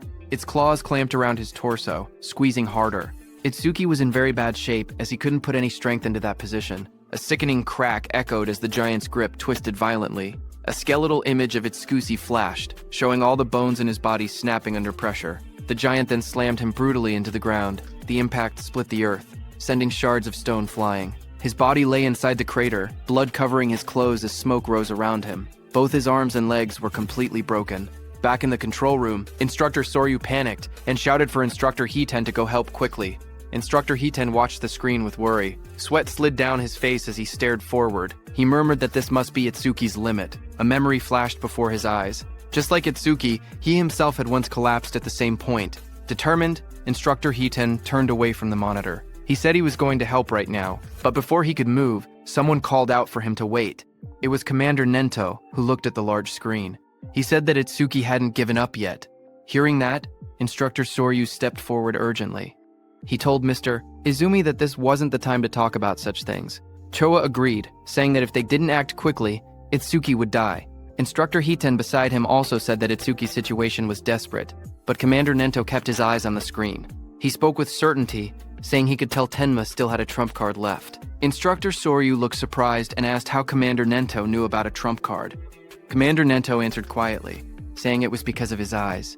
The scene shifted to Itsuki's face. His eyes glowed fiercely. Commander Nento said these were not the eyes of someone who had accepted death. Itsuki stood, battered and bloody, remembering the looming blue phantom, Ringa, behind him. He thought about how he had exhausted every method to grow strong enough to kill that Ringa who had killed his parents. Just then, a system window appeared, showing over-mimesis activated, resuming the analysis. This happened because during the battle with Kinoshita, over-mimesis had activated from Kinoshita's skill, a B-rank skill called Lightning Cannon. But Itsuki had chosen to stop the analysis at the very last moment. At that time, the system displayed analysis progress at 99% when Itsuki paused it. Now, as the analysis resumed, the progress reached 100%. Blue energy wrapped around Itsuki's body. As he rose upward, he stated that he had prepared exactly for a situation like this. A system window appeared, showing B-rank skill Lightning Cannon analysis complete. Thunderbreaker Level 2 acquired. Choa suddenly pointed at the screen with excitement. She said that the usual blue lotus had appeared again. Beside her, Instructor Soryu stared in shock and asked if that blue lotus was also one of Itsuki's skills, but he wondered aloud what use it could possibly have in Itsuki's current condition. Instructor Hiten looked toward Choa. He noticed how happy she seemed and wondered whether she knew something they didn't. A system window appeared, explaining Tenma's new power. It showed the details of Thunderbreaker Level 2. Active effect. He could absorb B-rank and lower lightning attacks into his body. When releasing the absorbed lightning energy, his agility would increase by 100%. Absorption count, 0/5. Passive effect. Each time a B-rank lightning attack was absorbed, his agility increased by 10%. Blue energy swirled around Itsuki's body. His legs lit up first, then his hands slowly clenched as the power surged. Another window appeared, showing that Thunderbreaker Level 2 had been acquired. All stats plus 20. All debuffs removed and injuries fully healed. Just then, the Inferno Beasts attacked the blue energy lotus as lightning burst outward, but Itsuki pushed himself up from the shattered ground, covered in swirling energy, and blocked their attacks. He declared that his warm-up was over. From that moment on, he said he would be going all out. A status screen appeared beneath him, showing that his attack, agility, defense, and magic had increased from 310 to 330 points each. The total rose from 1,240 to 1,320 points. Instructor Soryu stared in shock. He said that Itsuki had been brutally beaten yet had recovered completely in just a few seconds. He shouted that the healing was stronger than what a dedicated healer could do. He continued, saying that along with that absurd area attack, he couldn't understand how many abnormal skills Itsuki actually had. On the battlefield, Itsuki moved with lightning speed and attacked the Inferno Beasts with his clear orb before they could even react. A notification appeared, showing that an Inferno Giant, level 15, had been defeated, and the clear orb's flight speed had increased by 200%. More flashes filled the scene as another giant fell. Again, the display said, Inferno Giant, level 15, defeated, and clear orb flight speed increased by 200%. As all the Inferno beasts fell, another pop-up appeared above the arena, saying that Nightmare Class Phase 4 had been cleared successfully. The time used was 31 seconds, and 20,000 points were earned. Itsuki stood confidently as two large Inferno Giants fell down. He shouted that the current him would not lose, no matter how many Inferno Giants attacked. As time passed, another giant was pierced by Itsuki's purple beam of clear orb. The system message repeated the same result. Inferno Giant, level 15, defeated with another 200% boost. Another notification followed, showing that the clear orb's flight speed was now 27 meters per second. Flight speed increase, 2,700%. Itsuki killed another Inferno beast. The Nightmare Class Phase 5 message appeared. The system stated that Phase 5 had been cleared in 57 seconds, earning 25,000 points. Then another beam of clear orb pierced straight through the back of another giant. A second later, Itsuki's clear orb again pierced straight through another Inferno Giant's body, splitting it from top to bottom as chains shattered around it. A system window appeared, announcing that Nightmare Class Phase 6 had been cleared successfully. The time used was 1 minute and 34 seconds, and 30,000 points were earned. In the control room, the instructors, Commander Nento and Choa, watched the results in shock. Instructor Soryu's eyes went wide, and his mouth hung open. The scene shifted to the battlefield, which looked like a distorted landscape filled with countless Inferno Beast corpses stacked across the ground. Instructor Soryu's voice echoed faintly as he asked, "Is this hell?" Itsuki sat in the rubble of corpses, chains wrapped around his arms, as enormous clawed limbs loomed over him. Instructor Soryu's shaken voice wondered aloud which one was the real monster, Itsuki or the Inferno Giants, admitting he was starting to lose track. Itsuki looked upward, panting heavily, blood covering his clothes as he looked at the camera, and asked about the next phase, saying no Inferno Giants were coming out.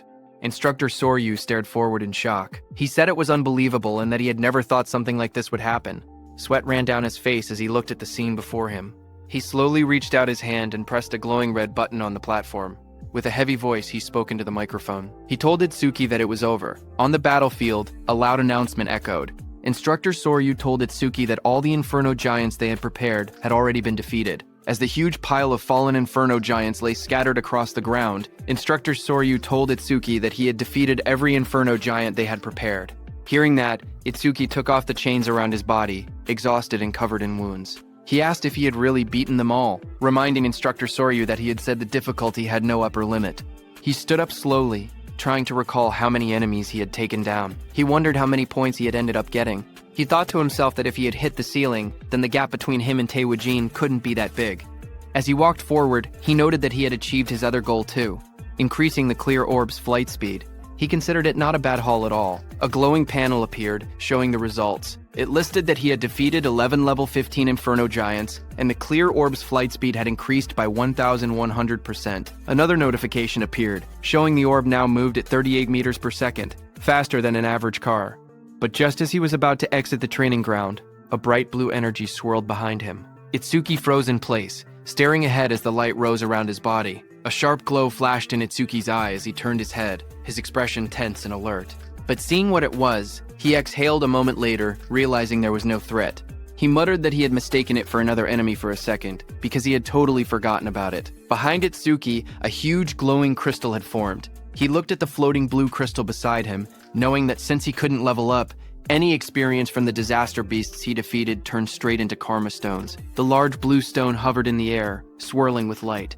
In the control room, the instructor stared in surprise. Instructor Soryu asked why a karma stone was appearing in the trial grounds. Its blue color meant it held at least 10,000 experience points. Commander Nento explained to them that Itsuki couldn't absorb experience points, so everything he earned in the trial automatically became karma stones. Hearing that, Instructor Heaton said that he had thought Itsuki's level being fixed meant he was just faking it. But now he understood. Itsuki truly couldn't level up. Instructor Soryu asked if this meant that if Tenma ever teamed up with someone and entered a stage, his teammate would get all the dropped experience points. He added that it was a good thing Itsuki had been born human. If he had been born a disaster beast, the thought alone was terrifying.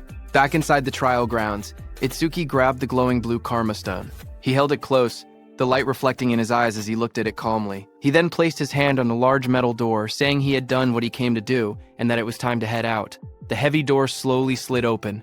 Outside, Instructor Soryu leaned forward in excitement, telling the others that Itsuki had come out. A bright panel appeared above Itsuki as he stepped through the exit. It displayed his results. Tenma Itsuki Preliminaries, second stage clear. Points earned, 106,600. Time used, 3 minutes 55 seconds. Rank, 1. Itsuki walked forward, still covered in blood and dust. Instructor Soryu hurried toward him. He said he had witnessed Itsuki's performance with his own eyes and called him pure potential.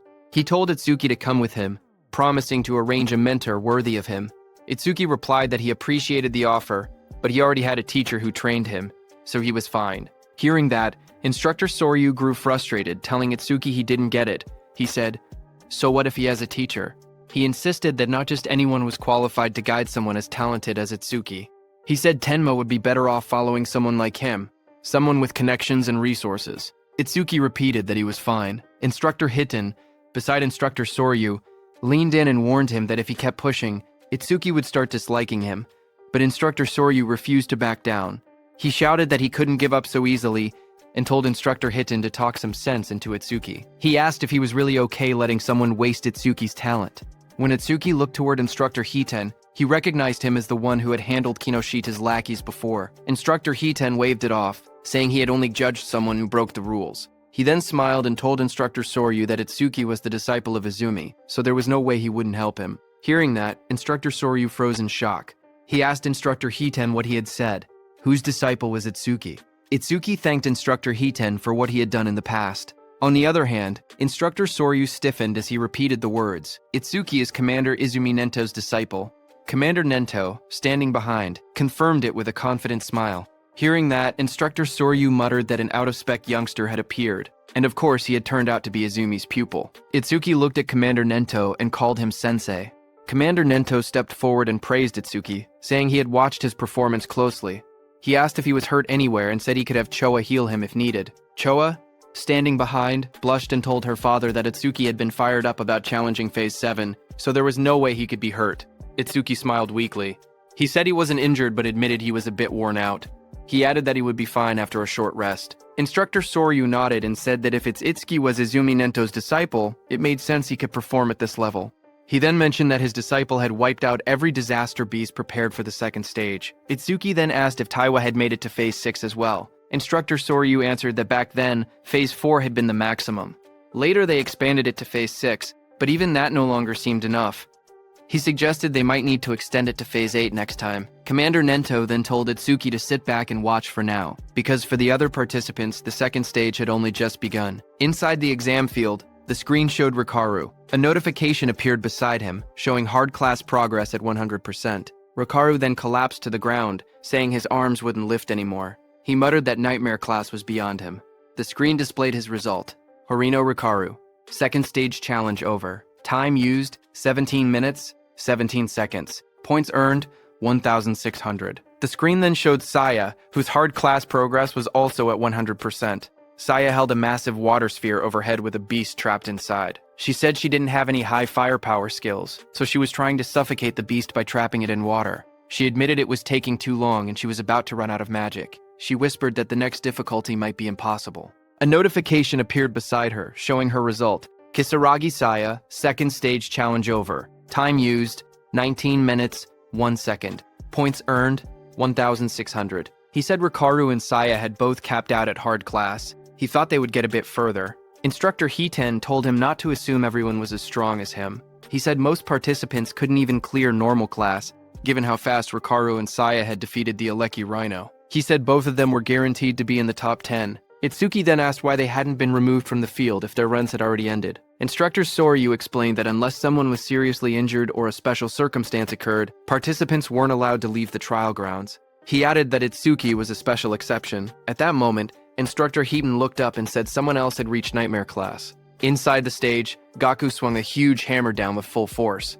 Instructor Haiten explained that, with a rare karma tool, Gaku should be able to take down at least one Inferno giant. Another scene showed a silver-haired girl fighting an Inferno beast. Instructor Haiten said that the Shikigami user, Akagami Shion, reaching this far was impressive too. Just then, Xion shouted for her cat Michon. Her cat jumped as Xion used its complete form. The cat turned into a massive black creature and moved forward as red light burned in its eyes. The monster rose to its full size, towering over the battlefield. Across from it, Xion stood calmly, watching as the creature roared. The beast then charged and struck down with overwhelming force, fighting the Inferno Beast. Their claws crashed with destructive power. Itsuki watched all this from the control room. He asked if Shikigami could change into different forms. He asked Choa if her Tamacho could do the same. She replied with a simple no, explaining that it was her first time seeing one that could transform. She said Shikigami came in many types, and their abilities were still full of mysteries. She warned him to be extra careful if he encountered Shikigami users from now on. Itsuki looked at the scene and said Shikigami were unexpectedly strong. He thought about the black dog he had taken from Charles and said he had been leaving it alone until now. But from this point on, he would give all dropped experience to it. He then looked down slightly and said that since Saya and Rikaru had already retired, there was no pain in staying any longer. He thought it was time to head out. But suddenly, Itsuki's eyes widened as he saw something on the screen. It was Iberia. He was wrapped in glowing red energy and stood in a hardened stance. Itsuki was shocked to see him and asked what that armor was and if he had gotten it from his father. Iberia's whole body became covered by that armor as he looked at the monster in front of him. It was the strongest epic karma tool his dad had made for him. His body then transformed into a fully armored form with sharp red scales and glowing eyes. A screen displayed the item stats. Dragon Gear, Epic, increases attack and agility by 100. Its epic effect, for every 1 minute equipped, attack and agility increase by 20. The maximum time is 15 minutes. Iberia knew that his tool had a will of its own, and chose its master. He said it took a lot of effort before he finally obtained it. He ran toward the Inferno Beast in front of him, thinking that his armor added 20 attack and agility every minute it was equipped. But if worn longer than 15 minutes, there would be a severe penalty. So he had to finish everything within 15 minutes. Another screen appeared, showing current status increase. Attack and agility increased by 120. Iberia shot forward at high speed. He thought about the announcement stating the Nightmare class had been cleared, and he believed it was probably Itsuki. He told himself he had to do his best so he wouldn't drag Itsuki down. He charged ahead, declaring that the two of them were double eye. Itsuki watched him from the control room and said calmly that the armor looked good on him. Then, a few minutes later, Instructor Soryu announced that the second stage was finished. From inside the control room, Instructor Soryu explained the rules. Only the top 10-point earners could advance to the national tournament's main event. He added that the top 2 would receive special rewards in the main event. Lying on the ground, Gaku smirked. He said that aside from Hanayu, there was no way anyone had more points than him. He laughed to himself, claiming those special rewards would be his. Instructor Soryu then stepped forward and announced that he would now reveal the top 10 results. A large screen displayed the rankings. First, Tenma Itsuki. Clear time, 3 minutes 56 seconds. Points earned, 106,600. Second, Hanukana. Time, 23 minutes 43 seconds. Points, 16,600. Third, Gaku. Time, 24 minutes 23 seconds. Points, 6,600. Fourth, Iberia. Time, 27 minutes 59 seconds. Points, 6,600. Fifth, Akagami Shion. Time, 16 minutes 30 seconds. Points, 1,600. She failed at the Nightmare class attempt. Sixth, Horino Rikaru. Time, 17 minutes 17 seconds. Points, 1,600. Seventh, Kisaragi Saya. Time, 19 minutes 1 second. Points, 1,600. Seeing the results, the crowd reacted instantly. One man shouted in disbelief, saying Itsuki had scored over 100,000 points, far more than even Tewajin's 60,000. Another said that with a score like that, first place in the entire country was basically guaranteed. An injured man wondered aloud how many Inferno giants Itsuki must have killed, since each was only worth 5,000 points. Seeing this, Gaku suddenly sat up, shocked that he had fallen to third place. He asked who Tenma Itsuki even was, saying he had never heard of the name before. Haru looked at her weapon and said she wanted to cross swords with Tenma Itsuki. Saya lowered her gaze. She said she hadn't expected such a huge gap between herself and Itsuki. She wondered if a combat job had ever been right for her in the first place. Instructor Soryu then reported that all continental trials had ended and the national rankings were out. He revealed that Itsuki placed first in the entire nation, ahead of second place by a massive 65,000 points. Choa, watching her father, said that she couldn't see her father's face, but she could feel it. Her father was pleased. Commander Nento looked toward the sky and said humanity's new dawn was growing brighter. Meanwhile, on the battlefield, Iberia lay exhausted on the ground. He muttered that over 100,000 points was impressive, but if it was Itsuki, taking first place was expected. He added that he had also done enough not to shame the name of Double I. He was lying next to the defeated giant machine. Itsuki walked up to him and told him he did great, saying Iberia had surprised him. Iberia smiled weakly as he was still dizzy after using that karma tool. The instructors and Commander Nento stood on the platforms watching. Then Instructor Soryu announced that the 21st Salvation League National Tournament preliminaries had come to an end. On the battlefield below, Itsuki carried Iberia on his back and walked forward. The view shifted to the South Continent, District 1. A bright city square lay under the sun, with buildings, pools, and statues arranged neatly. At the center, an old man with long white hair and a beard sat quietly, eyes closed. Nearby soldiers in armor complained. One of them frowned, saying they had been called out at dawn just to watch an old man meditate. Another soldier warned him to watch his mouth. He explained that the old man was the South Continent Commander-in-Chief, someone who could see the future, a prophet. The old man remained still, his hands resting on his stomach. His name was Balgar, South Continent Commander-in-Chief. One soldier then questioned why. If Balgar could truly see the future, they always received warnings after the barrier had already been deployed. He said that if Balgar really had foresight, he should be able to tell them the Stella impact points ahead of time. Another soldier spoke calmly. He said it was true that Elder Balgar could only foresee a tiny sliver of the future. Even so, he explained that Balgar still stood on the same level as the North Continent commander, Izumi Nento, and was considered a pillar of humanity. He said the reason he was called a pillar of humanity was because Balgar's prophecies were correct 10% of the time. At that moment, Elder Balgar suddenly lurched forward, shouting in shock. His attendants rushed toward him in panic. Balgar's voice trembled as he tried to speak. The attendants asked if he was all right, but he pushed himself up with urgency. He shouted again that the North Continent was in danger. His eyes widened, filled with terror. He cried out that a massive disaster beast assault would soon strike the North Continent. Among them, he warned, were disaster beasts with levels that exceeded 100. Then, sometime later at night, the leaves rustled softly as the scene shifted to Itsuki standing under the trees. Blue system windows appeared beside him. While he looked ahead calmly, he said that his total stats had finally exceeded 1,500. The system display showed his information. Tenma Itsuki, human, level 0, fixed. His job was Order Breaker. His Nirvana gift was a special grade Nirvana. His skills were listed one by one. Overmemesis, Thunderbreaker level 2, Blackwall level 2, Lotus Burst level 1, and Shikigami Eater level 1.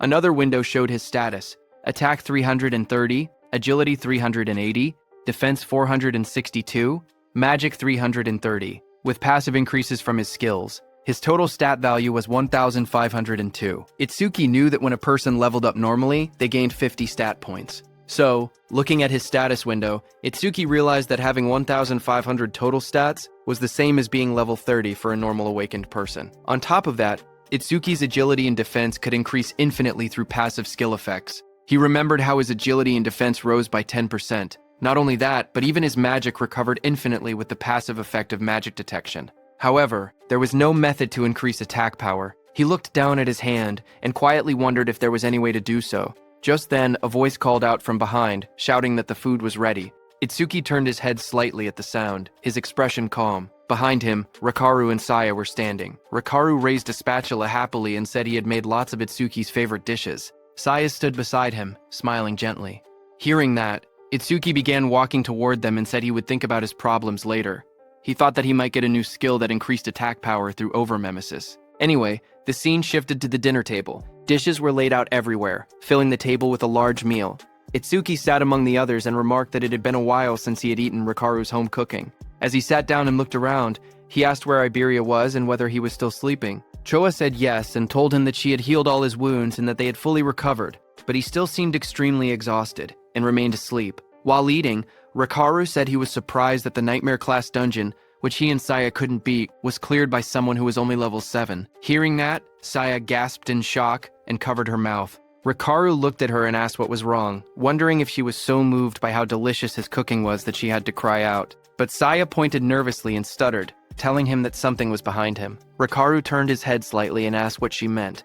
Behind him, a dark figure with glowing red eyes stood silently. The shadowy figure suddenly spoke in a low voice, saying it wanted food. Seeing that, Rikaru fell back in surprise, shouting as the shadowy figure moved toward the table. Immediately, the shadow figure started eating.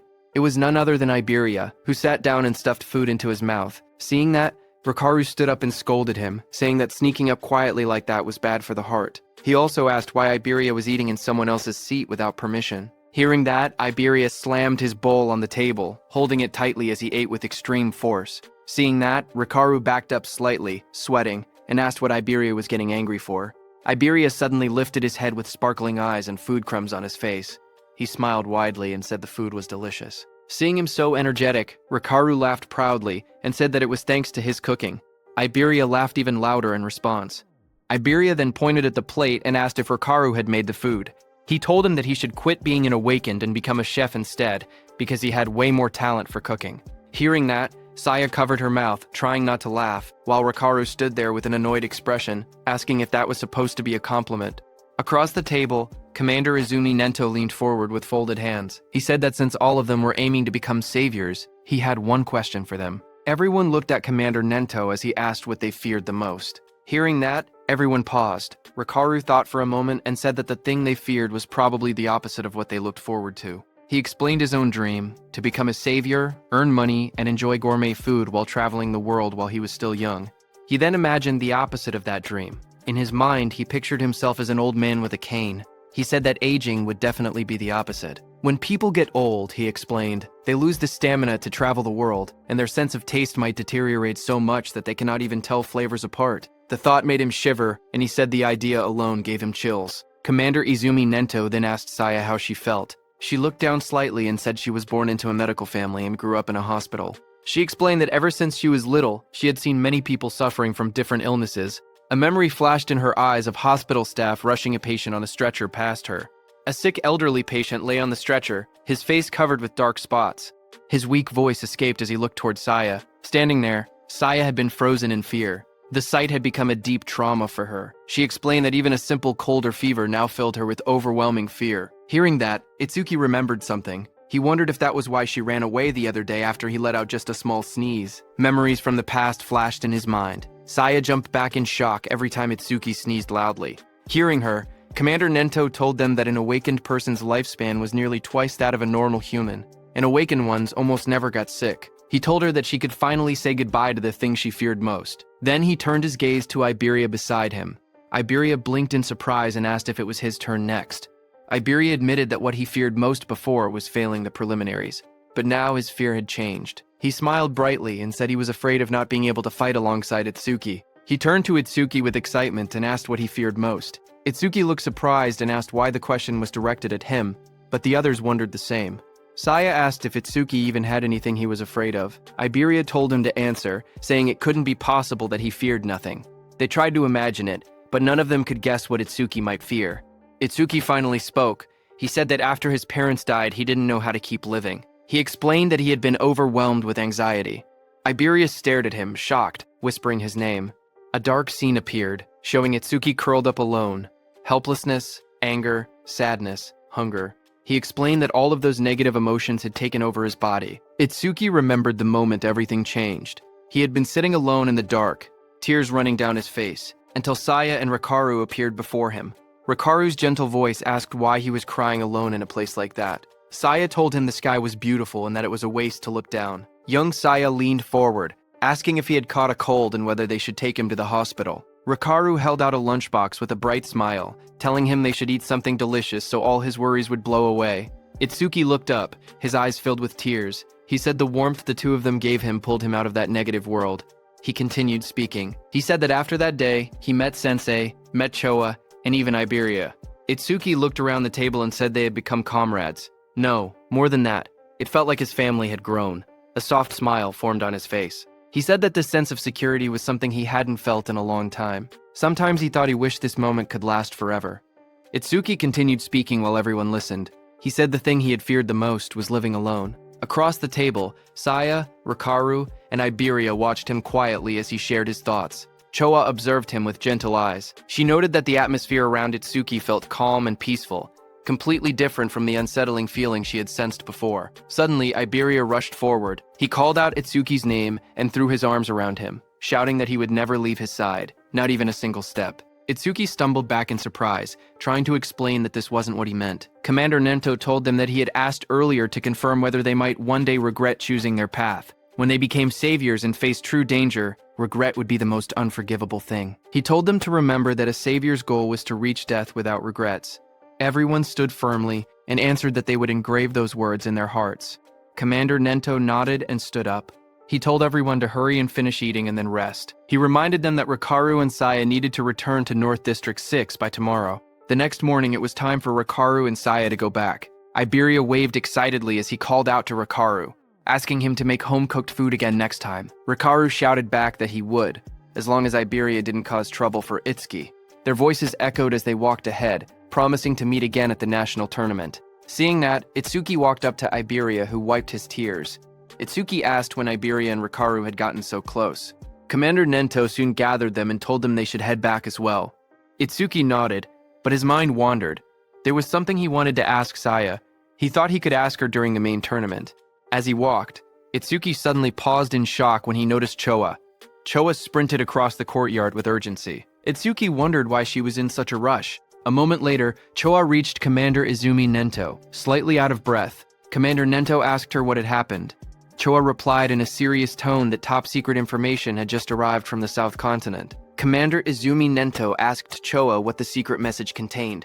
Choa explained that the information carried an extremely high clearance level. It was something only saviors above level 50 and continent commanders were allowed to know. Commander Nento then looked at Itsuki and Iberia and said that the two of them were also permitted to hear it. Iberia lit up with surprise, asking if he trusted him that much. Choa began delivering the message. A new prophecy had come from Elder Balgar, the commander of the South Continent. According to him, within the next 3 days, a large-scale disaster beast assault would strike the North Continent. Hearing that, Itsuki asked whether Elder Balgar's prophecies were reliable. Iberia confirmed that they were. Elder Balgar was the most renowned prophet across all 5 continents. His prophecies were as good as confirmed futures. Choa turned to her father and urged him to leave the North Continent immediately. But Commander Izumi Nento believed there had to be a reason the disaster beasts were launching an assault. This time, he said, the target was most likely him, the commander of the North Continent. The commander thought for a moment. He said that if that were true, then staying here would make him good bait. Choa stepped forward, insisting there was no reason for her father to remain in the North Continent. She reminded him that combat wasn't even his specialty, and if he already knew he was the target, then remaining here was far too risky. She urged him to evacuate to the Central Continent immediately. Itsuki agreed with her. He said that if they lacked manpower, he would remain behind and fight, but the commander raised a hand, stopping them. He told them he had already made his decision and warned them not to argue further.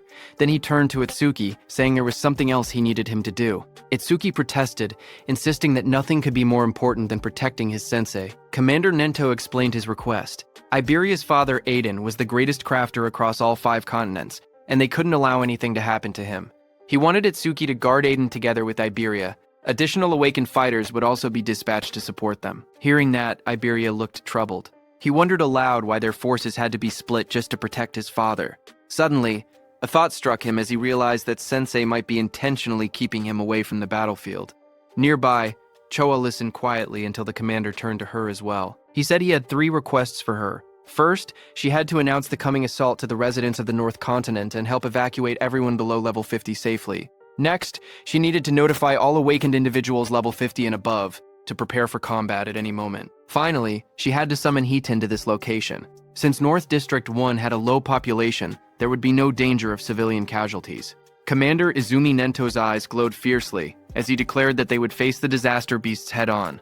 Right there, Choa returned to her father and reported that she had completed every arrangement he had instructed. She told him that Hiiten would be arriving soon. Commander Nento thanked her for her trouble and said she could rest for now. Choa hesitated. Her expression softened as she looked at him in silence. Her father noticed her worry. He asked whether she was anxious about Itsuki, even though Aiden already had skilled guards accompanying him. He added that if that was the case, then, as her father, he simply needed to defeat all the smaller threats and lure out the main enemy.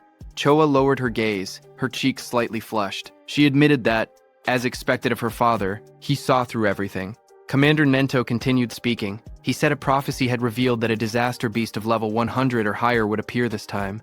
In a battle of that scale, someone would be forced to reveal all their trump cards. That was the real reason he had sent Itsuki away. Hearing that, Choa nodded slowly as the meaning became clear to her. If Itsuki fought such a beast using his unusual methods, his abilities would be exposed, and the enemy would try to eliminate him at any cost. Commander Nento said yes, but added that there was another reason as well. Based on Itsuki's past battles, he seemed to lack raw attack power. Rumors said that Aiden possessed an artifact capable of increasing attack power, and sending Itsuki there might allow him to obtain it. Commander Nento explained that if Itsuki obtained the rumored artifact, everything would change. Attack, defense, mana, agility. He could become a perfect awakener who possessed every attribute. The prophecy began to unfold soon after. On day 1 of the prophecy, at 8 p.m., the northern continent was struck. In every district, stone monuments began falling from the sky like rain, crashing into the ground and signaling the start of the Disaster Beast assault. In North District 2, the skies were dark as Itsuki and Iberia sprinted through the cold winds. Itsuki asked how much farther Iberia's home was. Iberia estimated another 100 kilometers. Hearing that, Itsuki narrowed his eyes, thinking that a disaster beast could appear at any moment. They had to reach Iberia's father as fast as possible. Suddenly, from behind, Iberia shouted for Itsuki to look, pointing ahead in shock. Hearing that, Itsuki stopped and looked forward. Iberia's trembling voice barely formed the words. A blazing object was falling from the sky. It was a stone monument. Itsuki realized that the attack had already begun, and the monument had landed right in the middle of a populated area. The two watched as the fiery structure crashed straight into the city. The impact sent a massive explosion of light through the skyline. Itsuki's expression tightened. The warning had only been released moments ago. Civilians were still evacuating. If a disaster beast appeared now, the situation would become catastrophic. Elsewhere in the city, awakened warriors stared at the monument that had descended. Chaos erupted as they shouted that massive casualties were unavoidable and that a disaster beast was already approaching. Someone recognized the scene. It was exactly as Elder Balgar had foretold. They cursed at how early the event had arrived. Back with Itsuki and Iberia, a glowing barrier began forming around the impact zone. Iberia panicked as he watched it rise. Itsuki was also panicking inside, thinking that if they left the citizens behind, many would die. But if they stepped in to help, their main mission would be delayed. Itsuki glanced at Iberia and thought quietly to himself. Iberia had traveled a long distance, yet he hadn't asked for a single break. He must have been that worried about his father. If he suggested stopping to save citizens now, Iberia would surely hate it. But before he could decide, Iberia suddenly pointed forward, shouting for them to go help. The barrier had trapped a disaster beast inside the city, and he insisted they couldn't ignore it. The creature inside was at least level 20. If no high-level awakeners were present, countless people could die. Hearing that, Itsuki's worries vanished. Then, with a firm voice, he agreed to change the plan. They would take care of the disaster beast in the city first. Just then, the ground shook violently as the stone monument split open. Flames burst out, and a massive creature emerged from within. It was a flame golem, level 21, its entire body wrapped in blazing fire. Nearby, the awakened fighters assessed the situation. They counted their strength, 3 level 15 and 1 level 16. It would be difficult, but against a level 20 disaster beast, they believed they still had a chance to win. A defender stepped forward and activated his C-rank skill, Rock Shield. Jagged stones shot up around his arms as he braced himself against the incoming flames. He shouted for the others not to break formation, promising to hold off the monster's attacks. The flame golem roared and hurled fire straight at him. Through the heat and sparks, the defender yelled for his teammates to find an opening and counterattack. But the creature's power was overwhelming. It struck with massive force, smashing the ground and scattering debris across the street. The defender was thrown violently backward, crashing into a wall. As the dust settled, he struggled to lift his head. His armor was shattered. His voice trembled. He couldn't believe what had happened.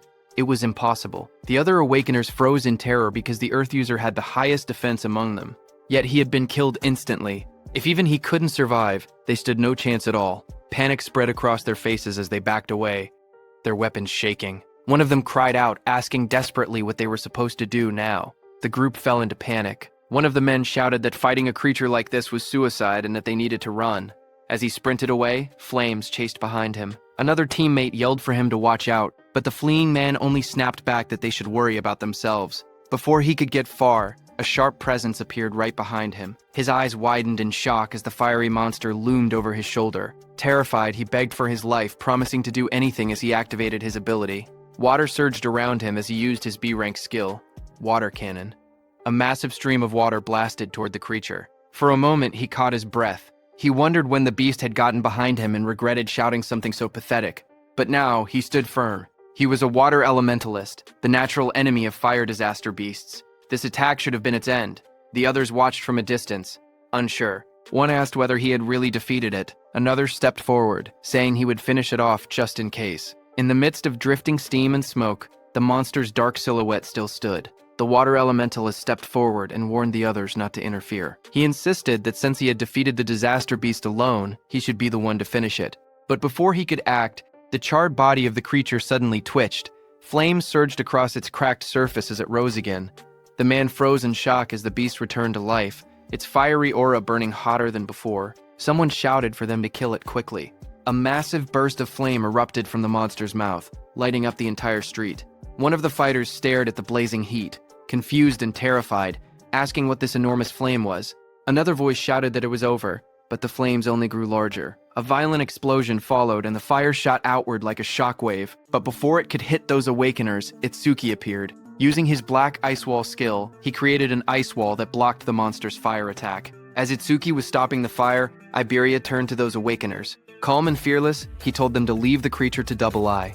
Clad in black armor, Itsuki told Iberia not to worry about the monster, and instructed him to evacuate the citizens. Iberia acknowledged with a Roger. A blue screen appeared, displaying new information.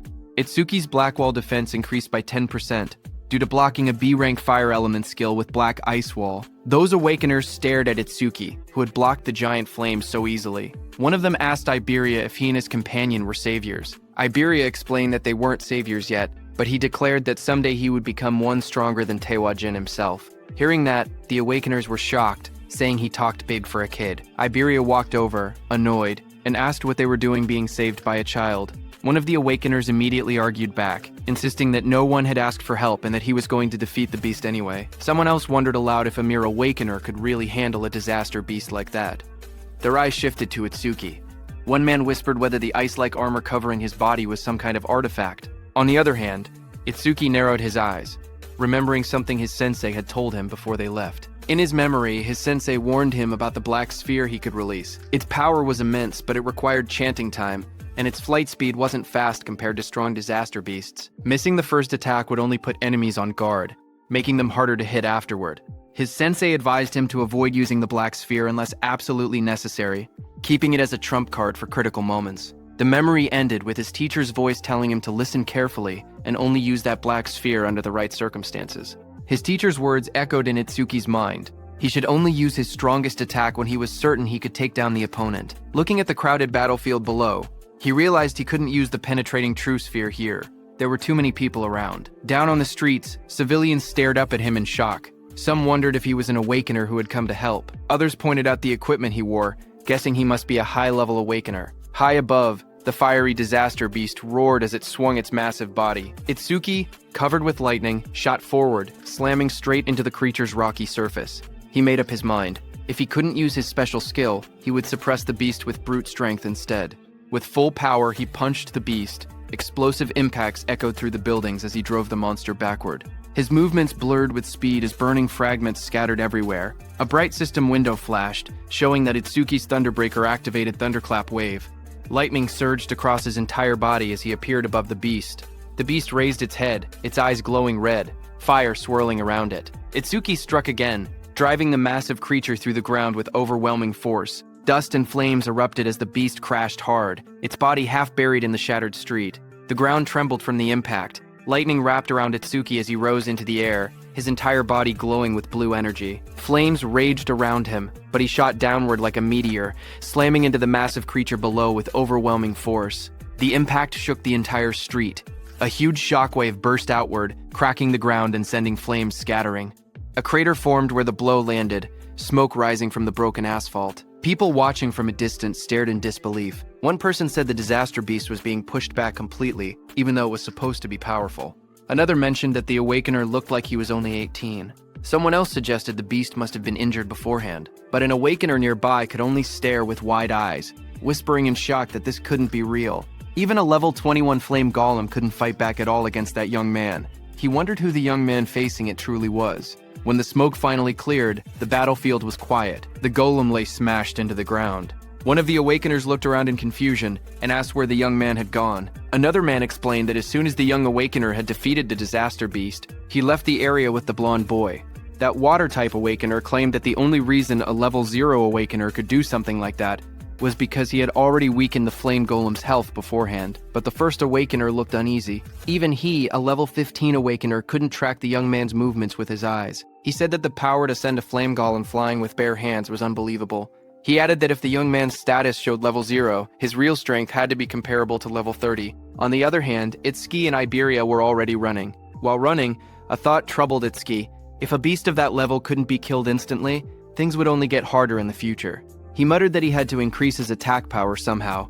Just then, a system window appeared, displaying Itsuki's current stats. Attack, 330. Agility, 760, plus 100% due to Thunderclap wave activation. Defense, 495, increased by 50% due to Black Ice Wall. Mana, 330, recovers 10% of mana upon detecting one enemy unit. Itsuki stared at the numbers, knowing he needed to grow stronger as quickly as possible. On the first day of the prophecy, at 10:30 p.m., Itsuki and Iberia ran through the rain-soaked streets. Iberia stared in awe and said, Itsuki's speed was so incredible that he couldn't even track him with his eyes. Itsuki replied calmly that speed meant nothing without power. While they were running, Iberia suddenly started panting heavily, admitting that he had never thought of Itsuki that way before. When they stopped, he told Itsuki that if he wanted to raise his attack power, he knew a good method. Itsuki looked at him and asked what he meant. Iberia explained that his dad's warehouse contained tons of artifacts, and there had to be one that boosted attack. He said Itsuki was strong and was also Sensei Izumi's student, so his dad would definitely be happy to let him have one.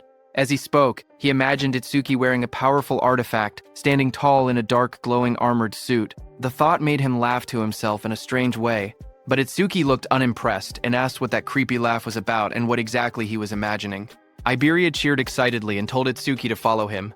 Once they arrived, he said he would ask his father to prepare a useful artifact for Itsuki. Itsuki watched him struggle to stand straight and thought to himself that he had already slowed down on the way. But even with all that agility, Iberia must have had trouble keeping up. Itsuki then stepped forward and grabbed Iberia by the arm. Iberia panicked and shouted, asking what Itsuki was doing. Itsuki told him not to push himself if he was tired. If they ran into a calamity, he wouldn't be able to fight properly in that condition. Before Iberia could answer, Itsuki lifted him and dashed forward at full speed. Iberia yelled that he wasn't ready, but the wind tore past them too fast for him to react. The two shot through the city like a blur.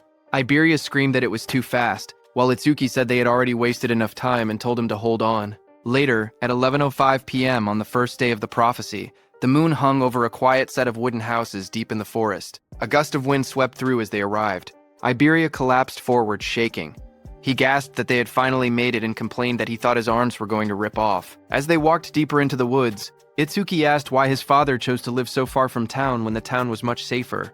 Iberia replied that his father said the town was too noisy for him to focus on his crafting. Ahead of them stood an old wooden house. Iberia explained that the place might look run down, but its defenses were strong. His father had traps set all around the perimeter. Itsuki nodded, saying he thought he felt a faint magical fluctuation. Iberia told him not to worry. As long as Itsuki followed him closely, he wouldn't trigger anything. Itsuki silently thought that with his detection ability, he could avoid them on his own. Iberia walked ahead proudly as Itsuki asked him to watch his step. But Iberia grinned to himself, happy that it was finally his turn to take the lead. The next second, however, a small trap placed on the ground clicked under Iberia's foot. Iberia froze. He started sweating as he realized he had stepped right on one of the traps. He shouted that he had gotten carried away and forgotten about it. Itsuki stared at him blankly and asked if he was sure this was really his own house. Iberia froze the moment the trap activated. He shouted that this was bad because he had stepped on the nastiest trap of all. Itsuki focused for a moment and noticed the magical fluctuation around them growing stronger. A loud mechanical roar echoed through the forest as the ground shook. From the dust rose a massive humanoid construct, an iron golem glowing with red eyes and a core embedded in its chest. A system window appeared, listing its stats: attack 500, defense 500, agility 300, magic 200. Itsuki's eyes widened in surprise. He couldn't believe Iberia's father even owned humanoid artifacts. Before Iberia could react, the iron golem swung the giant arm toward him. The blow came crashing down with tremendous force. In the next instant, Itsuki dashed forward and pushed Iberia out of the attack's path. As the iron golem's punch came down, Itsuki also punched it with full power. Their attacks smashed into each other, creating a massive shockwave that cracked the earth and sent debris flying everywhere. Itsuki slid backward across the ground, shocked that even a mere artifact had higher attack power than he did. As he steadied himself, he realized another problem. Because the iron golem was created to protect Iberia's father, he couldn't simply destroy it with his piercing sphere. That made the situation more complicated. Itsuki quickly called out to Iberia, asking if there was any way to stop the golem. Iberia, panicking, shouted back that the key was the karma stone embedded in its chest. If that stone was destroyed, the golem would shut down. The iron golem's eyes glowed red as its chest stone pulsed with green light. Iberia yelled that the stone was its power source, and that taking it out would end everything. A system window appeared as Itsuki activated Thunderwave. Lightning surged around his body, crackling across his arms and shoulders. He smirked, realizing that knowing the golem's weak point made the fight much simpler. The golem had strength, but he had speed. He dashed forward, lightning trailing behind him as the iron golem slammed its massive arm into the ground. Stone shattered everywhere, but Itsuki slipped past the attack, aiming straight for the glowing stone. The golem swung again with both arms, trying to crush him, but Itsuki moved in a blur of thunder. Multiple aftermages flickered around the battlefield as he closed the distance, electricity lighting up the entire area. Lightning wrapped around Itsuki's body as he dashed straight toward the iron golem's chest. The golem swung a massive arm down at him, but he slipped underneath the attack, closing the distance in one quick burst. He reached out and grabbed the glowing green karma stone embedded in the golem's chest. The moment his hand made contact, the stone cracked and came free from its socket. The iron golem's body froze. Its red eyes dimmed, and its raised arms stopped mid-movement as all power left its frame. Itsuki stepped back, holding the fractured stone in his hand. Just then, a shadow loomed behind him, raising a sword to attack. As Itsuki calmly asked if that was enough, Iberia rushed forward in panic, shouting for Josuke to stop. But before he could reach him, that figure suddenly blurred into motion. A fierce strike came swinging toward Itsuki from the side, his eyes glowing red at the moment of impact. But the blade stopped inches from his chest. Itsuki froze in shock. He wondered when his opponent had even moved. Josuke stood in front of him, lowering the heavy sword. He looked confused as he recognized Iberia behind the stranger. He admitted that he had thought the intruder was just a group of lost bandits. Smoke drifted from the sword as Josuke introduced himself. Itsuki stepped forward calmly, but confusion rose in his eyes. He questioned why he hadn't sensed any magic until the moment of the attack. Josuke's gaze moved between Iberia and the newcomer as he asked who this person was. Just then, Itsuki glanced down, startled to see that the massive sword in Josuke's hand had vanished without a trace. Iberia quickly jumped in, explaining that the stranger was his friend, Itsuki Tenma. He boasted that Itsuki was level 0 but incredibly strong. He added that they had formed a duo and were trying to decide on a team name. Before Iberia could continue, Itsuki told him never to mind that and instead asked where Iberia's father was.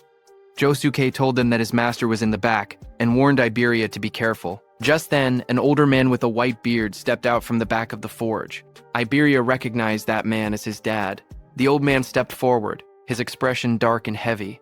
Even Josuke quietly noted that he didn't seem to be in a good mood. Iberia ran up to him excitedly, waving his arms. He shouted that he had passed the qualifiers. The old man remained silent. Iberia proudly continued. He explained that he had ranked 4th in the region on nightmare difficulty and demanded the reward he was promised, being allowed to choose any artifact he wanted.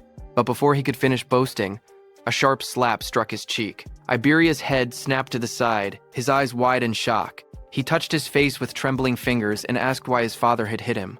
The old man glared at him furiously, his voice rising as he demanded that he return the dragon gear. He accused him of stealing it. Iberia staggered back, clutching his cheek. He shouted that he had only borrowed an epic artifact and complained that there was no need to hit him. His father pointed angrily at him from the ground. He warned that the dragon gear caused irreversible damage if worn for too long. He added that if Iberia ever took it without permission again, he would not be so lenient next time. Frustrated, Iberia turned and ran off into the forest, yelling that he would never use his father's crappy artifacts again.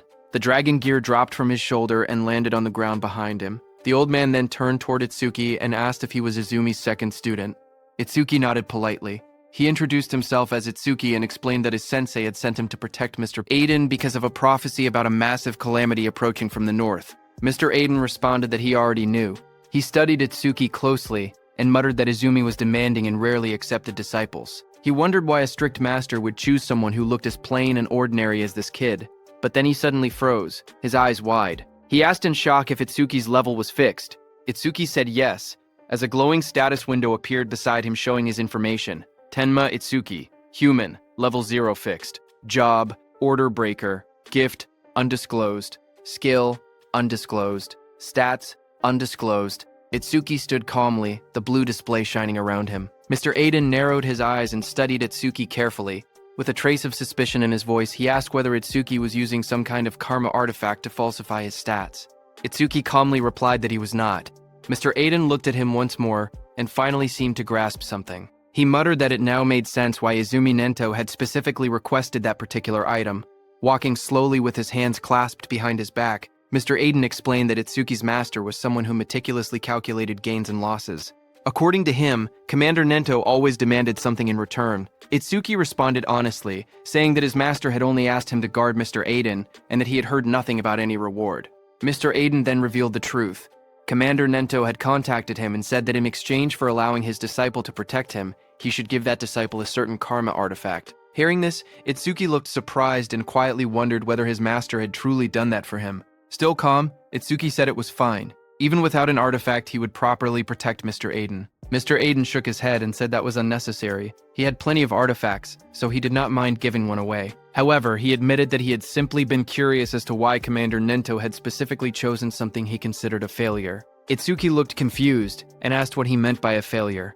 A memory flashed as Mr. Aiden explained that the artifact was originally a masterpiece designed to draw out an awakened person's attack power to its absolute limit. He raised a glowing golden crystal in his hand as a system window appeared, revealing the artifact's information. Its name was Critical Crystal. Unique effect: critical attack power is doubled during a critical hit. Critical rate: 99%. Unique effect: the user's attacks generate critical hits. The golden crystal shone brightly in Mr. Aiden's hand, but as Mr. Aiden held the glowing crystal, something unexpected happened. A crack suddenly formed across its surface. His eyes widened in shock as the golden crystal split with a sharp sound. The artifact's power changed instantly. Its rank became unknown, and a mysterious broken effect appeared. A system window appeared revealing the new information. Broken critical crystal. Rank unknown. Effect: power is multiplied by 10 during a critical hit. Critical rate: 0%. It increases by 1% every time an enemy unit with higher attack power than the user is defeated. Broken effect: the critical rate resets whenever the user levels up. Mr. Aiden showed the cracked crystal to Itsuki and explained its problem. Because the critical rate reset every time someone leveled up, it was completely useless for a normal awakened person. Anyone who trained hard to increase their critical rate would lose it the moment they gained a level. He said that was exactly why he had been confused when Commander Nento specifically requested this artifact. But after seeing Itsuki's stats, he finally understood the reason. Itsuki carefully reached out and took the broken crystal into his hand. The red cracks inside the golden crystal glowed faintly as energy flowed through it. Mr. Aiden smiled slightly and said that Itsuki was quite special. He admitted that he did not know how Itsuki became stronger, but since Itsuki would never level up, the artifact was perfect for him. He then explained that as Itsuki continued defeating Calamity Spirit Beasts, his critical rate would slowly increase until it eventually reached 100%. Just as he said that, Itsuki used the crystal. Golden energy began swirling around him as the crystal reacted. Golden energy suddenly burst out from the crystal and wrapped around Itsuki's body. The power surged violently as the artifact synchronized with him. As Itsuki struggled, Mr. Aiden told him that in the future, every single attack Itsuki made would be buffed 10 times. Hearing that, Itsuki clenched his fist as the golden aura intensified around him. With the power flowing through his body, he unleashed a technique. Iron Fist of Destruction. A system window appeared, confirming that the artifact had been equipped. Equipped. Broken Critical Crystal. Itsuki looked at the information and thought about the artifact's conditions. His critical rate would only increase when he defeated enemies with higher attack power than him. He quietly admitted that the condition was a bit harsh. However, he decided not to worry about it for now. He would think about a counter strategy after they finished this raid. Just then, another system notification appeared, showing the crystal's information. Its effect was that it increased attack power 10 times on critical hits. Its current critical rate was 0%, but it would increase by 1% for every kill of a stronger enemy. The broken effect was that it reset upon leveling up. After observing the artifact's reaction, Mr. Aiden spoke again. He said the artifact seemed to be equipped properly and that it was truly compatible with Itsuki. Itsuki then admitted that he had actually been struggling because his attack power was low. He thanked Mr. Aiden, saying the artifact helped him a lot. Mr. Aiden waved his hand dismissively. He explained that he created the artifacts while others used them to fight the Calamity Spirit Beasts. Both of them were simply doing their part for the survival of humanity, so no thanks were necessary. As he spoke, Mr. Aiden turned and began walking away. He added that unless someone already knew his location in advance, there was no reason for beasts to attack such a remote place. For now, he told Itsuki to rest. Just as Mr. Aiden finished speaking, something strange suddenly appeared in the sky above the forest. His eyes widened in shock as he noticed a massive pillar of energy descending from the sky. The atmosphere trembled as the force rushed downward. A loud impact followed as the energy slammed into the forest. The force spread outward like a shockwave nearby. Itsuki and Josuke instinctively raised their arms to shield themselves as the powerful energy burst through the air. Iberia, who was inside the house, opened his window and stared in disbelief, shouting in confusion and asking what had just happened. He looked toward the sky with wide eyes and realized something unexpected. A barrier had appeared. Looking up, they saw a massive green dome covering the entire area. The strange barrier surrounded the forest, glowing with an eerie green light. Seeing the enormous dome above them, Iberia shouted in shock, wondering why there was a green barrier there. Mr. Aiden looked toward the sky with a serious expression. In his mind, a troubling thought appeared. Only the commanders and the chief of the 5 continents should know his location. He wondered whether it was truly a coincidence that a stone monument had fallen here, or if something else was happening behind the scenes. Before he could think further, Josuke suddenly shouted loudly, quickly warning everyone to get back. The Calamity Spirit beasts were coming, and they were already heading straight toward them. Itsuki stood quietly and focused his senses. His eyes sharpened as he felt a powerful presence approaching. He calmly said that he could feel it. Something was moving toward them at an incredible speed. Moments later, the ground began shaking as multiple creatures rushed forward through the forest. At first, Itsuki counted 6 of them. Then they realized there were even more. The monsters burst out of the trees, charging straight toward them. One of the creatures revealed itself clearly. A system window appeared, identifying it. One horned demon from the Horned Demon tribe, level 14. Seeing the monster rush forward, Itsuki shouted that they were here. The demon lunged toward Itsuki with its massive arm raised, aiming a brutal strike at him, but Itsuki stopped its attack with his bare hands. The next second, Itsuki pierced the monster's body with his black ice wall. Blood burst out as the blade tore through its flesh. At the same moment, a system notification appeared, activating Black Ice Wall. More monsters rushed forward from different directions, opening their jaws wide as they attacked together. Electricity crackled around Itsuki's body as he moved calmly through the battlefield. Inside his mind, he thought that enemies at this level were not a problem. No matter how many came, he could finish them instantly with Lotus Explosion. However, he hesitated, thinking that Josuke might not be able to withstand the shock of a Lotus Explosion, and it was still risky. Itsuki glanced behind him and remembered that Mr. Aiden and Iberia were hiding in the shed right behind him. If he used Lotus Explosion recklessly, the blast might catch them as well. Because of that, he held back his power and continued fighting the monsters directly instead. After defeating the surrounding monsters, Itsuki stood quietly among the fallen enemies. Looking at the battlefield, he calmly admitted to himself that he was probably more suited for fighting alone. Just then, he suddenly paused, sensing something unusual. Itsuki frowned slightly as he felt another surge of mana spreading through the area. This new wave of power felt far stronger and more intense than the ones that had appeared before. Moments later, a massive creature revealed itself. A system window appeared, identifying the monster. 2-horned guardian beast of the Horned Demon tribe, level 24. At the same time, far away in a dark and terrifying realm, towering demonic structures stood beneath a crimson sky. Inside a sinister palace, the most powerful demon emperor, Ringa, sat on the throne. An orange-haired figure standing in front of him spoke calmly. He reported that the first wave of the advanced party had already been teleported to the human realm, consisting of lower-class slave demons. Then he asked another question.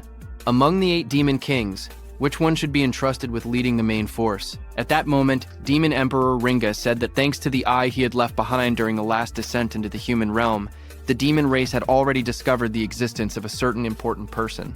With a cold command, the Demon Emperor told him to capture them. This orange-haired figure was Enmaraku, also known as Yama, one of the 8 demon kings. He asked whether the task should also be entrusted to one of the 8 demon kings. However, the Demon Emperor sitting on the throne calmly refused the idea. He said that sending a demon king might destroy the very eye that had been secretly left behind in the human realm.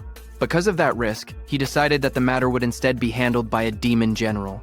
The order was accepted without hesitation. Demon King Yama simply replied that it would be done as commanded. Then, Demon Emperor Ringa declared that the command of the main force would be completely handed over to Inshokuma, also known as the AP-eating Demon King. This was one of the 8 demon kings, Inshokuma. Demon Emperor Ringa said that since Inshokuma had not eaten a living human in a very long time, he was certain that Inshokuma must be extremely hungry. Meanwhile, on the battlefield, while Itsuki was fighting, a loud scream suddenly echoed throughout the area. Hearing it, he instantly recognized the voice. It was Iberia. His expression changed as he realized something was wrong. He wondered if a disaster beast had broken into the room. But before he could react any further, a disaster beast burst forward to attack. A system window appeared in front of him, identifying the beast as a double-horned guardian from the Horned Demon clan. Level 24. The beast attacked with overwhelming force, striking toward him without hesitation. Seeing the situation, Itsuki's eyes sharpened. He realized that things had reached a critical point, and he had no choice but to use that power. As the attack came crashing down, Itsuki quickly glided across the ground and dodged it. At the same time, he aimed at the beast and used Clear Orb. He judged that the creature's attack power was likely higher than his own. However, if he managed to defeat it, he could increase his critical rate. A system notification appeared, explaining the effect of the broken critical crystal. It stated that attack power would increase tenfold during a critical hit, and the critical rate would increase every time he defeated an enemy stronger than himself. However, the critical rate would reset whenever he leveled up. With determination, Itsuki shot the Clear Orb. A beam of purple energy shot into the sky, cutting through the darkness like a sharp spear as the attack was released. Another system message appeared, saying Clear Orb had been activated. After the beast died, another system notification appeared, telling Itsuki that his critical rate had increased by 1%. Looking at the result, he calmly confirmed that it had risen just as he had expected. Without wasting time, he turned and spoke to Josuke. He told him that he would take down the disaster beast that had broken into the room, and that everything here would be left to him. Josuke, who was engaged in battle, immediately accepted the responsibility without hesitation. Lightning flashed as Itsuki ran toward the cabin where Iberia and Aiden were. At the same time inside that cabin, Iberia was pushed back and hit the wall. He stood there, injured and covered in blood. Lowering his head, he admitted that it was useless. Without his dragon gear, he knew he could not win. Pain filled his body as he struggled to stand, realizing how desperate the situation had become. Iberia quietly muttered that if it had come to this, then there was only one option left. As the monster lunged forward with its terrifying jaws wide open, Iberia cried out for help, calling Itsuki's name. But in the next second, someone appeared behind the disaster beast. It was Iberia's father, Aiden. He swung his massive weapon down with overwhelming force, hitting the beast on the head. Watching this, Iberia was shocked. He wondered how his dad, who was a non-combat class, could face a disaster beast without any fear. Seeing that nothing happened to the beast, Aiden remained calm and called it stubborn. Aiden's attack made the beast furious, and it turned around in anger. It immediately charged at Aiden at full speed. Seeing it coming, Aiden stood firmly and declared that he would leave the rest to him. He was saying that to Itsuki, who appeared there just before the monster's attack could hit Aiden. Itsuki moved instantly, his body wrapped in crackling electricity as he intercepted the attack. The beast tried to strike again, but Itsuki stepped in from behind and using his black ice spike, pierced through the monster's body. A system message appeared, announcing that his black ice wall had activated. Blood splattered as the creature's massive frame was struck down. After the clash ended, Itsuki apologized to Aiden for being late. He explained that it had taken a little time to deal with the lookouts. Aiden then asked about the situation outside. Itsuki immediately used his magic detection skill, but he could no longer sense any magic fluctuations from outside. Seeing that, he told Aiden that Josuke had likely wiped out every last disaster beast. As they went outside, the battlefield was covered with the bodies of disaster beasts. Iberia looked around in shock and stammered in disbelief, wondering if Josuke had really done all of that by himself. Josuke immediately warned everyone not to lower their guard. He explained that unless they destroyed the barrier, disaster beasts would continue spawning from within it without end. As time passed, they would only grow stronger. With a firm expression, he declared his intention to head toward the barrier and destroy it while eliminating as many disaster beasts as possible along the way. Looking at Itsuki, he added that if any beast managed to slip past him, he would have to deal with it. However, Itsuki stated that he would be the one to slaughter every disaster beast within the barrier. His eyes were filled with hatred as he instructed Josuke to remain there and protect Aiden and Iberia. Seeing Itsuki's expression, Aiden narrowed his eyes. He muttered that those eyes showed no trace of fear. Instead, they were filled with a burning thirst for battle. Finally, with firm resolve, Aiden declared that they would leave the destruction of the barrier to Itsuki. Josuke warned Itsuki seriously. He explained that if the barrier was green, then the disaster beasts inside would be at least level 250. He asked if he was truly prepared for something like that. Without hesitation, Itsuki answered calmly that he was sure. Lightning crackled violently around Itsuki as he ran toward that green barrier. A sharp smile formed on his face as he admitted that finally, he could fight to his heart's content. Seeing him go, Iberia immediately spoke up. He declared that if Itsuki was going, then he would go too. He told Josuke to look after his old man, but his father, Aiden, stopped him. Iberia protested, asking why not. He reminded them that they were a team. Aiden answered bluntly, telling him to stop pretending they were a team. He said it was pathetic. He added that he and Itsuki lived in two completely different worlds. Iberia clenched his fist, anger rising in his voice. He argued that they had walked this path together all this way and demanded to know what he meant by different worlds. Aiden also shouted, telling Iberia that a team was meant to support one another and cover for each other's weaknesses. Aiden's eyes widened with anger as he spoke harshly. He told Iberia that he was not supporting Itsuki at all. Instead, he said he was only dead weight at this rate. His voice grew even colder as he warned that he would end up getting Itsuki killed. Hearing that, Iberia froze, shock spreading across his injured face. Aiden continued, saying that he was not just talking about him alone. He explained that Itsuki was special. No one else from his generation could even stand on the same stage as him. Then he asked Iberia if he had ever truly seen the look in Itsuki's eyes when he faced a disaster beast. He told Iberia that those were the eyes of someone drowning in hatred. At the same time, while Itsuki was running toward the barrier, a system window appeared showing, "Mana, 5 enemy units have been detected. 50% of Itsuki's mana recovered." Itsuki noticed it immediately. He realized that 5 disaster beasts must have just come out of the barrier. He calmly acknowledged that this had brought his mana back to full. Ahead of him, massive disaster beasts with sharp purple spikes and rows of jagged teeth emerged, blocking his path as lightning continued to crackle around his body. Lightning surged wildly around Itsuki as he faced them. His eyes burned with determination as he shouted for them to get out of his way. A system window suddenly appeared, showing that Lotus Blast had activated. In the next instant, a massive explosion erupted in the forest, flames bursting outward with overwhelming force. Another system message appeared, showing 5 enemies defeated with Lotus Blast. Range of all skills increased by 5%. Now your broken critical crystal critical rate is 2%. Itsuki moved forward through the fading flames, his expression calm but focused. He admitted to himself that the double-horned guardian's defense had been far too high. It had taken 80% of his mana just to bring it down with Lotus Blast. Even so, he firmly decided that he would not allow a single one of them to reach Iberia or the others. In the distance, smoke and fire from Lotus Blast rose above the trees. Josuke turned toward the explosion in shock and demanded to know where it had come from. Iberia immediately realized and stated that it was Itsuki's skill and that he must have run into disaster beasts in the forest. Josuke stared toward the forest, his expression serious. He thought that an explosion of that scale was not something a mere level 0 should be able to trigger. A troubling thought crossed his mind. He wondered if the reason Itsuki could not level up was because of a debuff from his gift. Meanwhile, Itsuki reached and stood before that glowing green barrier. He quietly acknowledged that this was the green barrier. He realized that the disaster beasts inside seemed to be on a completely different level from the ones he had faced so far. He immediately activated his mana detection. However, Itsuki was shocked to see that his mana detection could be blocked. Because of that, he could not judge the number or strength of the disaster beasts inside. Then he remembered something his teacher once said. The level of disaster beasts inside a barrier could be determined by its color. Gray barriers contain disaster beasts from level 1 to 25.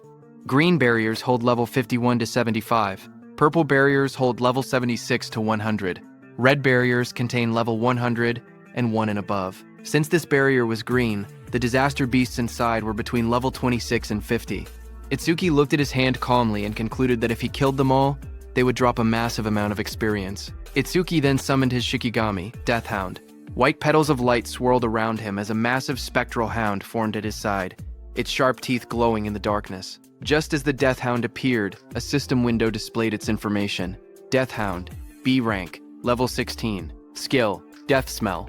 C rank, detects all traces of mana within the area to locate and track the source. Respawn design, Death's Craving, B rank, drastically reduces respawn time after the Shikigami dies. Its attack stat was 250, agility was 250, and mana was 150. The Death Hound's glowing eyes shone in the darkness as it stood beside Itsuki. Itsuki placed his hand on the hound's head and told it that it would receive all the experience that dropped later. However, he made one thing clear.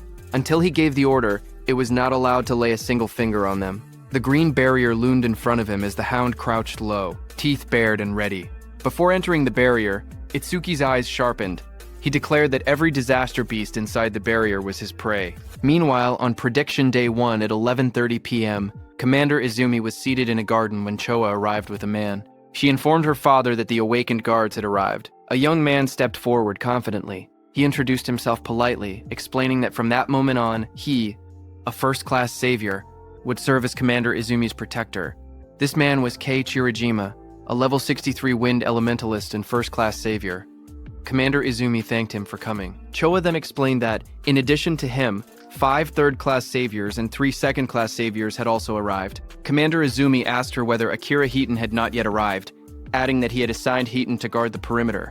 Choa frowned slightly and explained that when they had spoken 6 hours earlier, he had said he was already on his way. However, when she tried calling again 3 hours later, she could not get through. She added that massive stelas had been falling across the northern province since 8 p.m. that night. Because of that, she thought he might have run into trouble along the way. Still, she remained confident. Commander Izumi stated that a normal disaster beast would not be a threat to him. After all, he was one of the 6 pillars among the special class saviors. He asked her to keep trying to contact him, adding that only a special class savior could stand against the disaster beasts appearing there.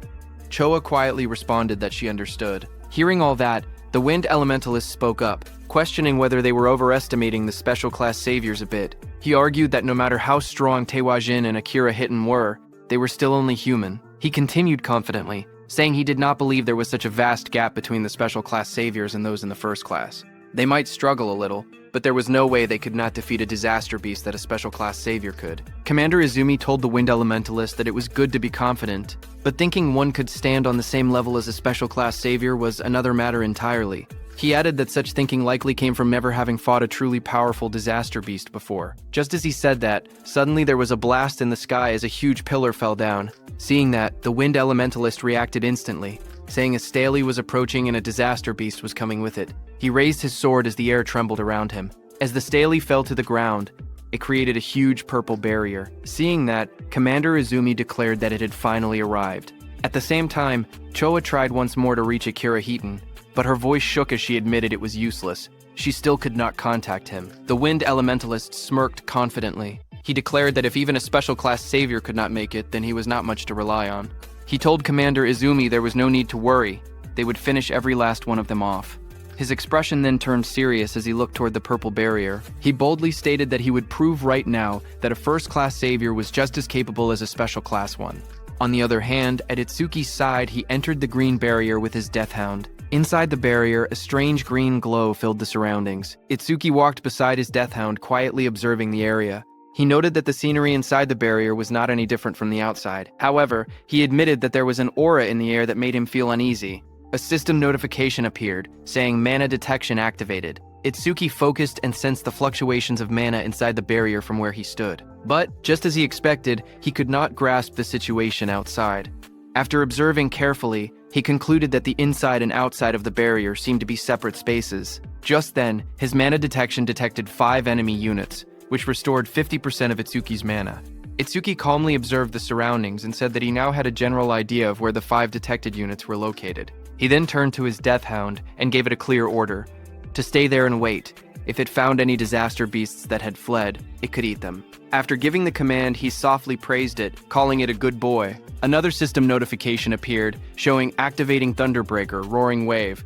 Blue lightning began to crackle around his body as his eyes sharpened with focus. He decided that he should start moving as well. At that moment, 2 muscular disaster beasts charged forward at high speed, their claws digging into the ground as they rushed toward him. Suddenly, electric energy surged through the air as one of the beasts reacted in surprise. It was Itsuki. He activated his Black Wall skill and struck the 2 disaster beasts. With a single attack, he killed both of them by piercing their bodies with Black Wall. Just then, 2 more beasts appeared.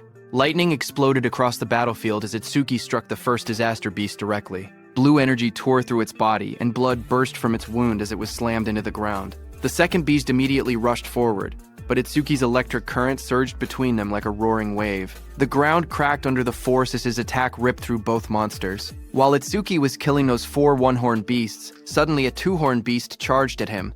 Blue lightning surrounded Itsuki as he drove forward with unstoppable momentum. He dodged the beast's attack and jumped high. A system notification appeared, activating Clear Orbs, Piercing Sphere. A glowing purple sphere formed around Itsuki's finger. It shot forward with incredible force, piercing straight into the beast's chest and drilling through its armored body. The impact cracked the monster's armor apart as the energy pushed deeper inside. That beast fell to the ground. A system notification appeared, showing critical rate increased by 1%. Itsuki landed on the ground, lightning still flickering around him. His broken critical crystal had reached a 3% critical rate. After killing those 5 beasts, Itsuki immediately moved forward. Seeing that his critical rate had gone up again to 3%, he calculated that statistically this meant about 3 critical hits for every 100 attacks. He thought he might get to see his first real critical attack soon. While moving, something else caught his attention. This was the first time he had seen a stele from this close. He narrowed his eyes and thought that if he broke the stele, then the barrier should disappear. He thought, 1 hit should be enough. But at that moment, a system notification appeared, showing 1 enemy unit detected and 10% of mana restored. Itsuki's eyes widened as he realized that there was still 1 left. Immediately, he used all the force in his body to stop himself. Lightning cracked violently around his legs as he halted. Just as he stopped, many sharp spikes came toward him at full speed. He immediately jumped back and dodged them. A sharp thought crossed his mind. If he had not sensed the mana fluctuation and stayed on high alert, he would have already been impaled. He fell back, crouching low as debris scattered around him. His eyes narrowed as he saw those spikes coming from behind the stele. Itsuki realized that this 6th monster was hiding behind the stele. He stared carefully at the disaster beast's shadow, realizing it was a different kind of disaster beast than the ones before. Meanwhile, from far away, Iberia watched the large green barrier curve over the forest like a dome glowing faintly in the night. Worried, Josuke told Iberia that even Itsuki might not be able to stop all the disaster beasts. So, he told Iberia that it was dangerous outside, and that he should wait inside the room. Iberia, who was still shaken by his father's words, lowered his gaze and asked Josuke if he would really end up letting Itsuki die someday. Josuke told him that Master Aiden had a habit of exaggerating, so he should not worry too much about it. But Iberia admitted that looking back, he felt like he had really just been dead weight. Josuke then explained that the level of disaster beasts inside a green barrier usually ranged between 20 and 50. He asked Iberia honestly whether he had the confidence to defeat even a level 26 disaster beast. Iberia quietly answered that he did not at all. Seeing his discouraged expression, Josuke told him not to be so down. He clarified that he was not saying Iberia was useless. When he himself had been about that age, he had not even had the courage to step into a green barrier and fight a disaster beast. Iberia looked at him in surprise and asked if that was true, even for Josuke. Josuke's expression turned serious as he explained that the difference between gray barrier disaster beasts and green barrier disaster beasts was not simply a matter of levels. Iberia asked him if there was something else. Josuke told him that the disaster beasts inside gray barriers had no intelligence. They were merely creatures that endlessly repeated cycles of slaughter and destruction. They were strong, yes, but with a proper plan, there were many ways to defeat them. Then, with a serious tone, he explained that inside a green barrier, things were different. Inside a green barrier, just like humans, there could be disaster beasts with intelligence. At the same time, on Itsuki's side, from behind the green stele, a towering armored beast surrounded by crackling blue lightning appeared. This was a level 34 square general beast. The beast wondered if it had made a mistake, as it realized that Itsuki possessed a detection type skill. Seeing that square general beast, Itsuki's face darkened. He said that, as expected, the disaster beasts inside this barrier were different from any he had encountered before. At that moment, Josuke told Iberia that among the youth of the same generation as Itsuki, only a few could stand against a disaster beast of that level. And the reason Iberia seemed like a burden to Itsuki was not because of immaturity, it was simply because Itsuki was too strong. On the other hand, when Itsuki saw that the creature had seen through his skill within seconds, and on top of that, it could even speak the human tongue, a smile formed on his face. He said that he had finally met the intelligent disaster beasts he had only heard rumors about. The beast looked down at Itsuki and asked what he was muttering about.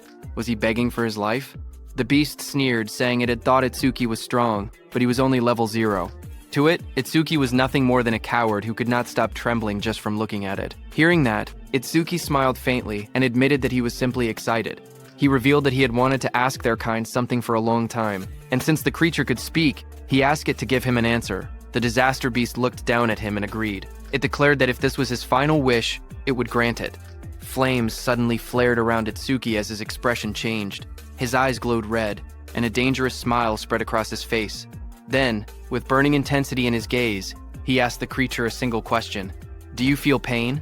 Hearing this, the disaster beast sneered and mocked him. It declared that the idea of a mere human making it feel pain was ridiculous. It warned him not to get cocky.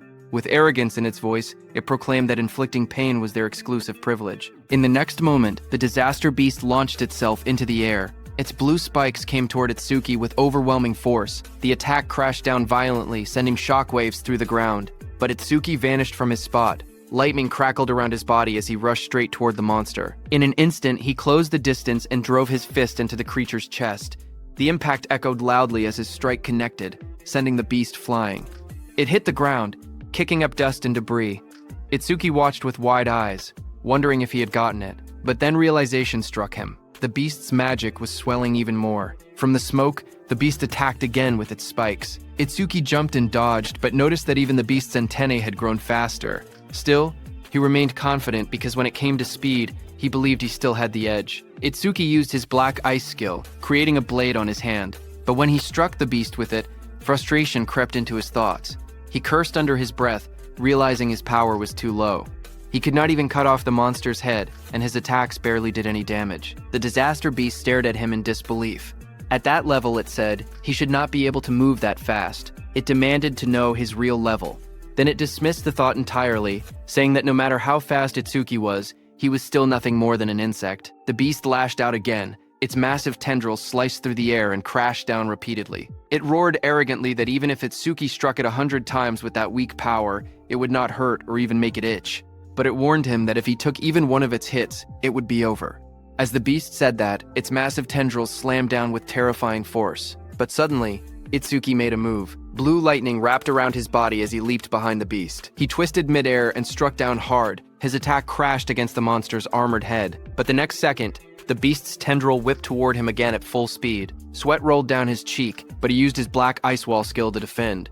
The tendril smashed into him and sent him flying backward. His body crashed violently into a tree. Splinters and debris exploded into the air as the force drove him deep against the trunk. The disaster beast didn't stop there.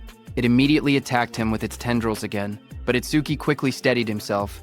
Lightning flickered around him as he jumped into the air to dodge. Standing firmly against the tree, he looked forward and told the creature to try it if it could. From a distance, the armored disaster beast watched him coldly. It remarked that the lightning surrounding Itsuki was nothing more than a skill that boosted his speed.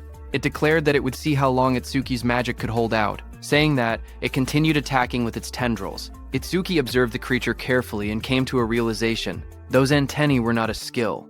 They were part of the monster's body.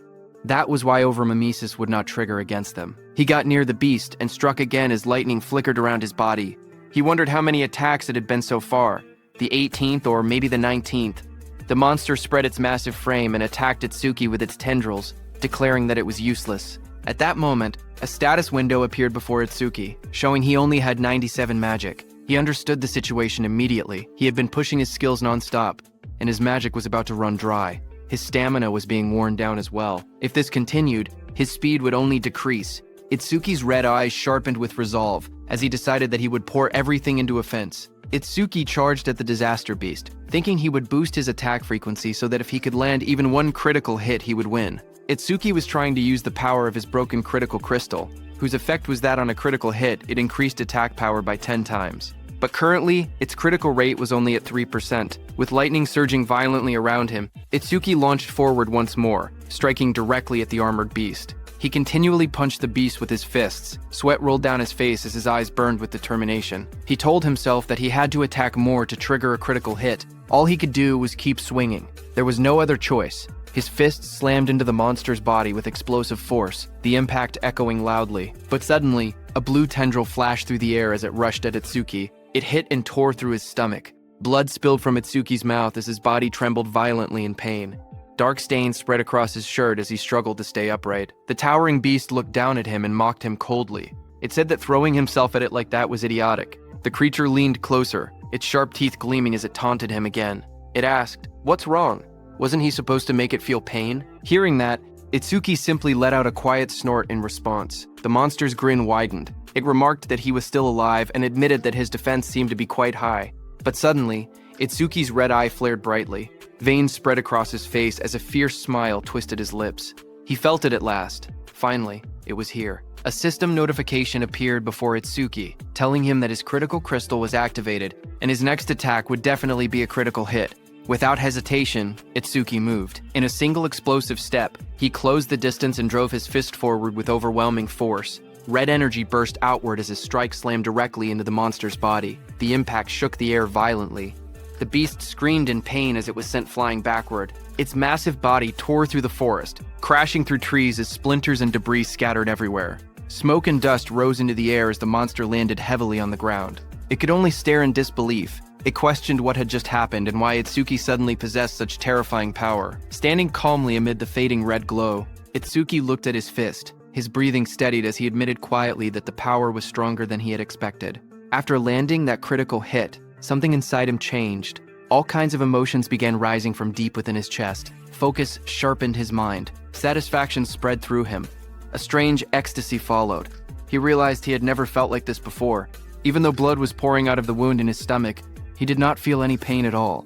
The injury was deep, and his shirt was soaked in red, yet his body felt strangely light. He looked down at the beast calmly and admitted that this feeling was incredible. Itsuki then reached out and grabbed the beast's head, asking whether it felt any pain from that attack. Hearing that, confusion filled the beast's voice. It wondered what kind of human he was. Humans were supposed to be weak and fragile. It even accused him of clearly being over level 40, saying that showing fake stats was cheating. But as Itsuki grabbed the beast's head, it panicked and shouted, asking what he was about to do. Itsuki told the beast that until now, all the disaster beasts he had faced lacked intelligence. Even when they died, they barely screamed. But this one was different. He grabbed the creature firmly and squeezed. The beast let out a loud, terrified scream. A wide grin spread across Itsuki's face as his red eyes glowed fiercely in the darkness. He admitted that a scream from a disaster beast capable of feeling pain was truly pleasant to hear. The creature trembled in terror. It stuttered in disbelief, asking if he was really going to crush its head. Panic consumed it as it declared that he was no human. He was a demon. Ignoring its fear, Itsuki tightened his grip. In the next instant, a violent sound echoed through the forest as he crushed the beast's head without hesitation. Blood splattered across the tree behind them. A system notification appeared, showing his crit rate increased by 1%. Itsuki stood before the fallen body and calmly stated that it was finally done. Another notification followed, saying the broken critical crystal's crit rate was now at 4%. As the tension faded, Itsuki felt the strange excitement from earlier slowly disappear. The special sensation that had filled his chest was vanishing. Then, reality returned. The searing pain from the wound in his stomach began to kick in. He steadied himself and observed the surroundings. The barrier around the area had turned transparent, which meant there were no disaster beasts left inside. He looked at the transparent pillar in front of him and thought that if he crushed it, all that would remain would be the stele. Without hesitation, he pulled back his fist and drove it forward with force. A sharp cracking sound echoed as his punch struck the structure. The ground around the stele shattered. Cracks spread across the area as debris scattered in every direction. Itsuki calmly admitted that it was weaker than he had expected. Exhaustion finally caught up to him. He leaned back against the broken structure. Blood still stained his clothes. Before returning to Iberia, he reminded himself that there was something he needed to check. His expression turned serious as he quietly called his death hound. A dark figure rushed overhead. Itsuki lifted his head slightly and ordered it to show its face. Death stepped forward, its red eyes glowing fiercely in the darkness. It looked larger than before, its claws digging into the ground as it growled. Itsuki, sitting on the ground nearby, looked up at it calmly and noted that it seemed bigger than before. Then he paused for a moment and continued observing it carefully. Then he realized the reason. Its level had increased by 3. Not only that, but it had also gained 150 stat points. A system window appeared before him showing the Death Hound's stats. It was a B-rank Shikigami at level 19. Its skills were Death Smell, a C-rank skill that detected all magic traces in the area and located and tracked their source, and Respawn Desire, a B-rank skill that greatly shortened respawn time after a Shikigami's death. It had 250 attack points, 250 agility, 150 defense, and 150 magic. It also had 150 unassigned stat points. After reading the information, Itsuki understood that as its level increased, its body also grew larger.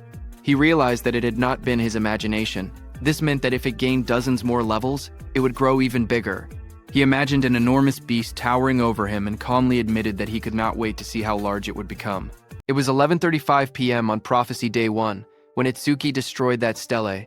Just as he destroyed it, the dark green barrier above the forest vanished, leaving the crescent moon shining clearly in the night sky. Iberia and Josuke stood among the trees, staring upward in shock. Iberia pointed toward the sky and shouted that the barrier had disappeared. He declared that Itsuki had done it. Seeing that Itsuki had destroyed the green barrier in about 10 minutes, Josuke admitted that there were probably no intelligent disaster beasts inside. But even so, that speed was incredible. He acknowledged that Itsuki was already far stronger than he himself had been back then. Meanwhile, Itsuki leaned against Death's large body.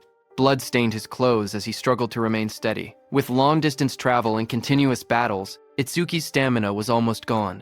On top of that, the blood loss had pushed his body to its limit. Itsuki looked at Death and spoke weakly. He told Death that since it could track magic, he instructed it to follow his magic trail and carry him to Iberia. Death lifted its head and let out a low howl into the night, ready to obey. Its loud, echoing cry rang out across the dark forest. The sound tore through the night, heavy and ominous, making the air feel tense.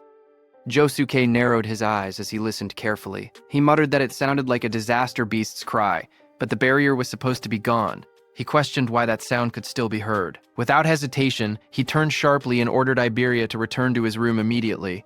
Iberia, while leaving, listened closely and said that the cry felt familiar, as if he had heard it somewhere before. On the other hand, Death's heavy claws slammed onto the ground as it came toward them.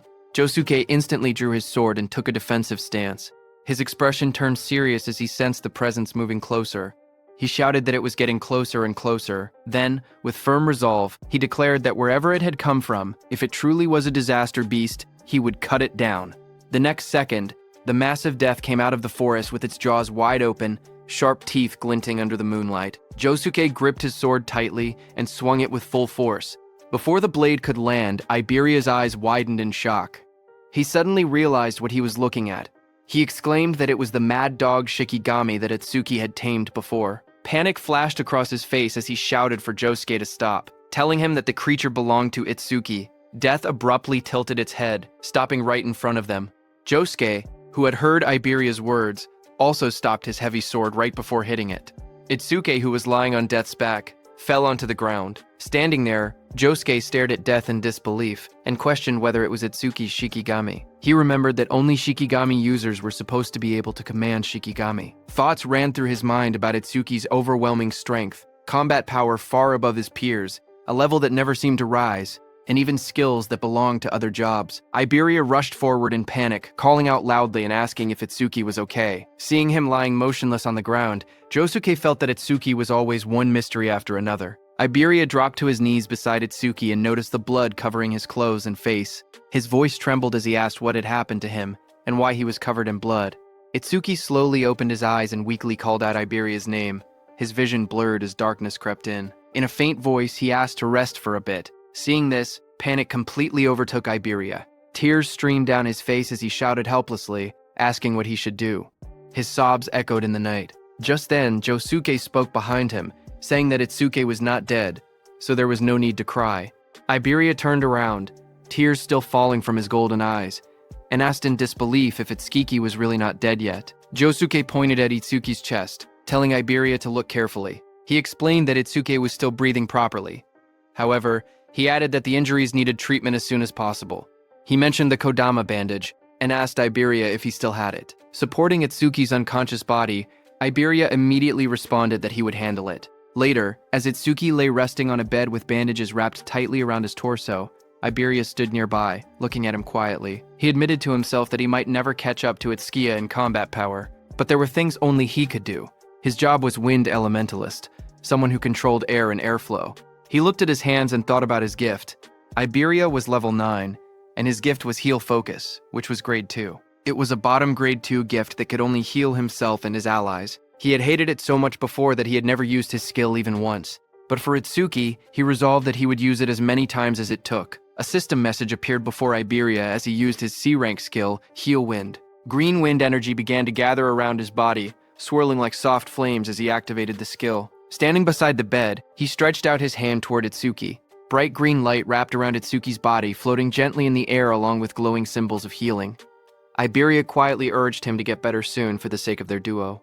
Sweat rolled down Itsuki's face as the healing wind surrounded him. Iberia called out his name anxiously. At the same time, on Commander Izumi's side at 11:35 p.m., on Prophecy Day 1, something changed. From the stele that had fallen near Commander Izumi's estate, a massive purple barrier unfolded and spread outward. The ground trembled as someone came flying and struck against a tree, sending debris flying. It was the level 63 Wind Elementalist, First Class Savior Kei Churijima, who fell beside Commander Izumi. Choa was shocked to see the Wind Elementalist come flying. She quickly used her healing powers, telling him to stay with her. She said she would treat him immediately and asked what it was like outside that barrier. The injured wind elementalist struggled to speak. With fading strength, he told them to run. Breathing heavily, he explained that the creature's build, defense, power, and speed were all off the charts. He said that not even special-grade saviors could stand against it. He concluded grimly that humanity could never possibly defeat a monster like that. Just then, that powerful beast descended through the smoke. A system window appeared, showing that it was a level 81 Minotaur warrior of the Bull tribe. The injured wind elementalist told Commander Izumi that he must flee. The enormous Minotaur stared down at Commander Izumi and remarked on his strange outfit. It asked if he was Izumi Nento. The monster grinned and swung its massive fist toward Commander Izumi, saying it was lucky to run into the target so quickly. There would be no need to trouble Lord Inshokuma over this. Hearing that, Commander Izumi realized that he was really their target. He said that in that case, it was one less thing to worry about. Its massive fist slammed down, bursting outward in a blinding shockwave that shook the surroundings. Choa cried out desperately, calling for her father as violent wind and debris swept past her. Behind her, the wind elementalist stared ahead with wide, trembling eyes. With despair in his voice, he declared that this was the end of everything. But in the swirling smoke, Commander Izumi stood firm, telling someone that he was late. From within the rising dust and red aura, Heaton stepped forward. His eyes glowed crimson as blood streaked across his face. He had blocked the Minotaur's attack with just one hand, red energy flaring around him. With determination in his voice, Heaton apologized and told Commander Izumi to leave this one to him. Hearing that, the massive Minotaur let out a mocking laugh. It admitted that it had no idea where he had appeared from, but sneered that he certainly talked big. Saying that, the Minotaur raised its second hand to punch. From the side, the wind elementalist, battered and covered in blood, shouted a warning. He told Heaton to be careful, stressing that the monster was strong. Ignoring the warning, Heaton moved with red energy swirling around his body. He drove his fist forward and struck the towering creature with explosive force. The impact landed squarely against the Minotaur's massive body and created a hole. Dark blood splattered outward as the Minotaur's enormous body trembled under the blow. Watching from behind, the wind elementalist's eyes widened in shock. Nearby, Choa gasped in relief and excitement. She exclaimed that they had done it and wondered if that meant the crisis was finally over. But Heaton's expression remained cold, as he declared that the real show was only just beginning. At 11:40 p.m. on Prophecy Day 1, the barrier near Izumi Nento's estate changed from purple to red. Inside the red barrier, a voice wondered how Lord Inshokuma would torment humanity. The one who said that was the level 37 Red Flame Demon King. He said he would love to watch it from there. Behind him, another massive being appeared. It was the White Ogre, level 49. The Red Flame Demon King glanced forward and remarked that the White Ogre had been thinking the same thing.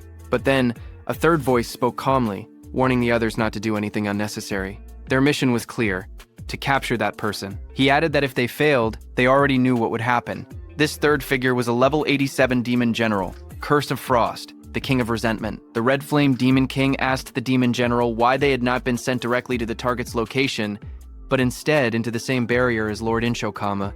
The Demon General explained that if all three of them were inside the same barrier, it would glow purple and stand out too much. At the same time, one of the 8 Demon Lords, Inshokuma, roared as crimson energy surged violently around him. The Demon General explained that the red barrier created by Lord Inshokuma would instead attract nearby strong humans. With humans distracted by the red barrier, they would be able to carry out Lord Ringa's mission without interference. The Demon General continued, stating that while Lord Inshokuma drew their attention, they would head toward their true destination. The Red Flame Demon King then asked him if he knew where that destination was. The Demon General's eyes glowed beneath his hood as he reassured them not to worry, saying Lord Ringa would guide them through the demon eye left in the human world. That eye had the ability to see coordinates and even the scenery it witnessed. Just as he said that, Itsuki lay on the bed, drenched in sweat as if trapped in a nightmare. Suddenly his eyes snapped open.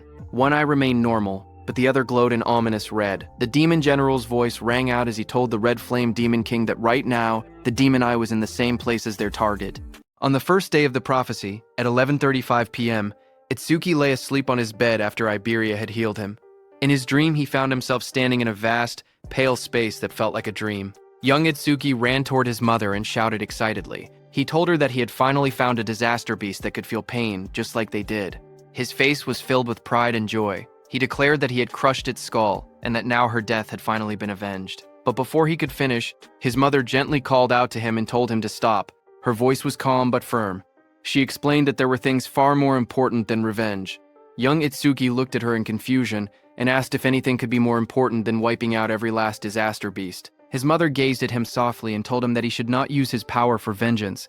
Instead, he must use it to protect the ones he loved. Hearing that, young Itsuki's eyes widened in disbelief as he shouted that it was impossible. His body trembled with rage. With his fist clenched tightly, he declared that he would never forgive the disaster beasts that had killed her and his father. His voice echoed through the empty space as he swore that he would make sure every last one of them was dead. His eyes glowed red with fury, and his expression twisted with anger and grief. His mother stood quietly before him, her gaze calm and steady.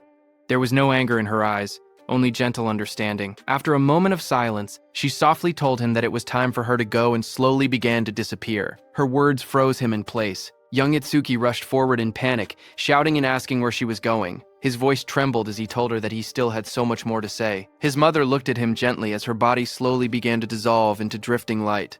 In a soft voice, she called his name and pleaded with him not to let hatred consume him. Her form continued to scatter into glowing fragments, fading little by little into the surrounding emptiness. Young Itsuki reached toward her desperately, his hand stretching out as if he could still hold on to her.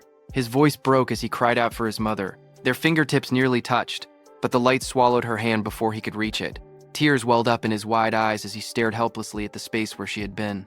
Moments later, he stood alone. A tear slid down his cheek as he looked upward, his expression lost and hollow. Behind him, a dark presence emerged. A cold voice mocked him, saying that shedding tears for the dead was typical of a lowly creature. Hearing that, Itsuki's jaw tightened. He returned to his adult form, his eyes burned with emotion as he struggled to contain his feelings, fury and sorrow mixing within him. He clenched his teeth as he recognized the presence before him. He called it by name, Ringa, the devil of ruin. From the swirling red abyss, a towering demonic figure, Ringa, emerged. Its body was muscular and covered in dark, twisted markings. Horns curved from its head, and a crimson aura pulsed around it like a living flame. Ringa looked down at him calmly and asked if he had finally come back to his senses. It remarked that he only took the form of a child when he was with that woman. Rage exploded within Itsuki. With blazing eyes, he shouted at the demon, calling it a bastard. His body burned with fury as he jumped toward Ringa, shouting that he would kill it. Red energy surged violently around him, but as his punch passed through Ringa's body, Ringa only sneered. It told Itsuki not to be in such a hurry, promising that he would taste that feeling again soon enough. The air trembled as dark purple power gathered around Ringa's body, swirling like a storm that froze around Itsuki. Then, in a cold whisper, Ringa declared that true despair was what awaited Itsuki. As he spoke, the space around Itsuki shattered and he fell into darkness. While falling, Itsuki's muscles tensed, veins bulging as fury burned through him. With blazing red eyes, he roared into the void, shouting that he would kill Ringa no matter what it took. His voice echoed fiercely through the shattered space. In the next moment, everything snapped. He jolted upright, drenched in sweat. His breathing was heavy and uneven, and his eyes trembled as pain throbbed through them. A dream, he muttered to himself in confusion. In front of him, he saw Iberia and his death hound standing nearby. Suddenly, Itsuki pressed his hand against his face, wincing. His eyes were not even injured, yet they hurt unbearably. Slowly, realization dawned on him. Come to think of it, he blinked, noticing something strange. His wounds had healed. Just moments ago, he had been in critical condition. He wondered if Iberia had used the Kodama bandages to fix him up. He slowly shifted his gaze toward the side of the bed. Iberia was asleep, leaning against the mattress peacefully. Seeing that, he wondered why Iberia was sleeping in a place like this. Then he remembered that Iberia had said he was going to take a break. He reminded himself that he had to make sure Death did not bark, or it would wake him. In the corner of the room, Death stood silently. Its glowing red eyes stared forward. When Death saw that Itsuki had awakened, it barked in excitement. The thing Itsuki was trying to avoid eventually happened by the bed. The next second, Iberia's eyes snapped open. Without hesitation, he thrust his hand forward, releasing a burst of swirling energy toward Itsuki, shouting that it was a disaster beast and that he had to protect Itsuki. The wind spiraled through the room, wrapping around Itsuki as he sat on the bed, but he remained calm. He glanced at the rushing force and told Iberia that a light breeze like that would not even make a disaster beast flinch. Iberia's face lit up with relief when he saw Itsuki open his eyes. With a wide smile, he exclaimed that Itsuki was finally awake. He let out a breath of relief and happily said that his treatment had actually worked. Without hesitation, he threw himself forward and hugged Itsuki tightly. Itsuki, still sitting shirtless on the bed, looked slightly stunned. In his mind, he noted that Iberia still had the habit of hugging people whenever he got excited. After a moment, Itsuki calmly asked how long he had been unconscious. Iberia replied that it had been about 3 hours, though it did not feel that long to him. Itsuki calculated quietly, 3 hours meant it was around 3 a.m. on the second day of the prophecy. He then asked if Josuke and Aiden were safe. Iberia smiled confidently and assured him that they were fine. Not a single disaster beast had appeared since then. Even so, Itsuki's expression turned serious. The memory of the dream lingered in his mind. Ringa had said that he should not be in such a hurry, promising that he would taste it again soon enough. Itsuki told himself it had only been a dream, yet the words continued to bother him. It had felt far too real to dismiss. He was certain that the disaster beasts were plotting something. On Prophecy Day 2, at 3:03 a.m., Itsuki had awakened from his coma. As he dressed, a firm thought echoed in his mind. He could not let his guard down. Iberia smiled brightly and told Itsuki that he was truly glad. It really looked like Itsuki had made a full recovery. Itsuki stood in the room thinking that the reinforcements the teacher had mentioned should be arriving at any moment. He moved toward the door and said that, for now, he would go check the situation with Josuke. As they walked outside under the night sky, Iberia suddenly asked Itsuki what the name of that dog Shikigami was. Itsuki told him that it was just Deathhound. Hearing that, Iberia reminded Itsuki that a Shikigami user was free to give their Shikigami any name they wanted. He even offered to pick one himself, confidently claiming that he had great naming skills. Itsuki calmly replied that he was not a Shikigami user. Hearing that, Iberia blinked in surprise. He admitted that it was a shame since he had really wanted to name it. Hearing that, Itsuki silently resolved that he was definitely not going to let Iberia name that thing. As they continued walking, Josuke, who was casting magic on the mechanical golem, noticed Itsuki and said that Kodama bandages alone would not have been enough for someone to recover this quickly. He concluded that it looked like Iberia had finally used his actual ability. Hearing that, Itsuki looked at Iberia and admitted that he had not seen him using any skills earlier. He asked if Iberia was a healer type. Iberia hesitated slightly and replied that he could use offensive skills too. However, he added honestly that they did not really do much damage. After that, Itsuki turned to Josuke and asked if any other saviors had arrived since he had been knocked out. Josuke answered with uncertainty, saying no. He then asked why Itsuki was asking. Itsuki explained that the teacher had said they were dispatching nearby saviors. It had already been a full day, so they should be arriving soon. Josuke reminded Itsuki that they were deep in the forest. Even Itsuki would not have arrived so quickly without Iberia's guidance. Itsuki listened carefully. He admitted to himself that Josuke had a point, but he could not shake the uneasy feeling inside him. Something about the situation felt wrong. As the night grew quieter, the forest seemed to change. It felt as if something malevolent was slowly drawing closer. High above the forest, several saviors moved quickly through the dense trees. Their path curved sharply as they advanced deeper into the woods under the cover of night. As they ran, one of them called out to his teammate Kobayashi and asked how much farther it was to their destination. Kobayashi replied that it should only be a few more kilometers and told them to bear with it a little longer. Another member shouted excitedly that once they finished this mission, they would finally be promoted from apprentices to third-class saviors.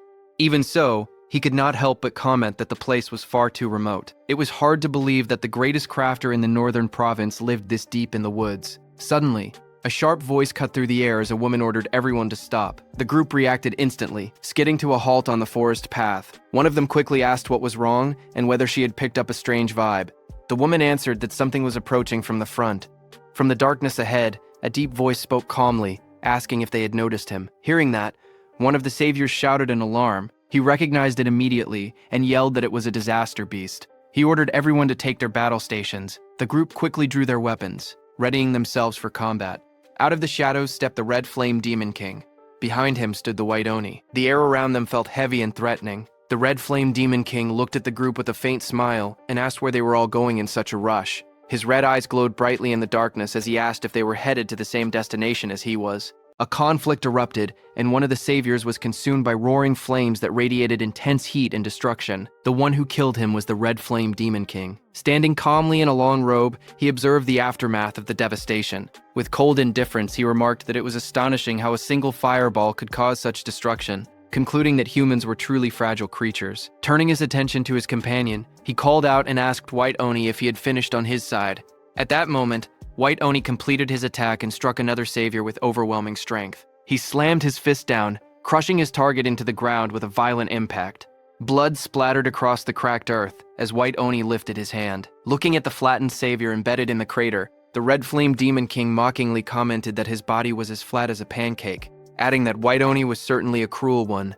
A red-haired savior stood on a slanted tree trunk, watching them in fear. She pointed out that there wasn't even a barrier nearby and demanded to know where they had come from.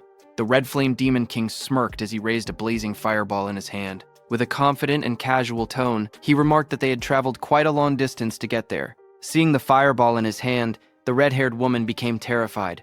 Tears streamed down her face as she closed her eyes and accepted her death. At that moment, a demon general appeared in the distance. His presence was overwhelming as he told the Red Flame Demon King that he must not kill them.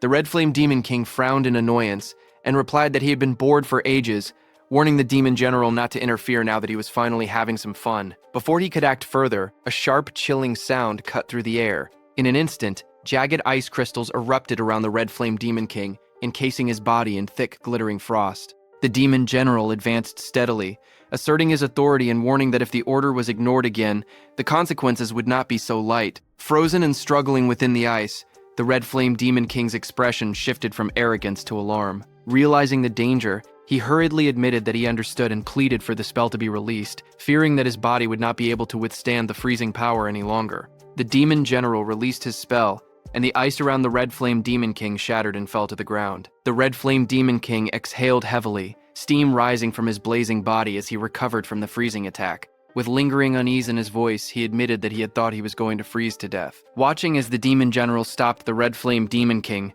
sweat rolled down the red-haired girl's face as a fragile hope surfaced in her mind. She wondered if they were going to let her go. The Red Flame Demon King crossed his arms, his fiery aura flaring as he spoke with a curious tone. He recalled the order that they were not allowed to kill the target or the owner of the magic eye. So he questioned the demon general whether this red-haired girl possessed some kind of special power as well. With glowing blue eyes, the demon general responded calmly that she had nothing like that. He explained that his actions were not about her. Instead, he stated that he simply wanted to test the new ability bestowed upon him by Lord Ringa. Saying that, he raised his hand toward the red-haired girl. Seeing this, the red-haired woman became extremely frightened. Before she could do anything, dark energy surged around her. Her body convulsed violently as shadowy tendrils wrapped around her, and she screamed in agony.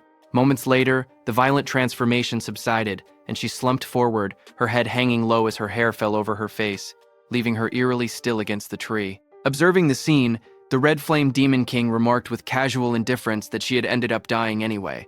The demon general corrected him, stating that she was not dead but simply undergoing demonization. Suddenly, the woman's head snapped up. A glowing sigil ignited on her forehead, and her eyes turned bright and unnatural as dark energy pulsed around her transformed face. The oppressive aura signaled that the change was complete.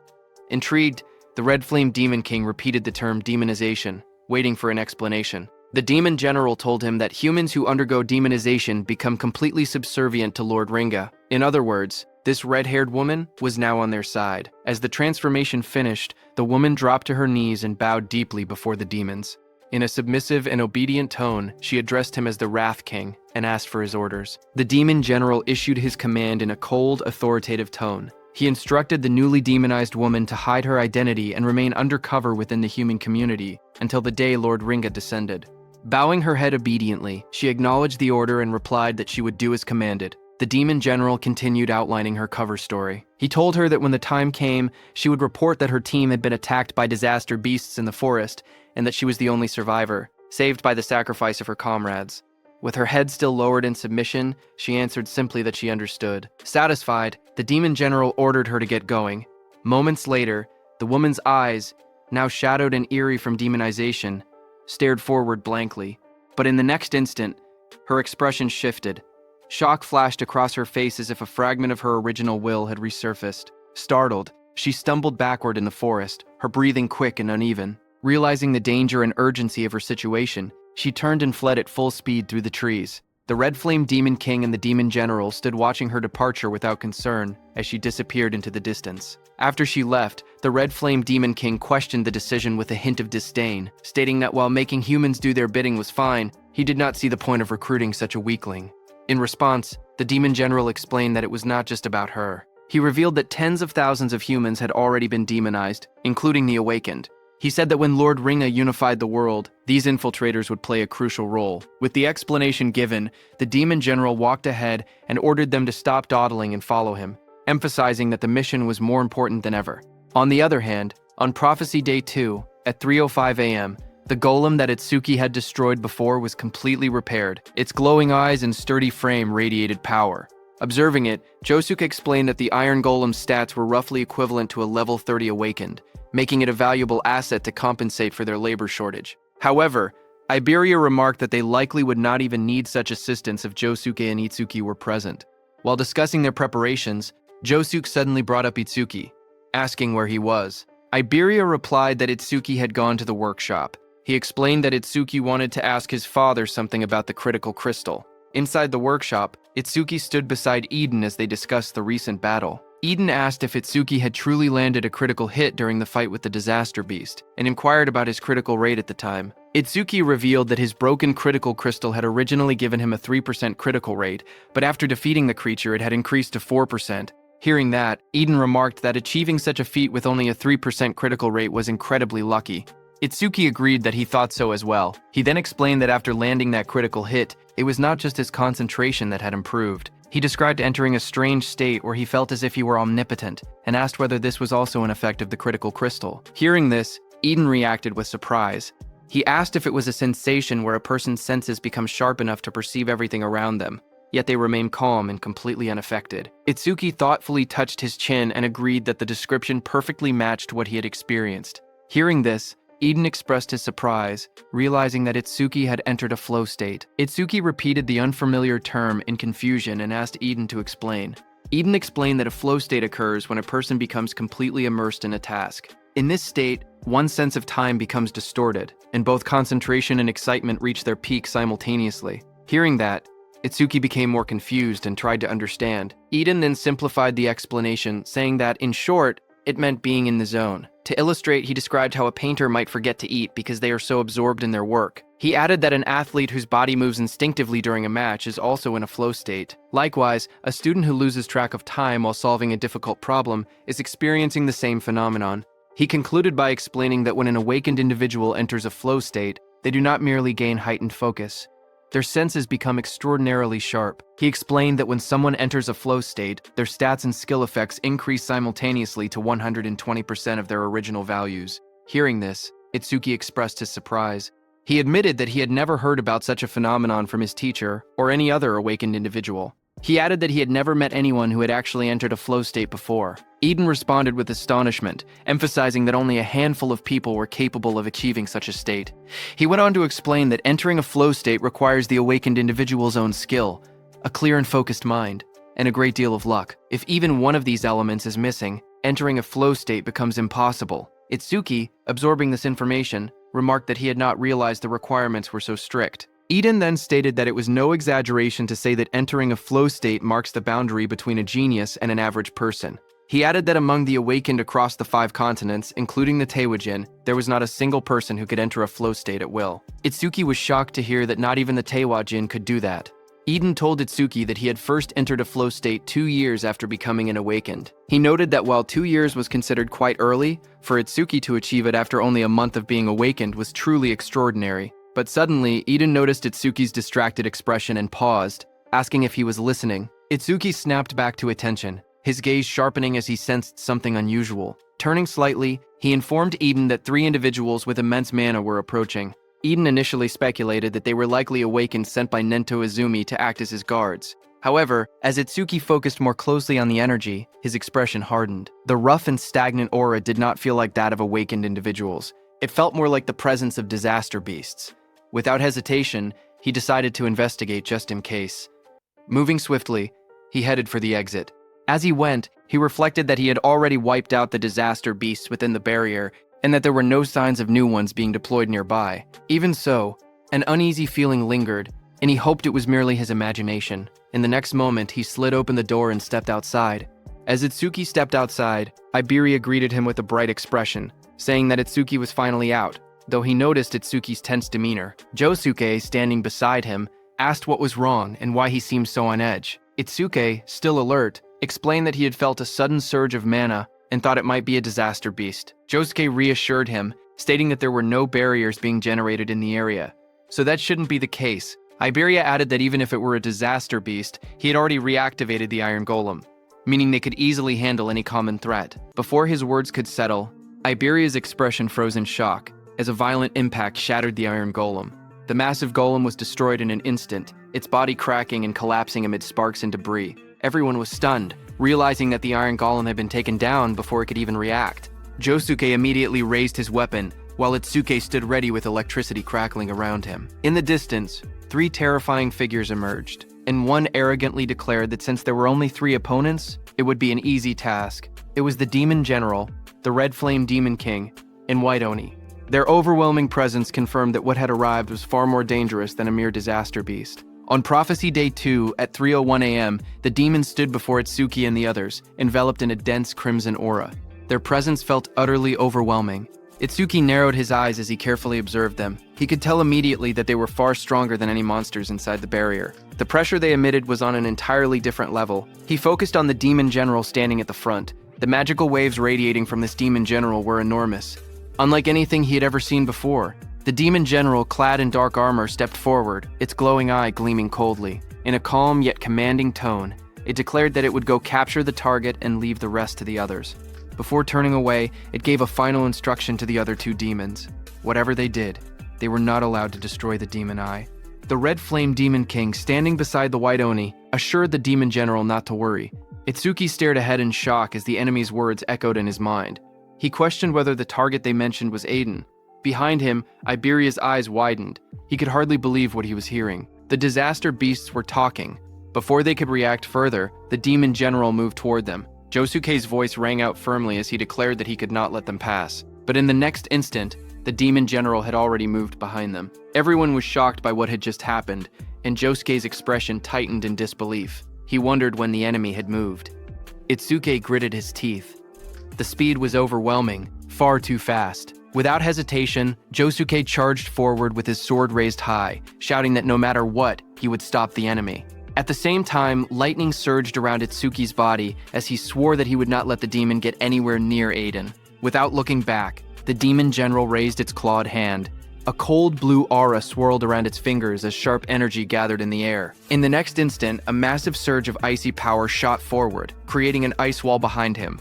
Josuke, who had charged straight toward it, was stunned to see the towering wall of ice rise in front of him. But without slowing down, he swung his blade with all his strength and struck the frozen barrier. The impact echoed loudly, but the wall did not break. Sweat ran down his face as he gritted his teeth. The surface was incredibly tough, far harder than he had expected. Before he could react again, Itsuki shouted from behind him, telling him to watch out. Josuke's eyes widened as he realized that the White Oni, with rows of sharp teeth, was right behind him. With a terrifying roar, the White Oni brought its massive fist crashing down toward Josuke, who raised his sword to block the incoming blow. The White Oni's fist came down with terrifying force. The impact sent a violent shockwave across the ground, and Josuke was thrown back by the sheer pressure of the blow, his body spinning as he struggled to keep hold of his sword. Itsuki called out his name as he tried to go help him, but at that moment, the Red Flame Demon King, surrounded by blazing flames, coldly told Itsuki that he had no time to worry about others. As he said that, a burning sphere of fire gathered in the Red Flame Demon King's hand. With a sharp motion, he launched the attack. The blazing projectile tore through the air at incredible speed. A notification appeared, telling Itsuki that this was Red Flame Bullet. That Red Flame Bullet rushed forward like a comet. Seeing the incoming attack, Itsuki shouted for Iberia to get away from there immediately. Iberia, startled and pale, quickly responded that he understood. In that instant, Itsuki also activated his Black Wall skill and formed a shield of black ice around his hand. The Red Flame Bullet struck the ground with explosive force, erupting in a violent blast of fire as Iberia ran toward his house. Itsuki's hands were completely burned. Flames roared wildly as shards of black ice were blown apart from his hand in the explosion. Just then, a system message appeared, saying it had detected an A-rank skill, Red Flame Bullet over Mimesis, activated. Another notification appeared showing the analysis progress at 1%. Sweat ran down Itsuki's face. Seeing the notification, he realized that the enemy's skill was a rank. Through the smoke and fire, Itsuki looked at both of his arms, which were scorched and wrapped in black burns. In his mind, he admitted that if he had used Thunderbreaker, he could have dodged the attack, but he had overestimated Black Wall. Across from him, the Red Flame Demon King grinned wickedly. He mocked Itsuki, asking if he truly believed such weak ice could stop his flames. He called him an idiot, but for a brief moment, doubt crossed the Red Flame Demon King's mind. He wondered if he had overdone it. His red eye narrowed slightly as he considered the possibility that Itsuki might be the Demon Eye-bearer. But when he gazed at Itsuki again and looked at his stats, he found that Itsuki was a human whose level was fixed at 0. The Red Flame Demon King stared at the status window and scoffed. He thought that a level 0, lowly human could never be the Demon Eye-bearer. A cruel grin spread across his face. Confident now, he declared that he could burn Itsuki to death without any worry. But at that moment, petals of light scattered through the air as Itsuki stretched out his hand and summoned his death hound. Energy gathered around as a large death hound materialized beside him. The massive death hound stood at his side, its red eyes glowing fiercely. The Red Flame Demon King looked down at them and sneered, asking if he was planning to fight 2-on-1 with his Shikigami. Flames coiled around the Red Flame Demon King's arm as he threw the red flame bullet again. Fire surged forward in a blazing arc. He mocked Itsuki, saying that even if he summoned 10 more Shikigami, he still would not be able to beat him. Standing beside the Death Hound, Itsuki remained calm. Without panic, he told Death that he was counting on him. The red flame bullet crashed down violently, exploding against the ground in a storm of fire and smoke. For a brief moment, the battlefield was swallowed by the blast. But then the Red Flame Demon King saw a shadow and realized that Itsuki had dodged his attack. The Red Flame Demon King's eyes narrowed as he looked for Itsuki's Shikigami. He saw the Death Hound running in the opposite direction from Itsuki. He realized that Itsuki's Shikigami was heading toward their target. He turned toward Itsuki and mocked him, asking if he really thought he could beat him alone. Hearing that, Itsuki realized that this demon was looking down on him. He thought that if he kept acting weak, the demon probably would not kill him right away. At that moment, Mimesis' analysis progress was at 36%. Looking at it, Itsuki thought that he could buy time for the analysis. But then, a faint smile slowly formed on his lips, because he could not bring himself to act cowardly against a disaster beast. He lifted his head slightly with a calm yet defiant tone. He said, "Yeah." He thought, "So what?" Blue lightning began to crackle faintly around him.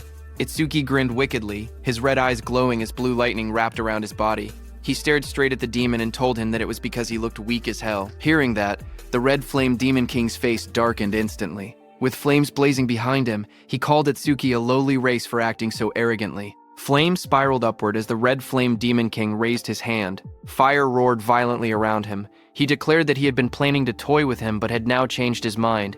He shouted that he would turn him to ash right away. Saying that, he threw a massive red flame bullet at Itsuki. Itsuki dashed through the blazing attack, lightning flashing around him. He observed calmly that the demon's attack had grown bigger, but his speed had not changed. He quickly analyzed the situation and realized that this demon was a skill-based, long-range type. Itsuki's eyes sharpened with determination as he charged at the demon, thinking that if he closed the distance, that demon was finished. Seeing Itsuki, the Red Flame Demon King's eyes widened in surprise. He was stunned by Itsuki's speed. In a single instant, Itsuki closed the distance between them. The Red Flame Demon King stared in disbelief, realizing that the gap had vanished in the blink of an eye. But then a slow grin stretched across the Red Flame Demon King's sharp teeth. Before Itsuki's strike could land, a wall of blazing fire appeared between them. Itsuki's eyes widened in surprise as he recognized that it was a flame shield. The Red Flame Demon King raised his hand and created another red flame bullet. With a confident smirk, he asked if Itsuki really thought he would not notice his own weakness. Saying that, he threw the red flame bullet. Itsuki was very close and could not dodge in time.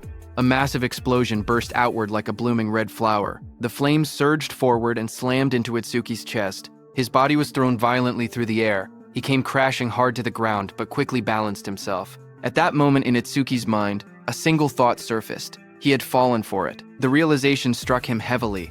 The opponent was an intelligent disaster beast. How could he have made such a mistake? Standing in front of him, the Red Flame Demon King looked at Itsuki and said that with that kind of speed, there was no way Itsuki was truly level 0. But then, through the smoke and dust, Itsuki slowly stepped forward. His arms and one leg had turned dark from burning. Smoke curled around his body as he lowered his head and moved ahead step by step. The Red Flame Demon King stared at him with burning red eyes and a cruel smile. He admitted that Itsuki had completely fooled him. Then, with a wide grin, he told Itsuki that it would be easier for him to die if he simply lay down quietly. Through the smoke, Itsuki remained standing, as a system notification showed that Mimesis' analysis progress was at 79%. Seeing that, Itsuki wondered if it was because the skill was A rank that the analysis was taking quite a while. Another notification appeared, showing that the analysis progress was at 80% and increasing. On Prophecy Day 2, at 3:14, in the quiet darkness of the night, Aiden's wooden workshop stood beneath the faint glow of moonlight. From within the shadows, a voice called out Aiden's name. It was the Demon General. He stated that Aiden had created 3 unique grade artifacts, 16 epic grade artifacts, and countless rare grade artifacts. The Demon General declared that Aiden was the most talented craftsman among the human race. Aiden, who stood there, responded dryly, asking if summarizing his life's work like that meant the demon general was planning to kill him. The demon general reassured him, saying that as long as he remained useful, there was no reason to kill him. Hearing that, Aiden narrowed his eyes. He said he understood, but unfortunately, he was not the type who enjoyed taking orders. In the next instant, he gripped a blade from the side. His eyes flashed red with fierce determination as he swung the weapon toward himself without hesitation. But in the next instant, a chilling force exploded through the workshop. Ice formed around Aiden's body in the blink of an eye. Sharp blue crystals spread across his arms, chest, and beard, locking him in place before he could kill himself. Aiden's eyes widened in shock. He realized that his entire body had been covered in ice in an instant. The skill was at least A rank. The demon general looked down at him coldly and told him to give up, because whether he lived or died was a decision for him to make. Aiden struggled and tried to resist, but the frost continued to bind him firmly. Hidden nearby, Iberia watched the scene unfold. Sweat rolled down his face as he covered his mouth to keep quiet. He thought that at this rate his father was going to be kidnapped. He wondered what he should do. Should he launch a surprise attack? Before he could decide, a sudden blur tore through the room. A massive death hound rushed forward at incredible speed. Seeing that, Iberia's eyes widened as he recognized that it was Itsuki's Shikigami.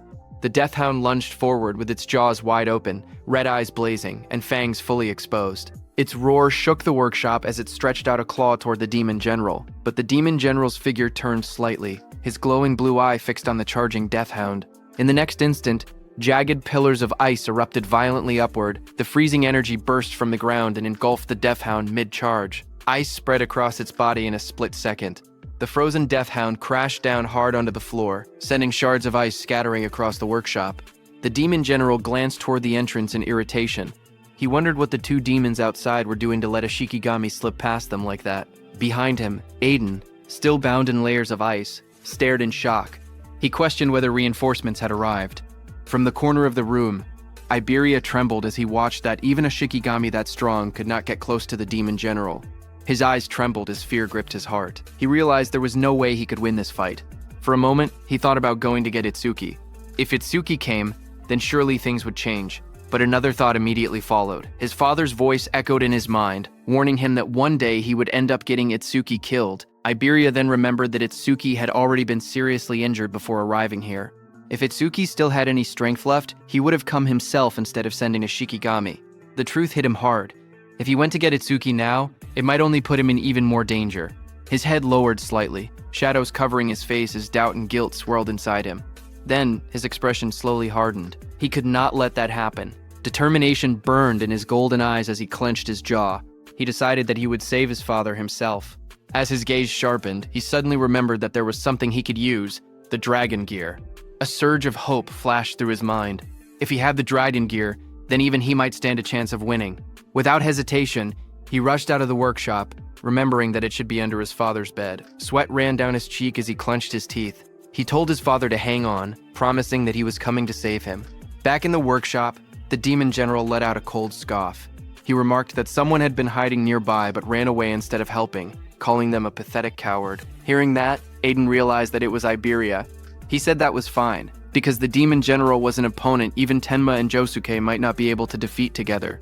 No matter what he did, Iberia must not come back. In the next moment, the demon general declared that he was taking Aiden to their destination now. He added that the cleanup would be left to the other two demons outside. At the same time, outside, flames burst violently into the sky as the Red Flame Demon King unleashed a blazing attack, shouting the name of his technique, Red Flame Bullet.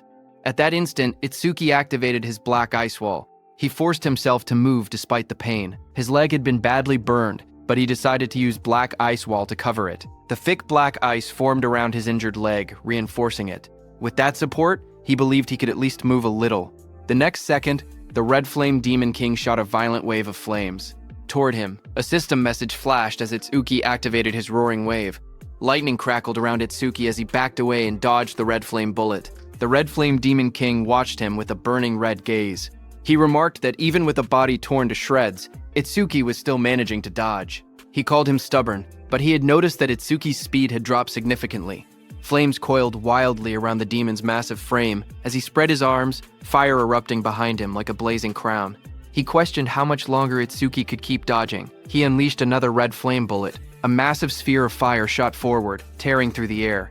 Itsuki twisted his body mid-movement, lightning flickering around him as he barely avoided the blast. His eyes sharpened when he noticed that the Red Flame Demon King was using both hands this time. The Red Flame Demon King's voice boomed again as he used rapid fire. In the next instant, multiple red flame bullets rained down like meteors. Itsuki's eyes widened in shock as sweat rolled down his cheek. Red flame bullets surrounded Itsuki from every direction, closing in like a cage of flames. In the next instant, explosions erupted around him. The flame bullets struck the ground one after another, tearing through the battlefield. Itsuki twisted his body desperately, barely slipping past several of them. But as more came crashing down, he realized the truth. There were too many bullets to track. Sweat ran down his face as he clenched his teeth. Under normal conditions, he would have been able to dodge them without much trouble. But in his current state, his battered body could no longer keep up. Just then, a massive red flame bullet hit his already injured leg. Because of that, Itsuki lost his balance, and in the next second, multiple red flame bullets came down on him. At that moment, a system message appeared, showing that his analysis progress was at 90%. One after another, all those red flame bullets hit from every direction. His analysis progress increased to 92%. Flames continued to crash into Itsuki's body as he endured the burning storm. His analysis progress rose to 94%. The fire swallowed him whole, exploding against his chest and shoulders. His body was thrown backward by another violent blast. His analysis progress reached 96%. The flames intensified, roaring like a raging sea. A massive explosion struck him head-on, slamming him down as fire spread across the ground. His analysis progress was still at 98%. His body lay engulfed in flames, smoke rising from the battlefield. Fire wrapped around him from every direction. Through the blazing heat, a thought crossed his mind. His mother's last moment flashed before his eyes, where she was burning in blue fire. But she wore a faint smile as she looked at Itsuki's back on the battlefield. The Red Flame Demon King grinned viciously. Flames spiraled in his hands, condensing into a blazing vortex. He thrust his hands forward, and a massive spear-like projectile of red fire shot downward with terrifying speed. This was Red Flame Bullet Penetrate. The blazing red flame bullet tore through the air, descending toward Itsuki with overwhelming force. But suddenly, a faint blue light flickered around Itsuki's body. A translucent sphere of energy wrapped around him at the last possible second. Seeing that, he wondered if he had made it in time. Just then, a system window flashed before his eyes, showing that analysis progress had reached 100%. Immediately, a blue energy lotus formed around Itsuki, and the red flame bullet of the Demon King passed through, hitting the ground behind and exploding. The Red Flame Demon King narrowed his eyes, staring at the strange blue glow that had blocked his attack, and wondered what it was. On the other side, inside that blue lotus, a system notification appeared, saying, Red Flame Bullet Analysis Complete. Obtained Black Ice Wall Level 3. This was just as Itsuki had thought. He did not gain a new skill. Instead, the level of Black Ice Wall had simply increased. Another window opened, explaining the skill Black Ice Wall Level 3. Its active effect was that, when activated, it continuously generates ice on the body's surface by consuming mana, and it can block fire element skills of A rank or lower. Its passive effect was that it increases defense by 15% when blocking a fire element skill of A rank or lower. More messages followed as Itsuki obtained Black Ice Wall Level 3. All his stats increased by 50. All debuffs were removed, and his wounds were fully healed. His status screen updated instantly. Attack increased from 330 to 380. Agility from 330 to 380. Mana from 330 to 380. Mana from 330 to 380. Total increased from 1320 to 1520. Blue ice-like energy flowed across Itsuki's body, covering the burns and injuries. The charred flesh on his face slowly restored. Feeling the surge of power within him, Itsuki realized that all his stats had increased by 50 at once. Itsuki stood up and calculated the increase in his strength, realizing that it was equivalent to gaining 4 levels for a normal awakened. It was not bad at all. With this boost, he no longer had to fear the Red Flame Demon King's red flame bullets. He concluded that once he closed the distance between them, victory would be his. Across from him, the Red Flame Demon King narrowed his glowing eyes. He noticed that the red flame bullet had not even grazed Itsuki. Suspicion rose in his mind as he questioned whether it was some kind of defensive skill. Still, he sneered and declared that, with a body already in that condition, Itsuki would not be able to maintain such a defense for long. The next second, that blue lotus opened, spreading like frozen petals. Seeing that, the Red Flame Demon King's lips curled into a wicked grin. He said he knew it. Flames roared in his hand. With a confident smirk, he declared that the games were over and that it was time to end everything. But in the next instant, his red eyes widened in shock. He stared ahead in disbelief, stunned by what he was seeing. Itsuki stood upright as blue energy swirled around him. The torn fabric hanging from his shoulders fluttered lightly, but his body was no longer damaged. Itsuki lowered his head slightly, his voice calm and steady. He admitted that he had originally planned to leave the demon for later and go save Aiden first. However, he added that the demon's flames had brought back some unpleasant memories. Because of that, he had changed his mind. Then, the atmosphere immediately shifted. His eyes glowed red in the darkness, his expression turning cold and merciless. With a low, unwavering voice, he declared that he would crush the demon first. On the other hand, at Josuke's side, a violent gust of wind tore through the forest, scattering leaves in every direction as the shockwave pushed everything back. Josuke was sent flying through the air, his massive sword held tightly in both hands. His eyes widened as he realized just how overwhelming the force behind that attack truly was. He gritted his teeth and struggled to stabilize himself mid-air. If he had not blocked White Oni's attack with his karma tool, he knew he would already be dead. His body slammed across the ground, and he tried planting his blade into the earth to stop himself from being pushed further. Dust and debris exploded around him, before he finally managed to drive his sword down hard, forcing himself to a halt.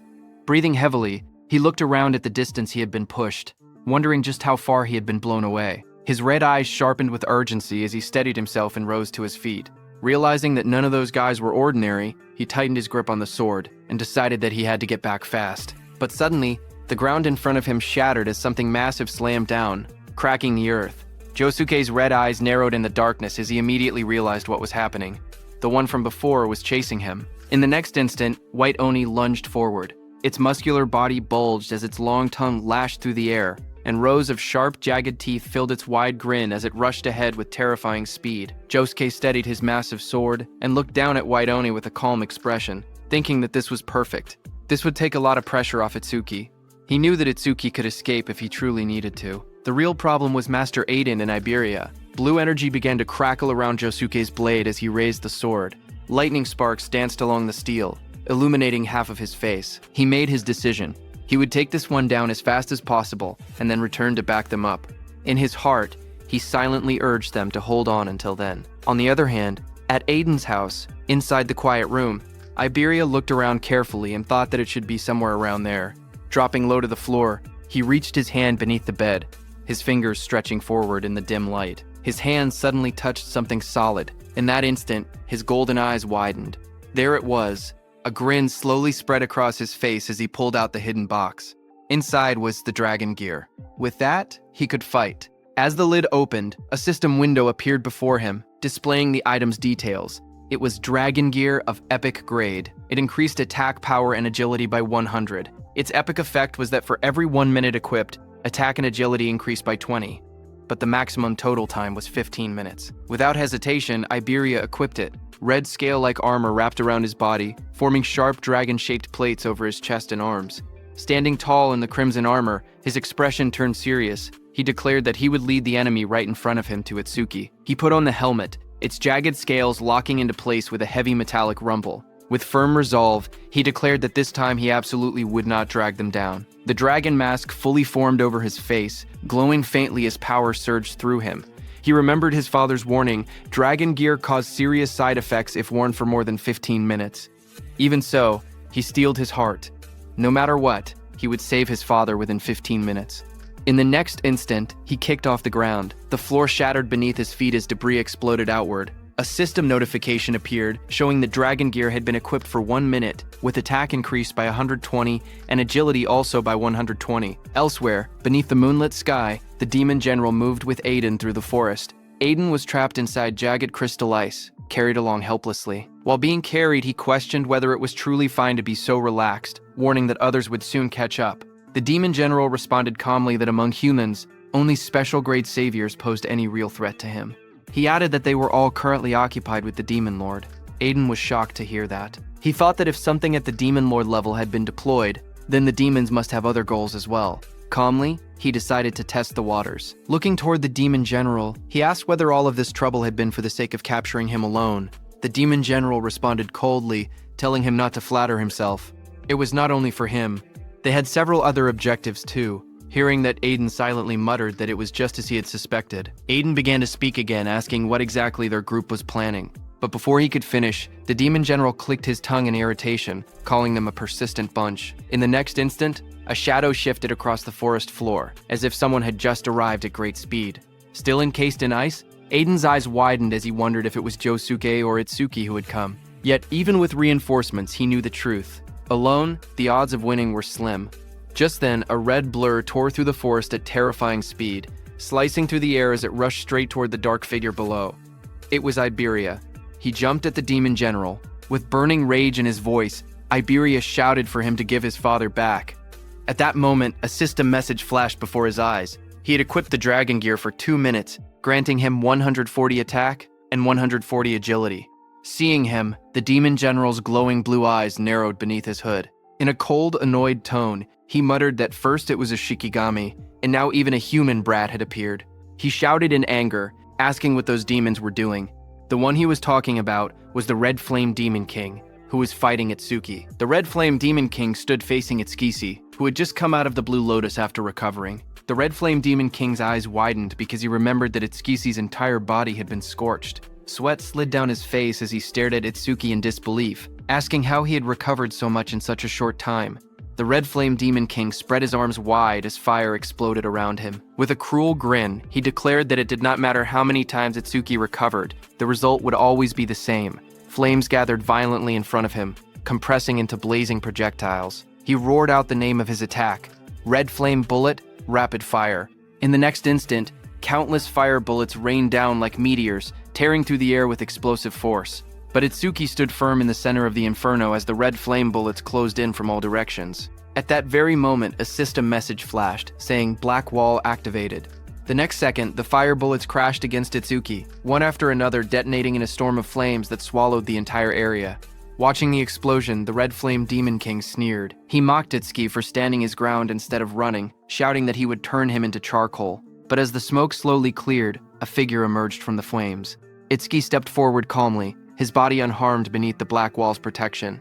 He stated coldly that that level of flame no longer worked on him.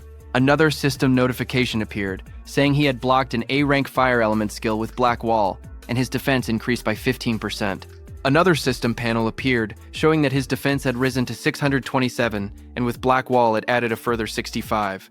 Lightning crackled violently around his body as he leaned forward, his red eyes gleaming. He declared that the demon was the one stuck on the chopping block now. Itsuki activated his Thunderbreaker, and in the blink of an eye he reached the Red Flame Demon King.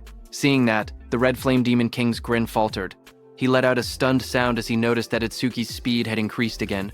Still, he reassured himself that he had his Red Flame barrier. In the next instant, Itsuki vanished in a burst of lightning. With a savage smile, he declared that first he would strip the scales, every last one of them. Wrapped in spiraling thunder, he spun like a drill and shot forward at blinding speed with his spiked hands. The Red Flame Demon King stood firm behind his blazing red barrier, convinced the attack would fail. He wondered if Itsuki had forgotten about it, but then, the lightning-coated strike smashed directly into the crimson barrier. The impact cracked the surface instantly. Lightning exploded across the battlefield as Itsuki shot forward like a black spear wrapped in thunder. Energy burst outward around him, tearing through the air as he descended toward the demon below.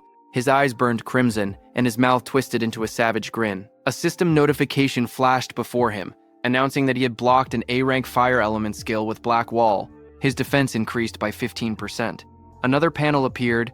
His defense had risen to 684, and Black Wall added a further 80 points. Across from him, the Red Flame Demon King's face tightened. Sweat rolled down his pale skin despite the flames roaring behind him. Itsuki fell back briefly, then arched his body midair, red lightning tracing across his eye as he declared coldly that now it was time to cook. Seeing him, the Red Flame Demon King's pupils shrank. He realized that he had to run because if Itsuki caught him, he would die. Fear crept into his expression for the first time. He immediately turned around and started running while calling for the White Ogre, King of Resentment.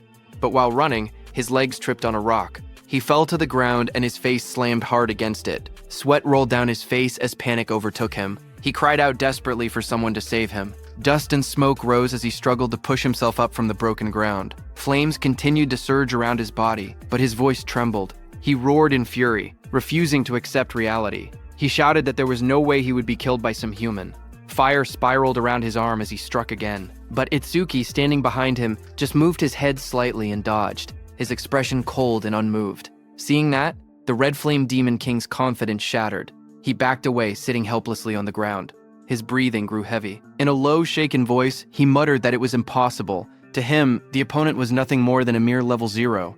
But now, when he looked at Itsuki, he saw a massive purple entity rise behind him. its towering form radiating overwhelming demonic energy. Its glowing eyes burned in the darkness as violet power swirled violently around them both. A system notification appeared, telling Itsuki that his broken critical crystal was in effect, and that his next attack would 100% trigger a critical hit. Energy gathered around Itsuki's arm, twisting into a sharp, spiraling blade of purple force as he prepared to strike.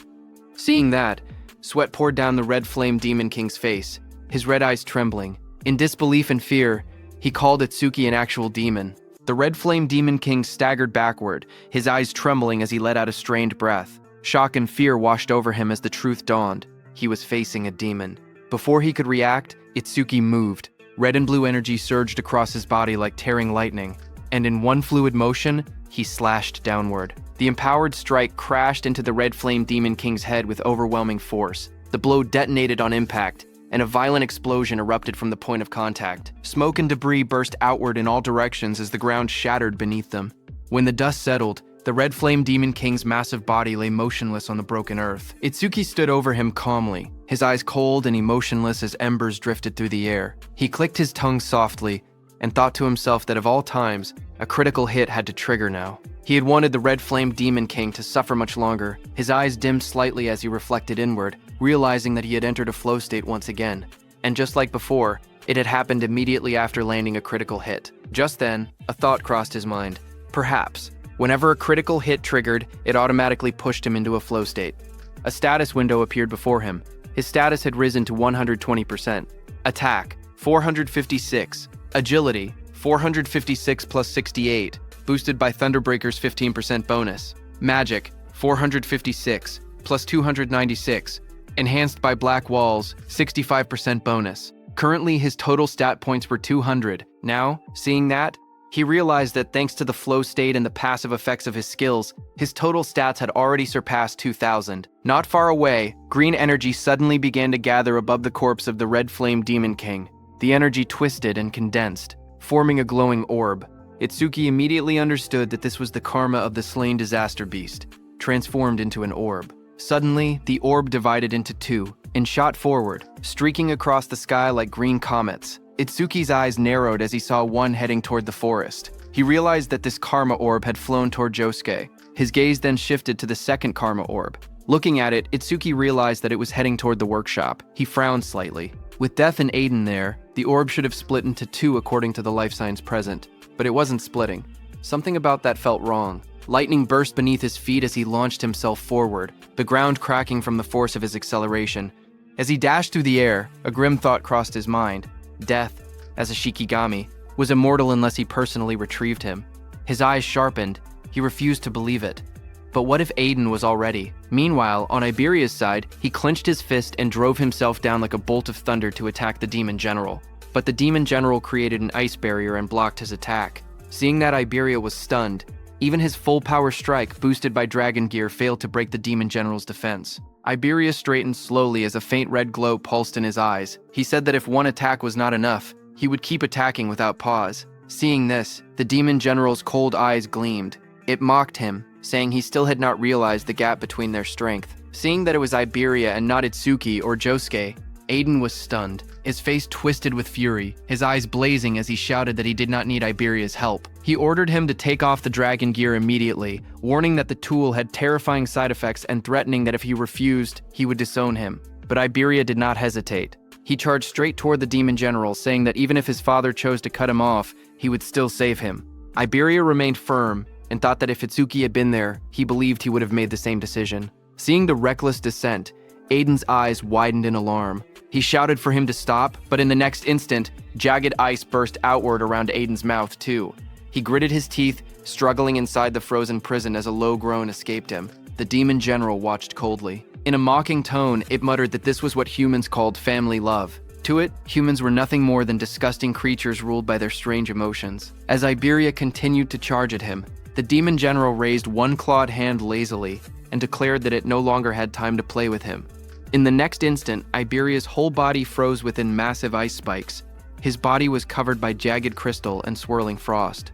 The Demon General then turned around and started leaving with Aiden, telling Iberia to know his place. Aiden, still encased in ice, let out a pained groan. He struggled to reach his son, but he could do nothing and could only watch Iberia frozen there.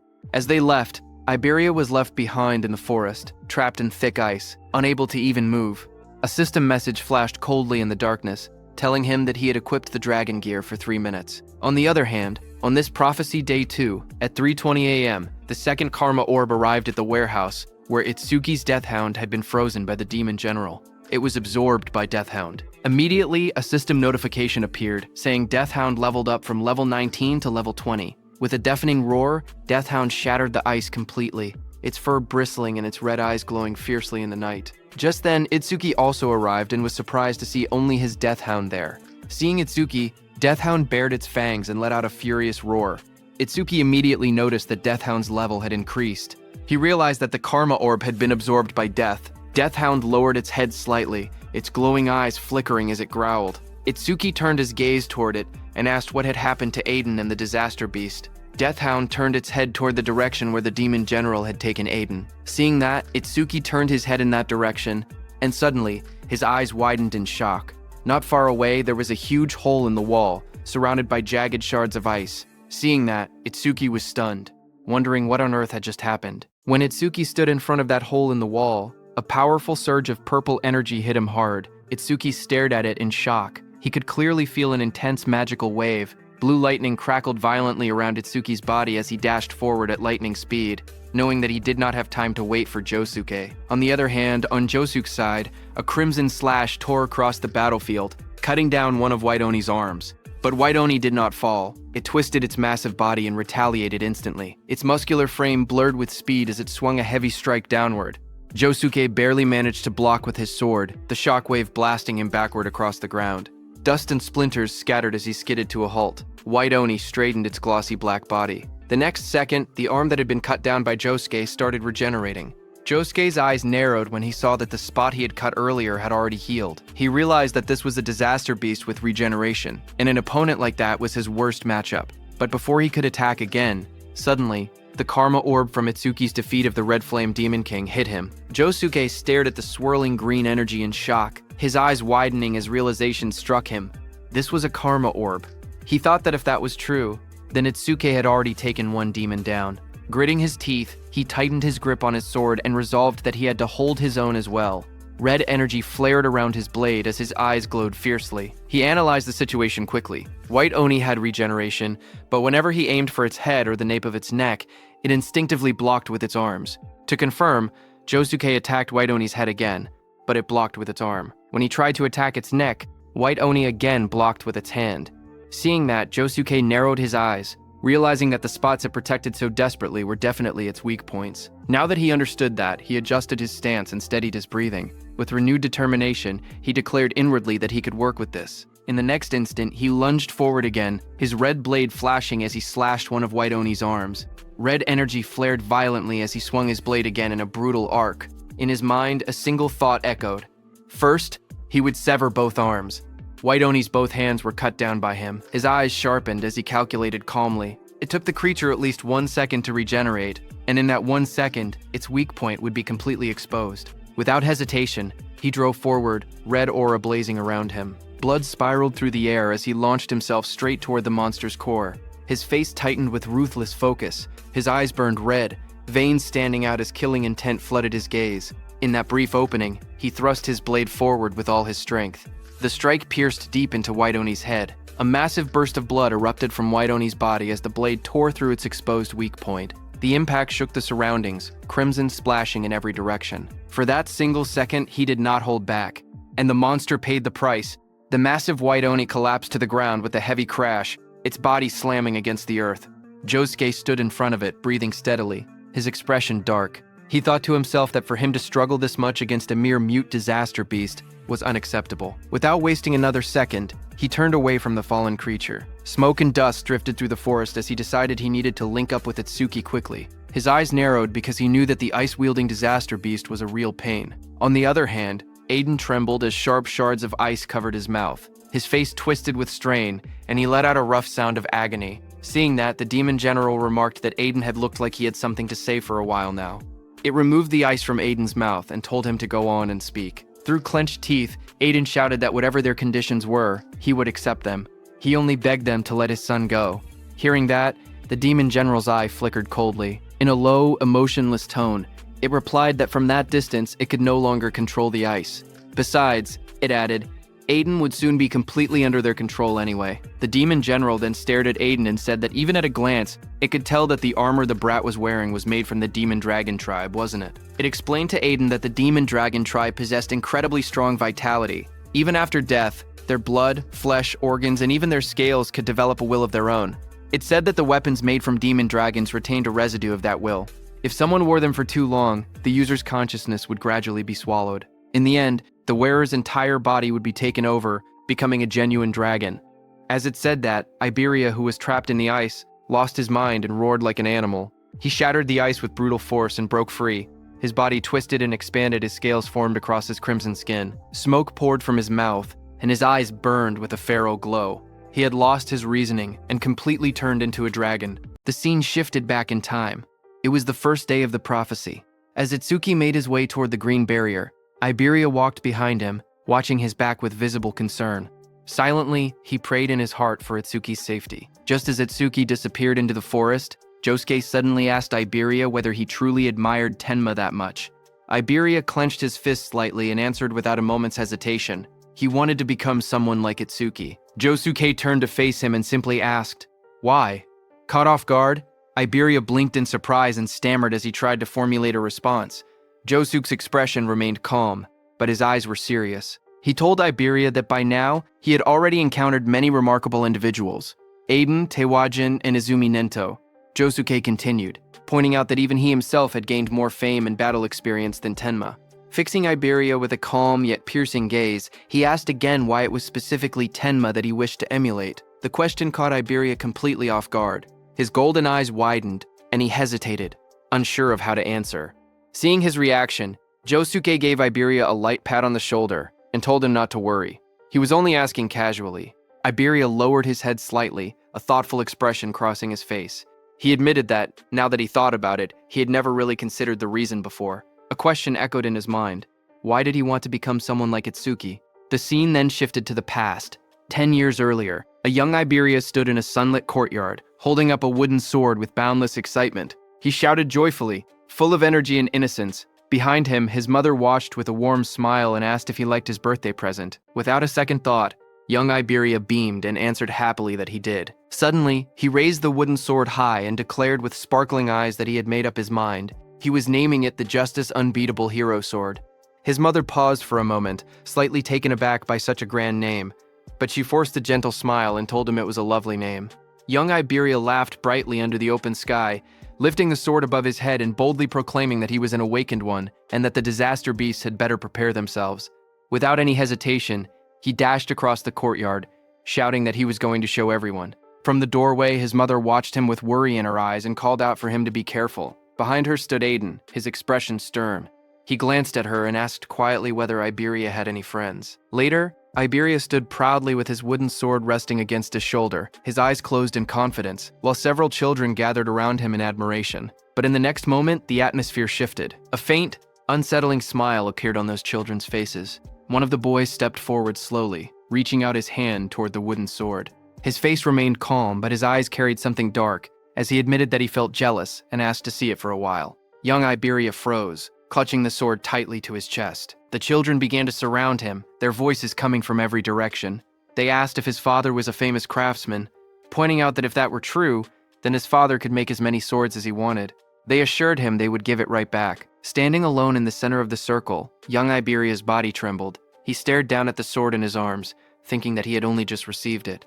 It was his. He told himself that he had to refuse clearly. Suddenly, one boy leaned in close, his face darkened by shadow, and asked in a low voice whether he was really not going to lend it. Sweat rolled down young Iberia's cheeks, and his lips trembled as he forced a stiff smile. After a moment of hesitation, he gave in. With a shaky voice, he said it was okay, and slowly offered the sword forward. The boy took Iberia's sword and shouted proudly that he was an awakened one, declaring that the disaster beasts should prepare themselves as he charged forward.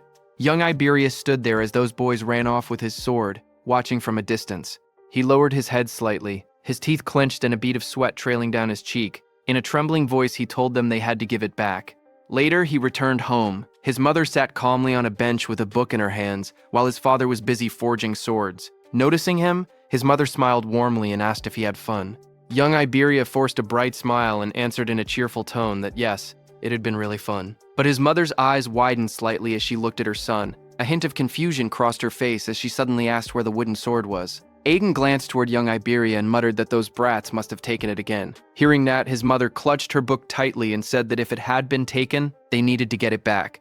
But Aiden retorted that even if they retrieved it, other children would just take it again next time. He swung his hammer down with force and shouted that Iberia could not even protect something precious to him, and that he did not even have the courage to call for help. The words cut deeply. He declared harshly that he had not raised Iberia to be this spineless. That night, young Iberia curled up alone in the darkness, hugging his knees tightly to his chest as the echo of those words lingered in his mind. Tears rolled down his cheeks as he lay on his side, staring into the void. His golden eyes trembled, and a question echoed in his heart. Why was it that he looked up to Itsuki? Then, a few months later, inside a quiet hospital, chaos broke out. Aiden grabbed the doctor by the collar, his voice shaking with anger as he demanded to know what it meant that there was nothing more they could do. The doctor, trying to remain calm, apologized and said they had done everything possible. He gently explained that his wife had been frail from the very beginning. Aiden's face twisted in despair, and he shouted bitterly, asking if they were supposed to just sit and wait for her to die. The doctor lowered his gaze and asked him to please stay by her side for now, adding softly that she did not have much time left. Inside the hospital room, Aiden's wife lay weakly on the bed. Soft light filtered through the window as she turned her head and called out to Iberia. Young Iberia stood beside her bed, his small hands trembling, his voice cracking as he whispered, "Mom." She reached out gently and told him not to cry. With a faint smile, she looked at him tenderly and said that although his father called him spineless, she knew the truth. He was simply too kind. She looked at her son with tired but gentle eyes and, in a soft voice, told him that kindness without strength could turn cruel. If he remained weak, he would fail to protect the people he loved, and would end up hurting himself as well. Her gaze grew serious as she asked him to promise her something, to become strong and to use that strength bravely. She believed that one day he would grow into someone kind and courageous, a truly strong awakened one. At last, she asked him to take care of himself. As her hand fell, the monitor beside her bed let out a sharp, piercing sound as the heartbeat line began to flatten. Young Iberia trembled as he held her hand tightly with both of his. Tears streamed down his face while he made his vow. He promised that he would become the world's strongest, bravest, and kindest awakened one. The boy cried out desperately for his mother. In the quiet hospital room, bathed in pale light, he stood beside her bed, small and trembling, and deep in his heart, a question echoed once more. Why was it that he had wanted to become someone like Itsuki? The reason was that when he first met Itsuki, he had been terrified by his strength.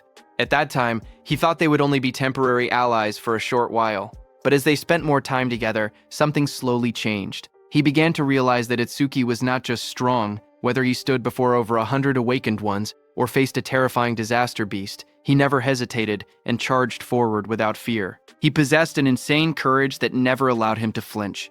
And behind that stern, unyielding face, he sometimes showed a quiet and gentle kindness toward his comrades. In the middle of danger, he would shield them without a word, placing himself in harm's way without complaint.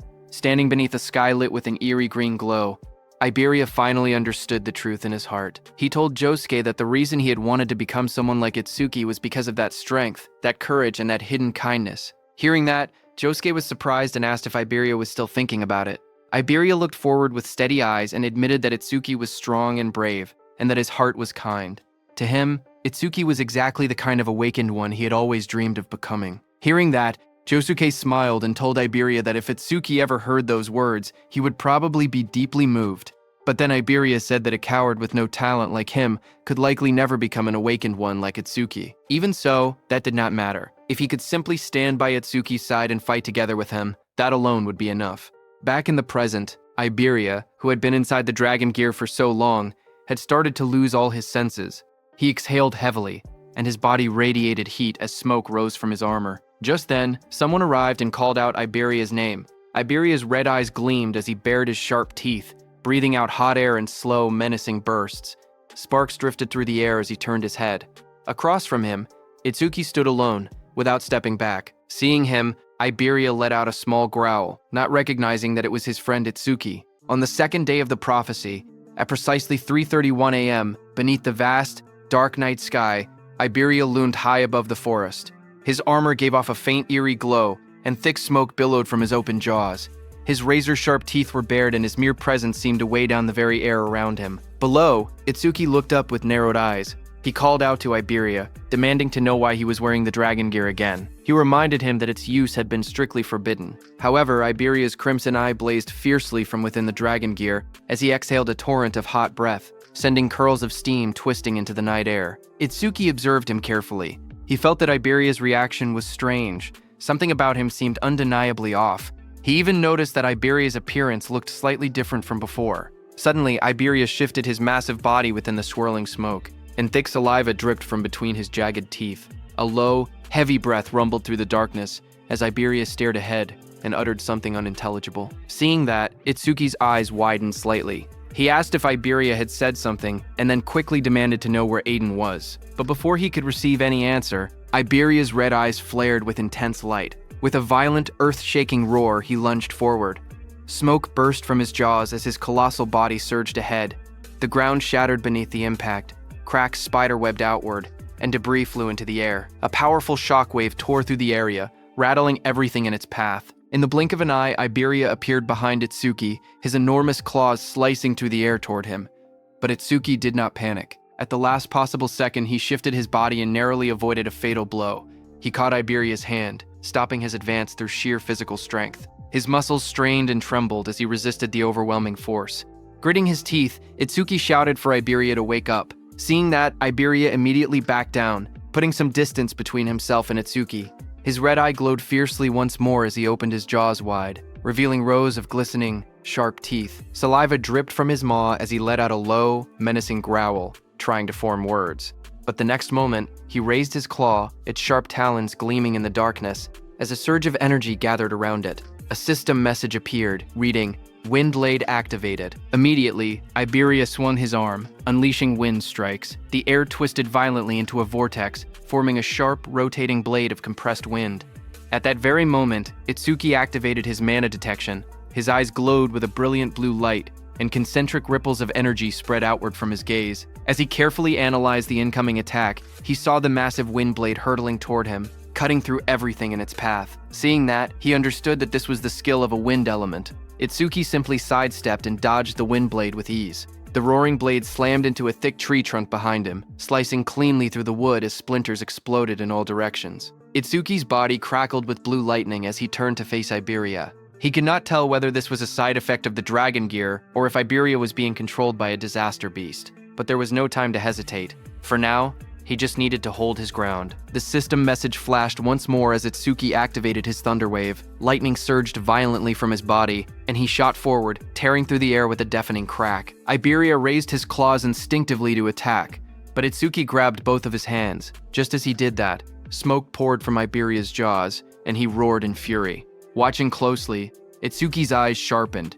He realized that this mana wave definitely belonged to Iberia, but he could not believe that Iberia was actually attacking him. Itsuki's eyes trembled violently, his pupils glowing beneath the shadow that fell across his face. He demanded to know what exactly had just happened. Then, through the smoke and burning air, Iberia lowered his head slightly and, in a strained, almost pleading voice, called out to Itsuki and begged him to kill him. Hearing that, Itsuki's expression froze. Sweat slid down his cheek as disbelief overtook him.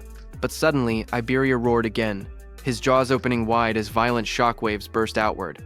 In the next instant, he lunged forward at Itsuki, attacking with his sharp claws. But before his attack could land, a blade flashed through the air.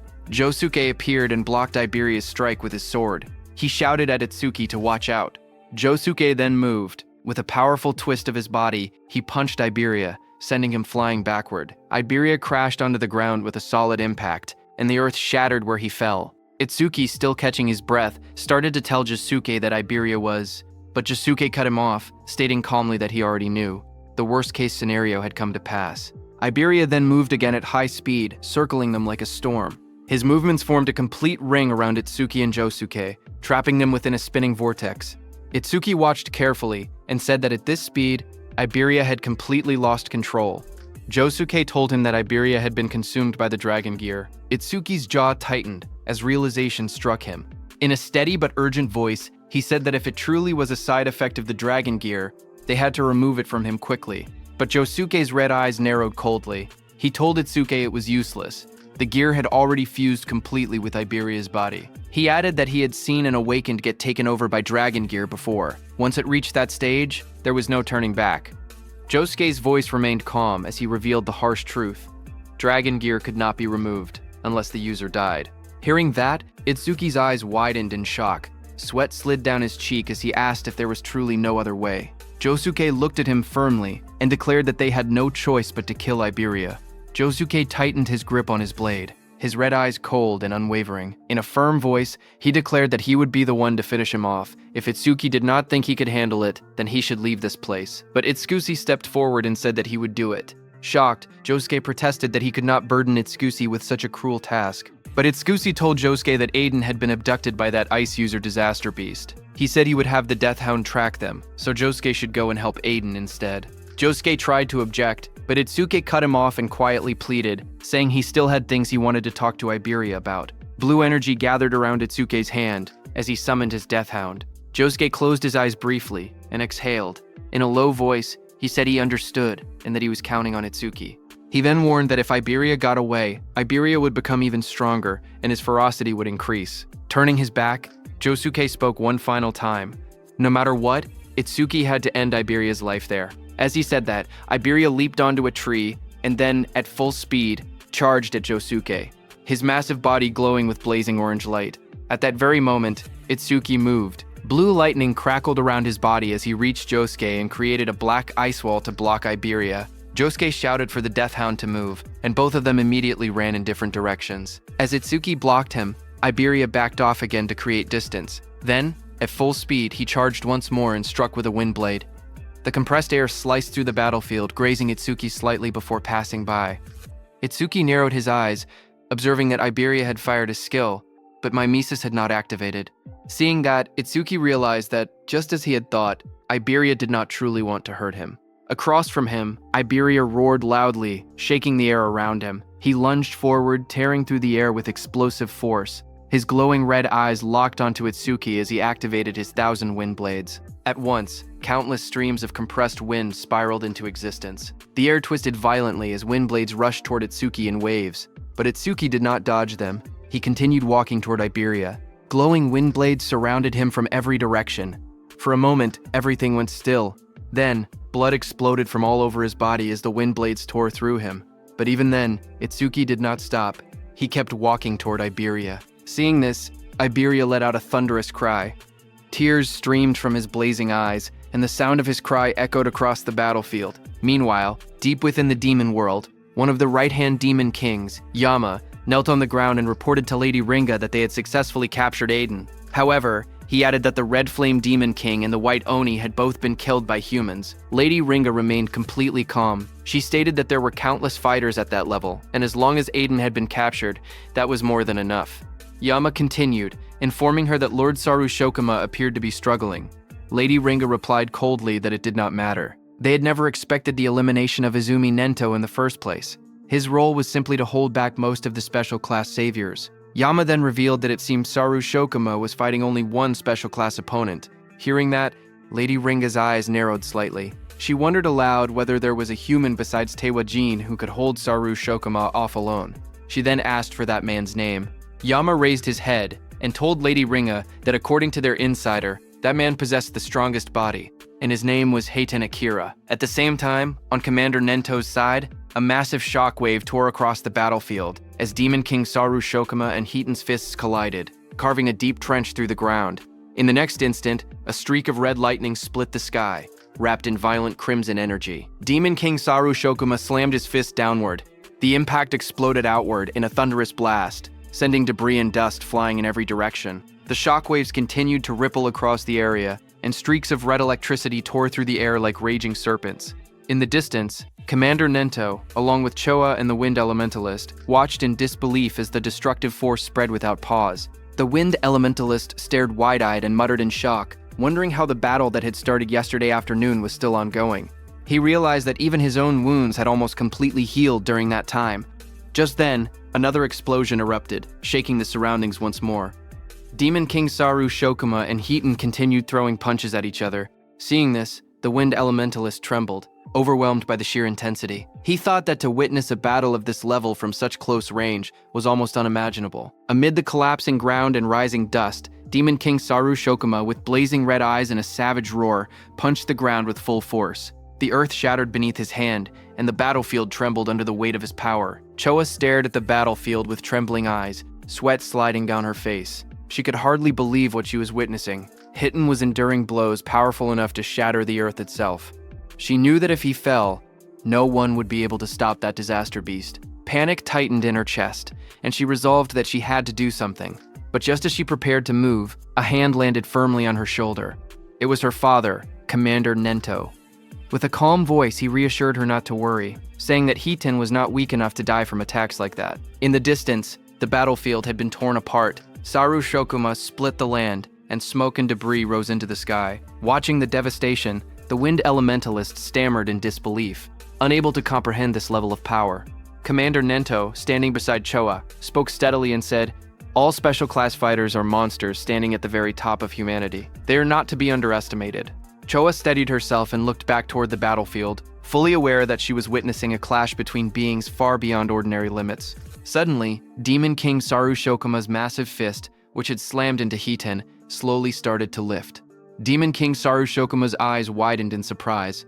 Far below his enormous arm, Hiten stood up again, lifting its massive hand. He was still alive, and still full of power.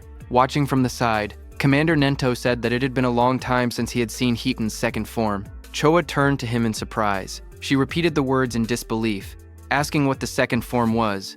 Amid swirling dust and a rising crimson aura, Hiten emerged. His body was engulfed in a dark red energy that writhed like flames, and his eyes glowed ominously. Watching that, Choa swallowed nervously. She said that his presence felt completely different from before, as though he had become an entirely different person. Commander Nento explained that whenever Hiten entered this state, all of his abilities increased explosively, but there was a price. In exchange for that overwhelming power, he became extremely aggressive and cruel. Hiten roared in fury, steam bursting from his mouth as his crimson eyes burned even brighter. He pushed back the massive Demon King Saru Shokuma with just his brute force. Commander Nento continued explaining that the nickname given to him in this form was something entirely different. In the next instant, Hiten vanished. Like a streak of blazing red lightning, he shot forward. Behind him, a monstrous phantom seemed to rise, an enormous demonic visage with glaring eyes and twisted features, as though the embodiment of wrath itself had taken shape. Hiten's fist drove upward with terrifying speed. The punch collided with Demon King Saru Shokuma's body in a violent explosion of force. Blood sprayed through the air as the Demon King was sent reeling backward. Before the Demon King could react, Hiten punched a hole in its chest and came down to the ground. Demon King Saru Shokuma's body came crashing down onto the ground, its impact thundering across the battlefield and sending debris flying skyward. Hiten just stood there as the red aura around him flared like burning embers, carving a path through dust and debris. In the next moment, he started moving again. Behind his back was a canvas of blood and scars. Muscles tensed beneath torn clothing. Crimson energy crackled faintly around his silhouette, and his long hair whipped wildly in the air. In the distance, Choa stammered in confusion, asking where he was going. Commander Nento answered that he was probably heading to destroy the stone pillar that maintained the barrier. Hearing that, Choa admitted that she had thought Hiten would simply rampage without direction. Yet, even in that state, he was still able to keep his reason, just as expected. Commander Nento told her that if Hiten had attacked without caring about friend or foe, then even if his power increased, it would only bring disaster. Such recklessness would mean he could never become a true special class protector of humanity. On the other hand, Hiten reached the stone pillar. His fists smashed into the towering structure with a thunderous crash. The impact sent cracks racing through the surface as fragments of rock burst outward in every direction.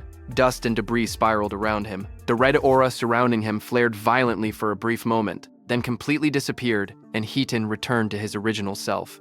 As the dust began to settle, Hiten stood there with blood smeared across his face and torso. He looked down at himself and wondered why he was there. Then his eyes shifted toward the fallen Demon King below. He asked if the enemies had already been dealt with. Seeing all that, Hiten finally realized that his other self had come out again. Hiten sat beside the stone pillar and, with a faint, almost exasperated remark, commented that his other self was still as meddlesome as ever. Far above the battlefield, the massive crimson barrier dome started to disappear after Hiten destroyed the stone pillar.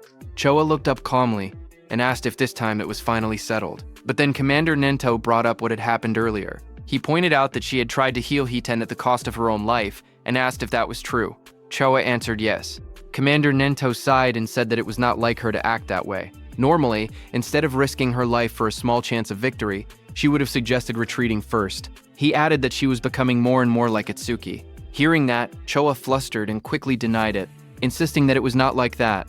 Trying to change the subject, she wondered aloud how Itsuki was doing. She mentioned that they were also in the forest now, but since there were high-level awakened ones like Yusuke-san with them, they should be fine. But far away in the dark forest, Iberia, inside the dragon gear, clutched his head in panic. Tears streamed down his face, his glowing eyes trembled as he screamed, asking why he was not dodging. Wind strikes tore through the forest as Itsuki continued walking toward Iberia. Blood trailed down his body while those wind strikes rained toward him from every direction.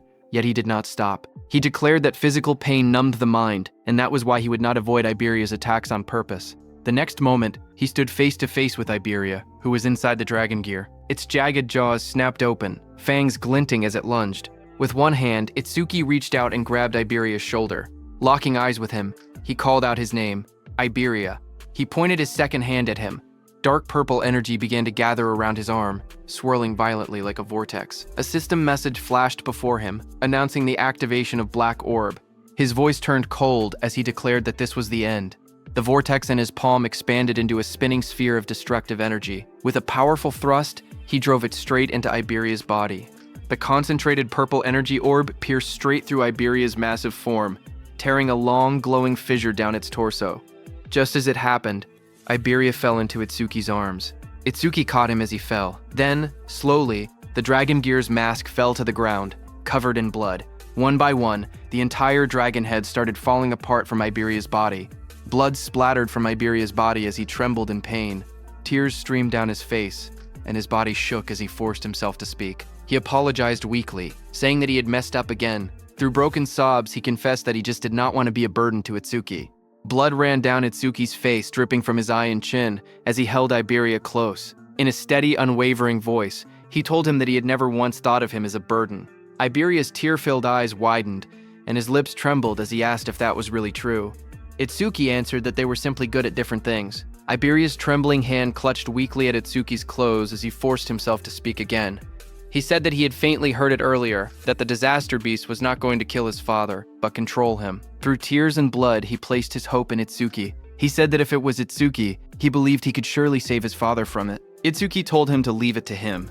Remembering the face of that demon general who had caused all this tragedy, Itsuki's gaze sharpened, his expression turned cold and resolute, and he swore that he would crush it with his own hands. Tears and blood streamed down Iberia's face as his trembling hand slowly loosened its grip.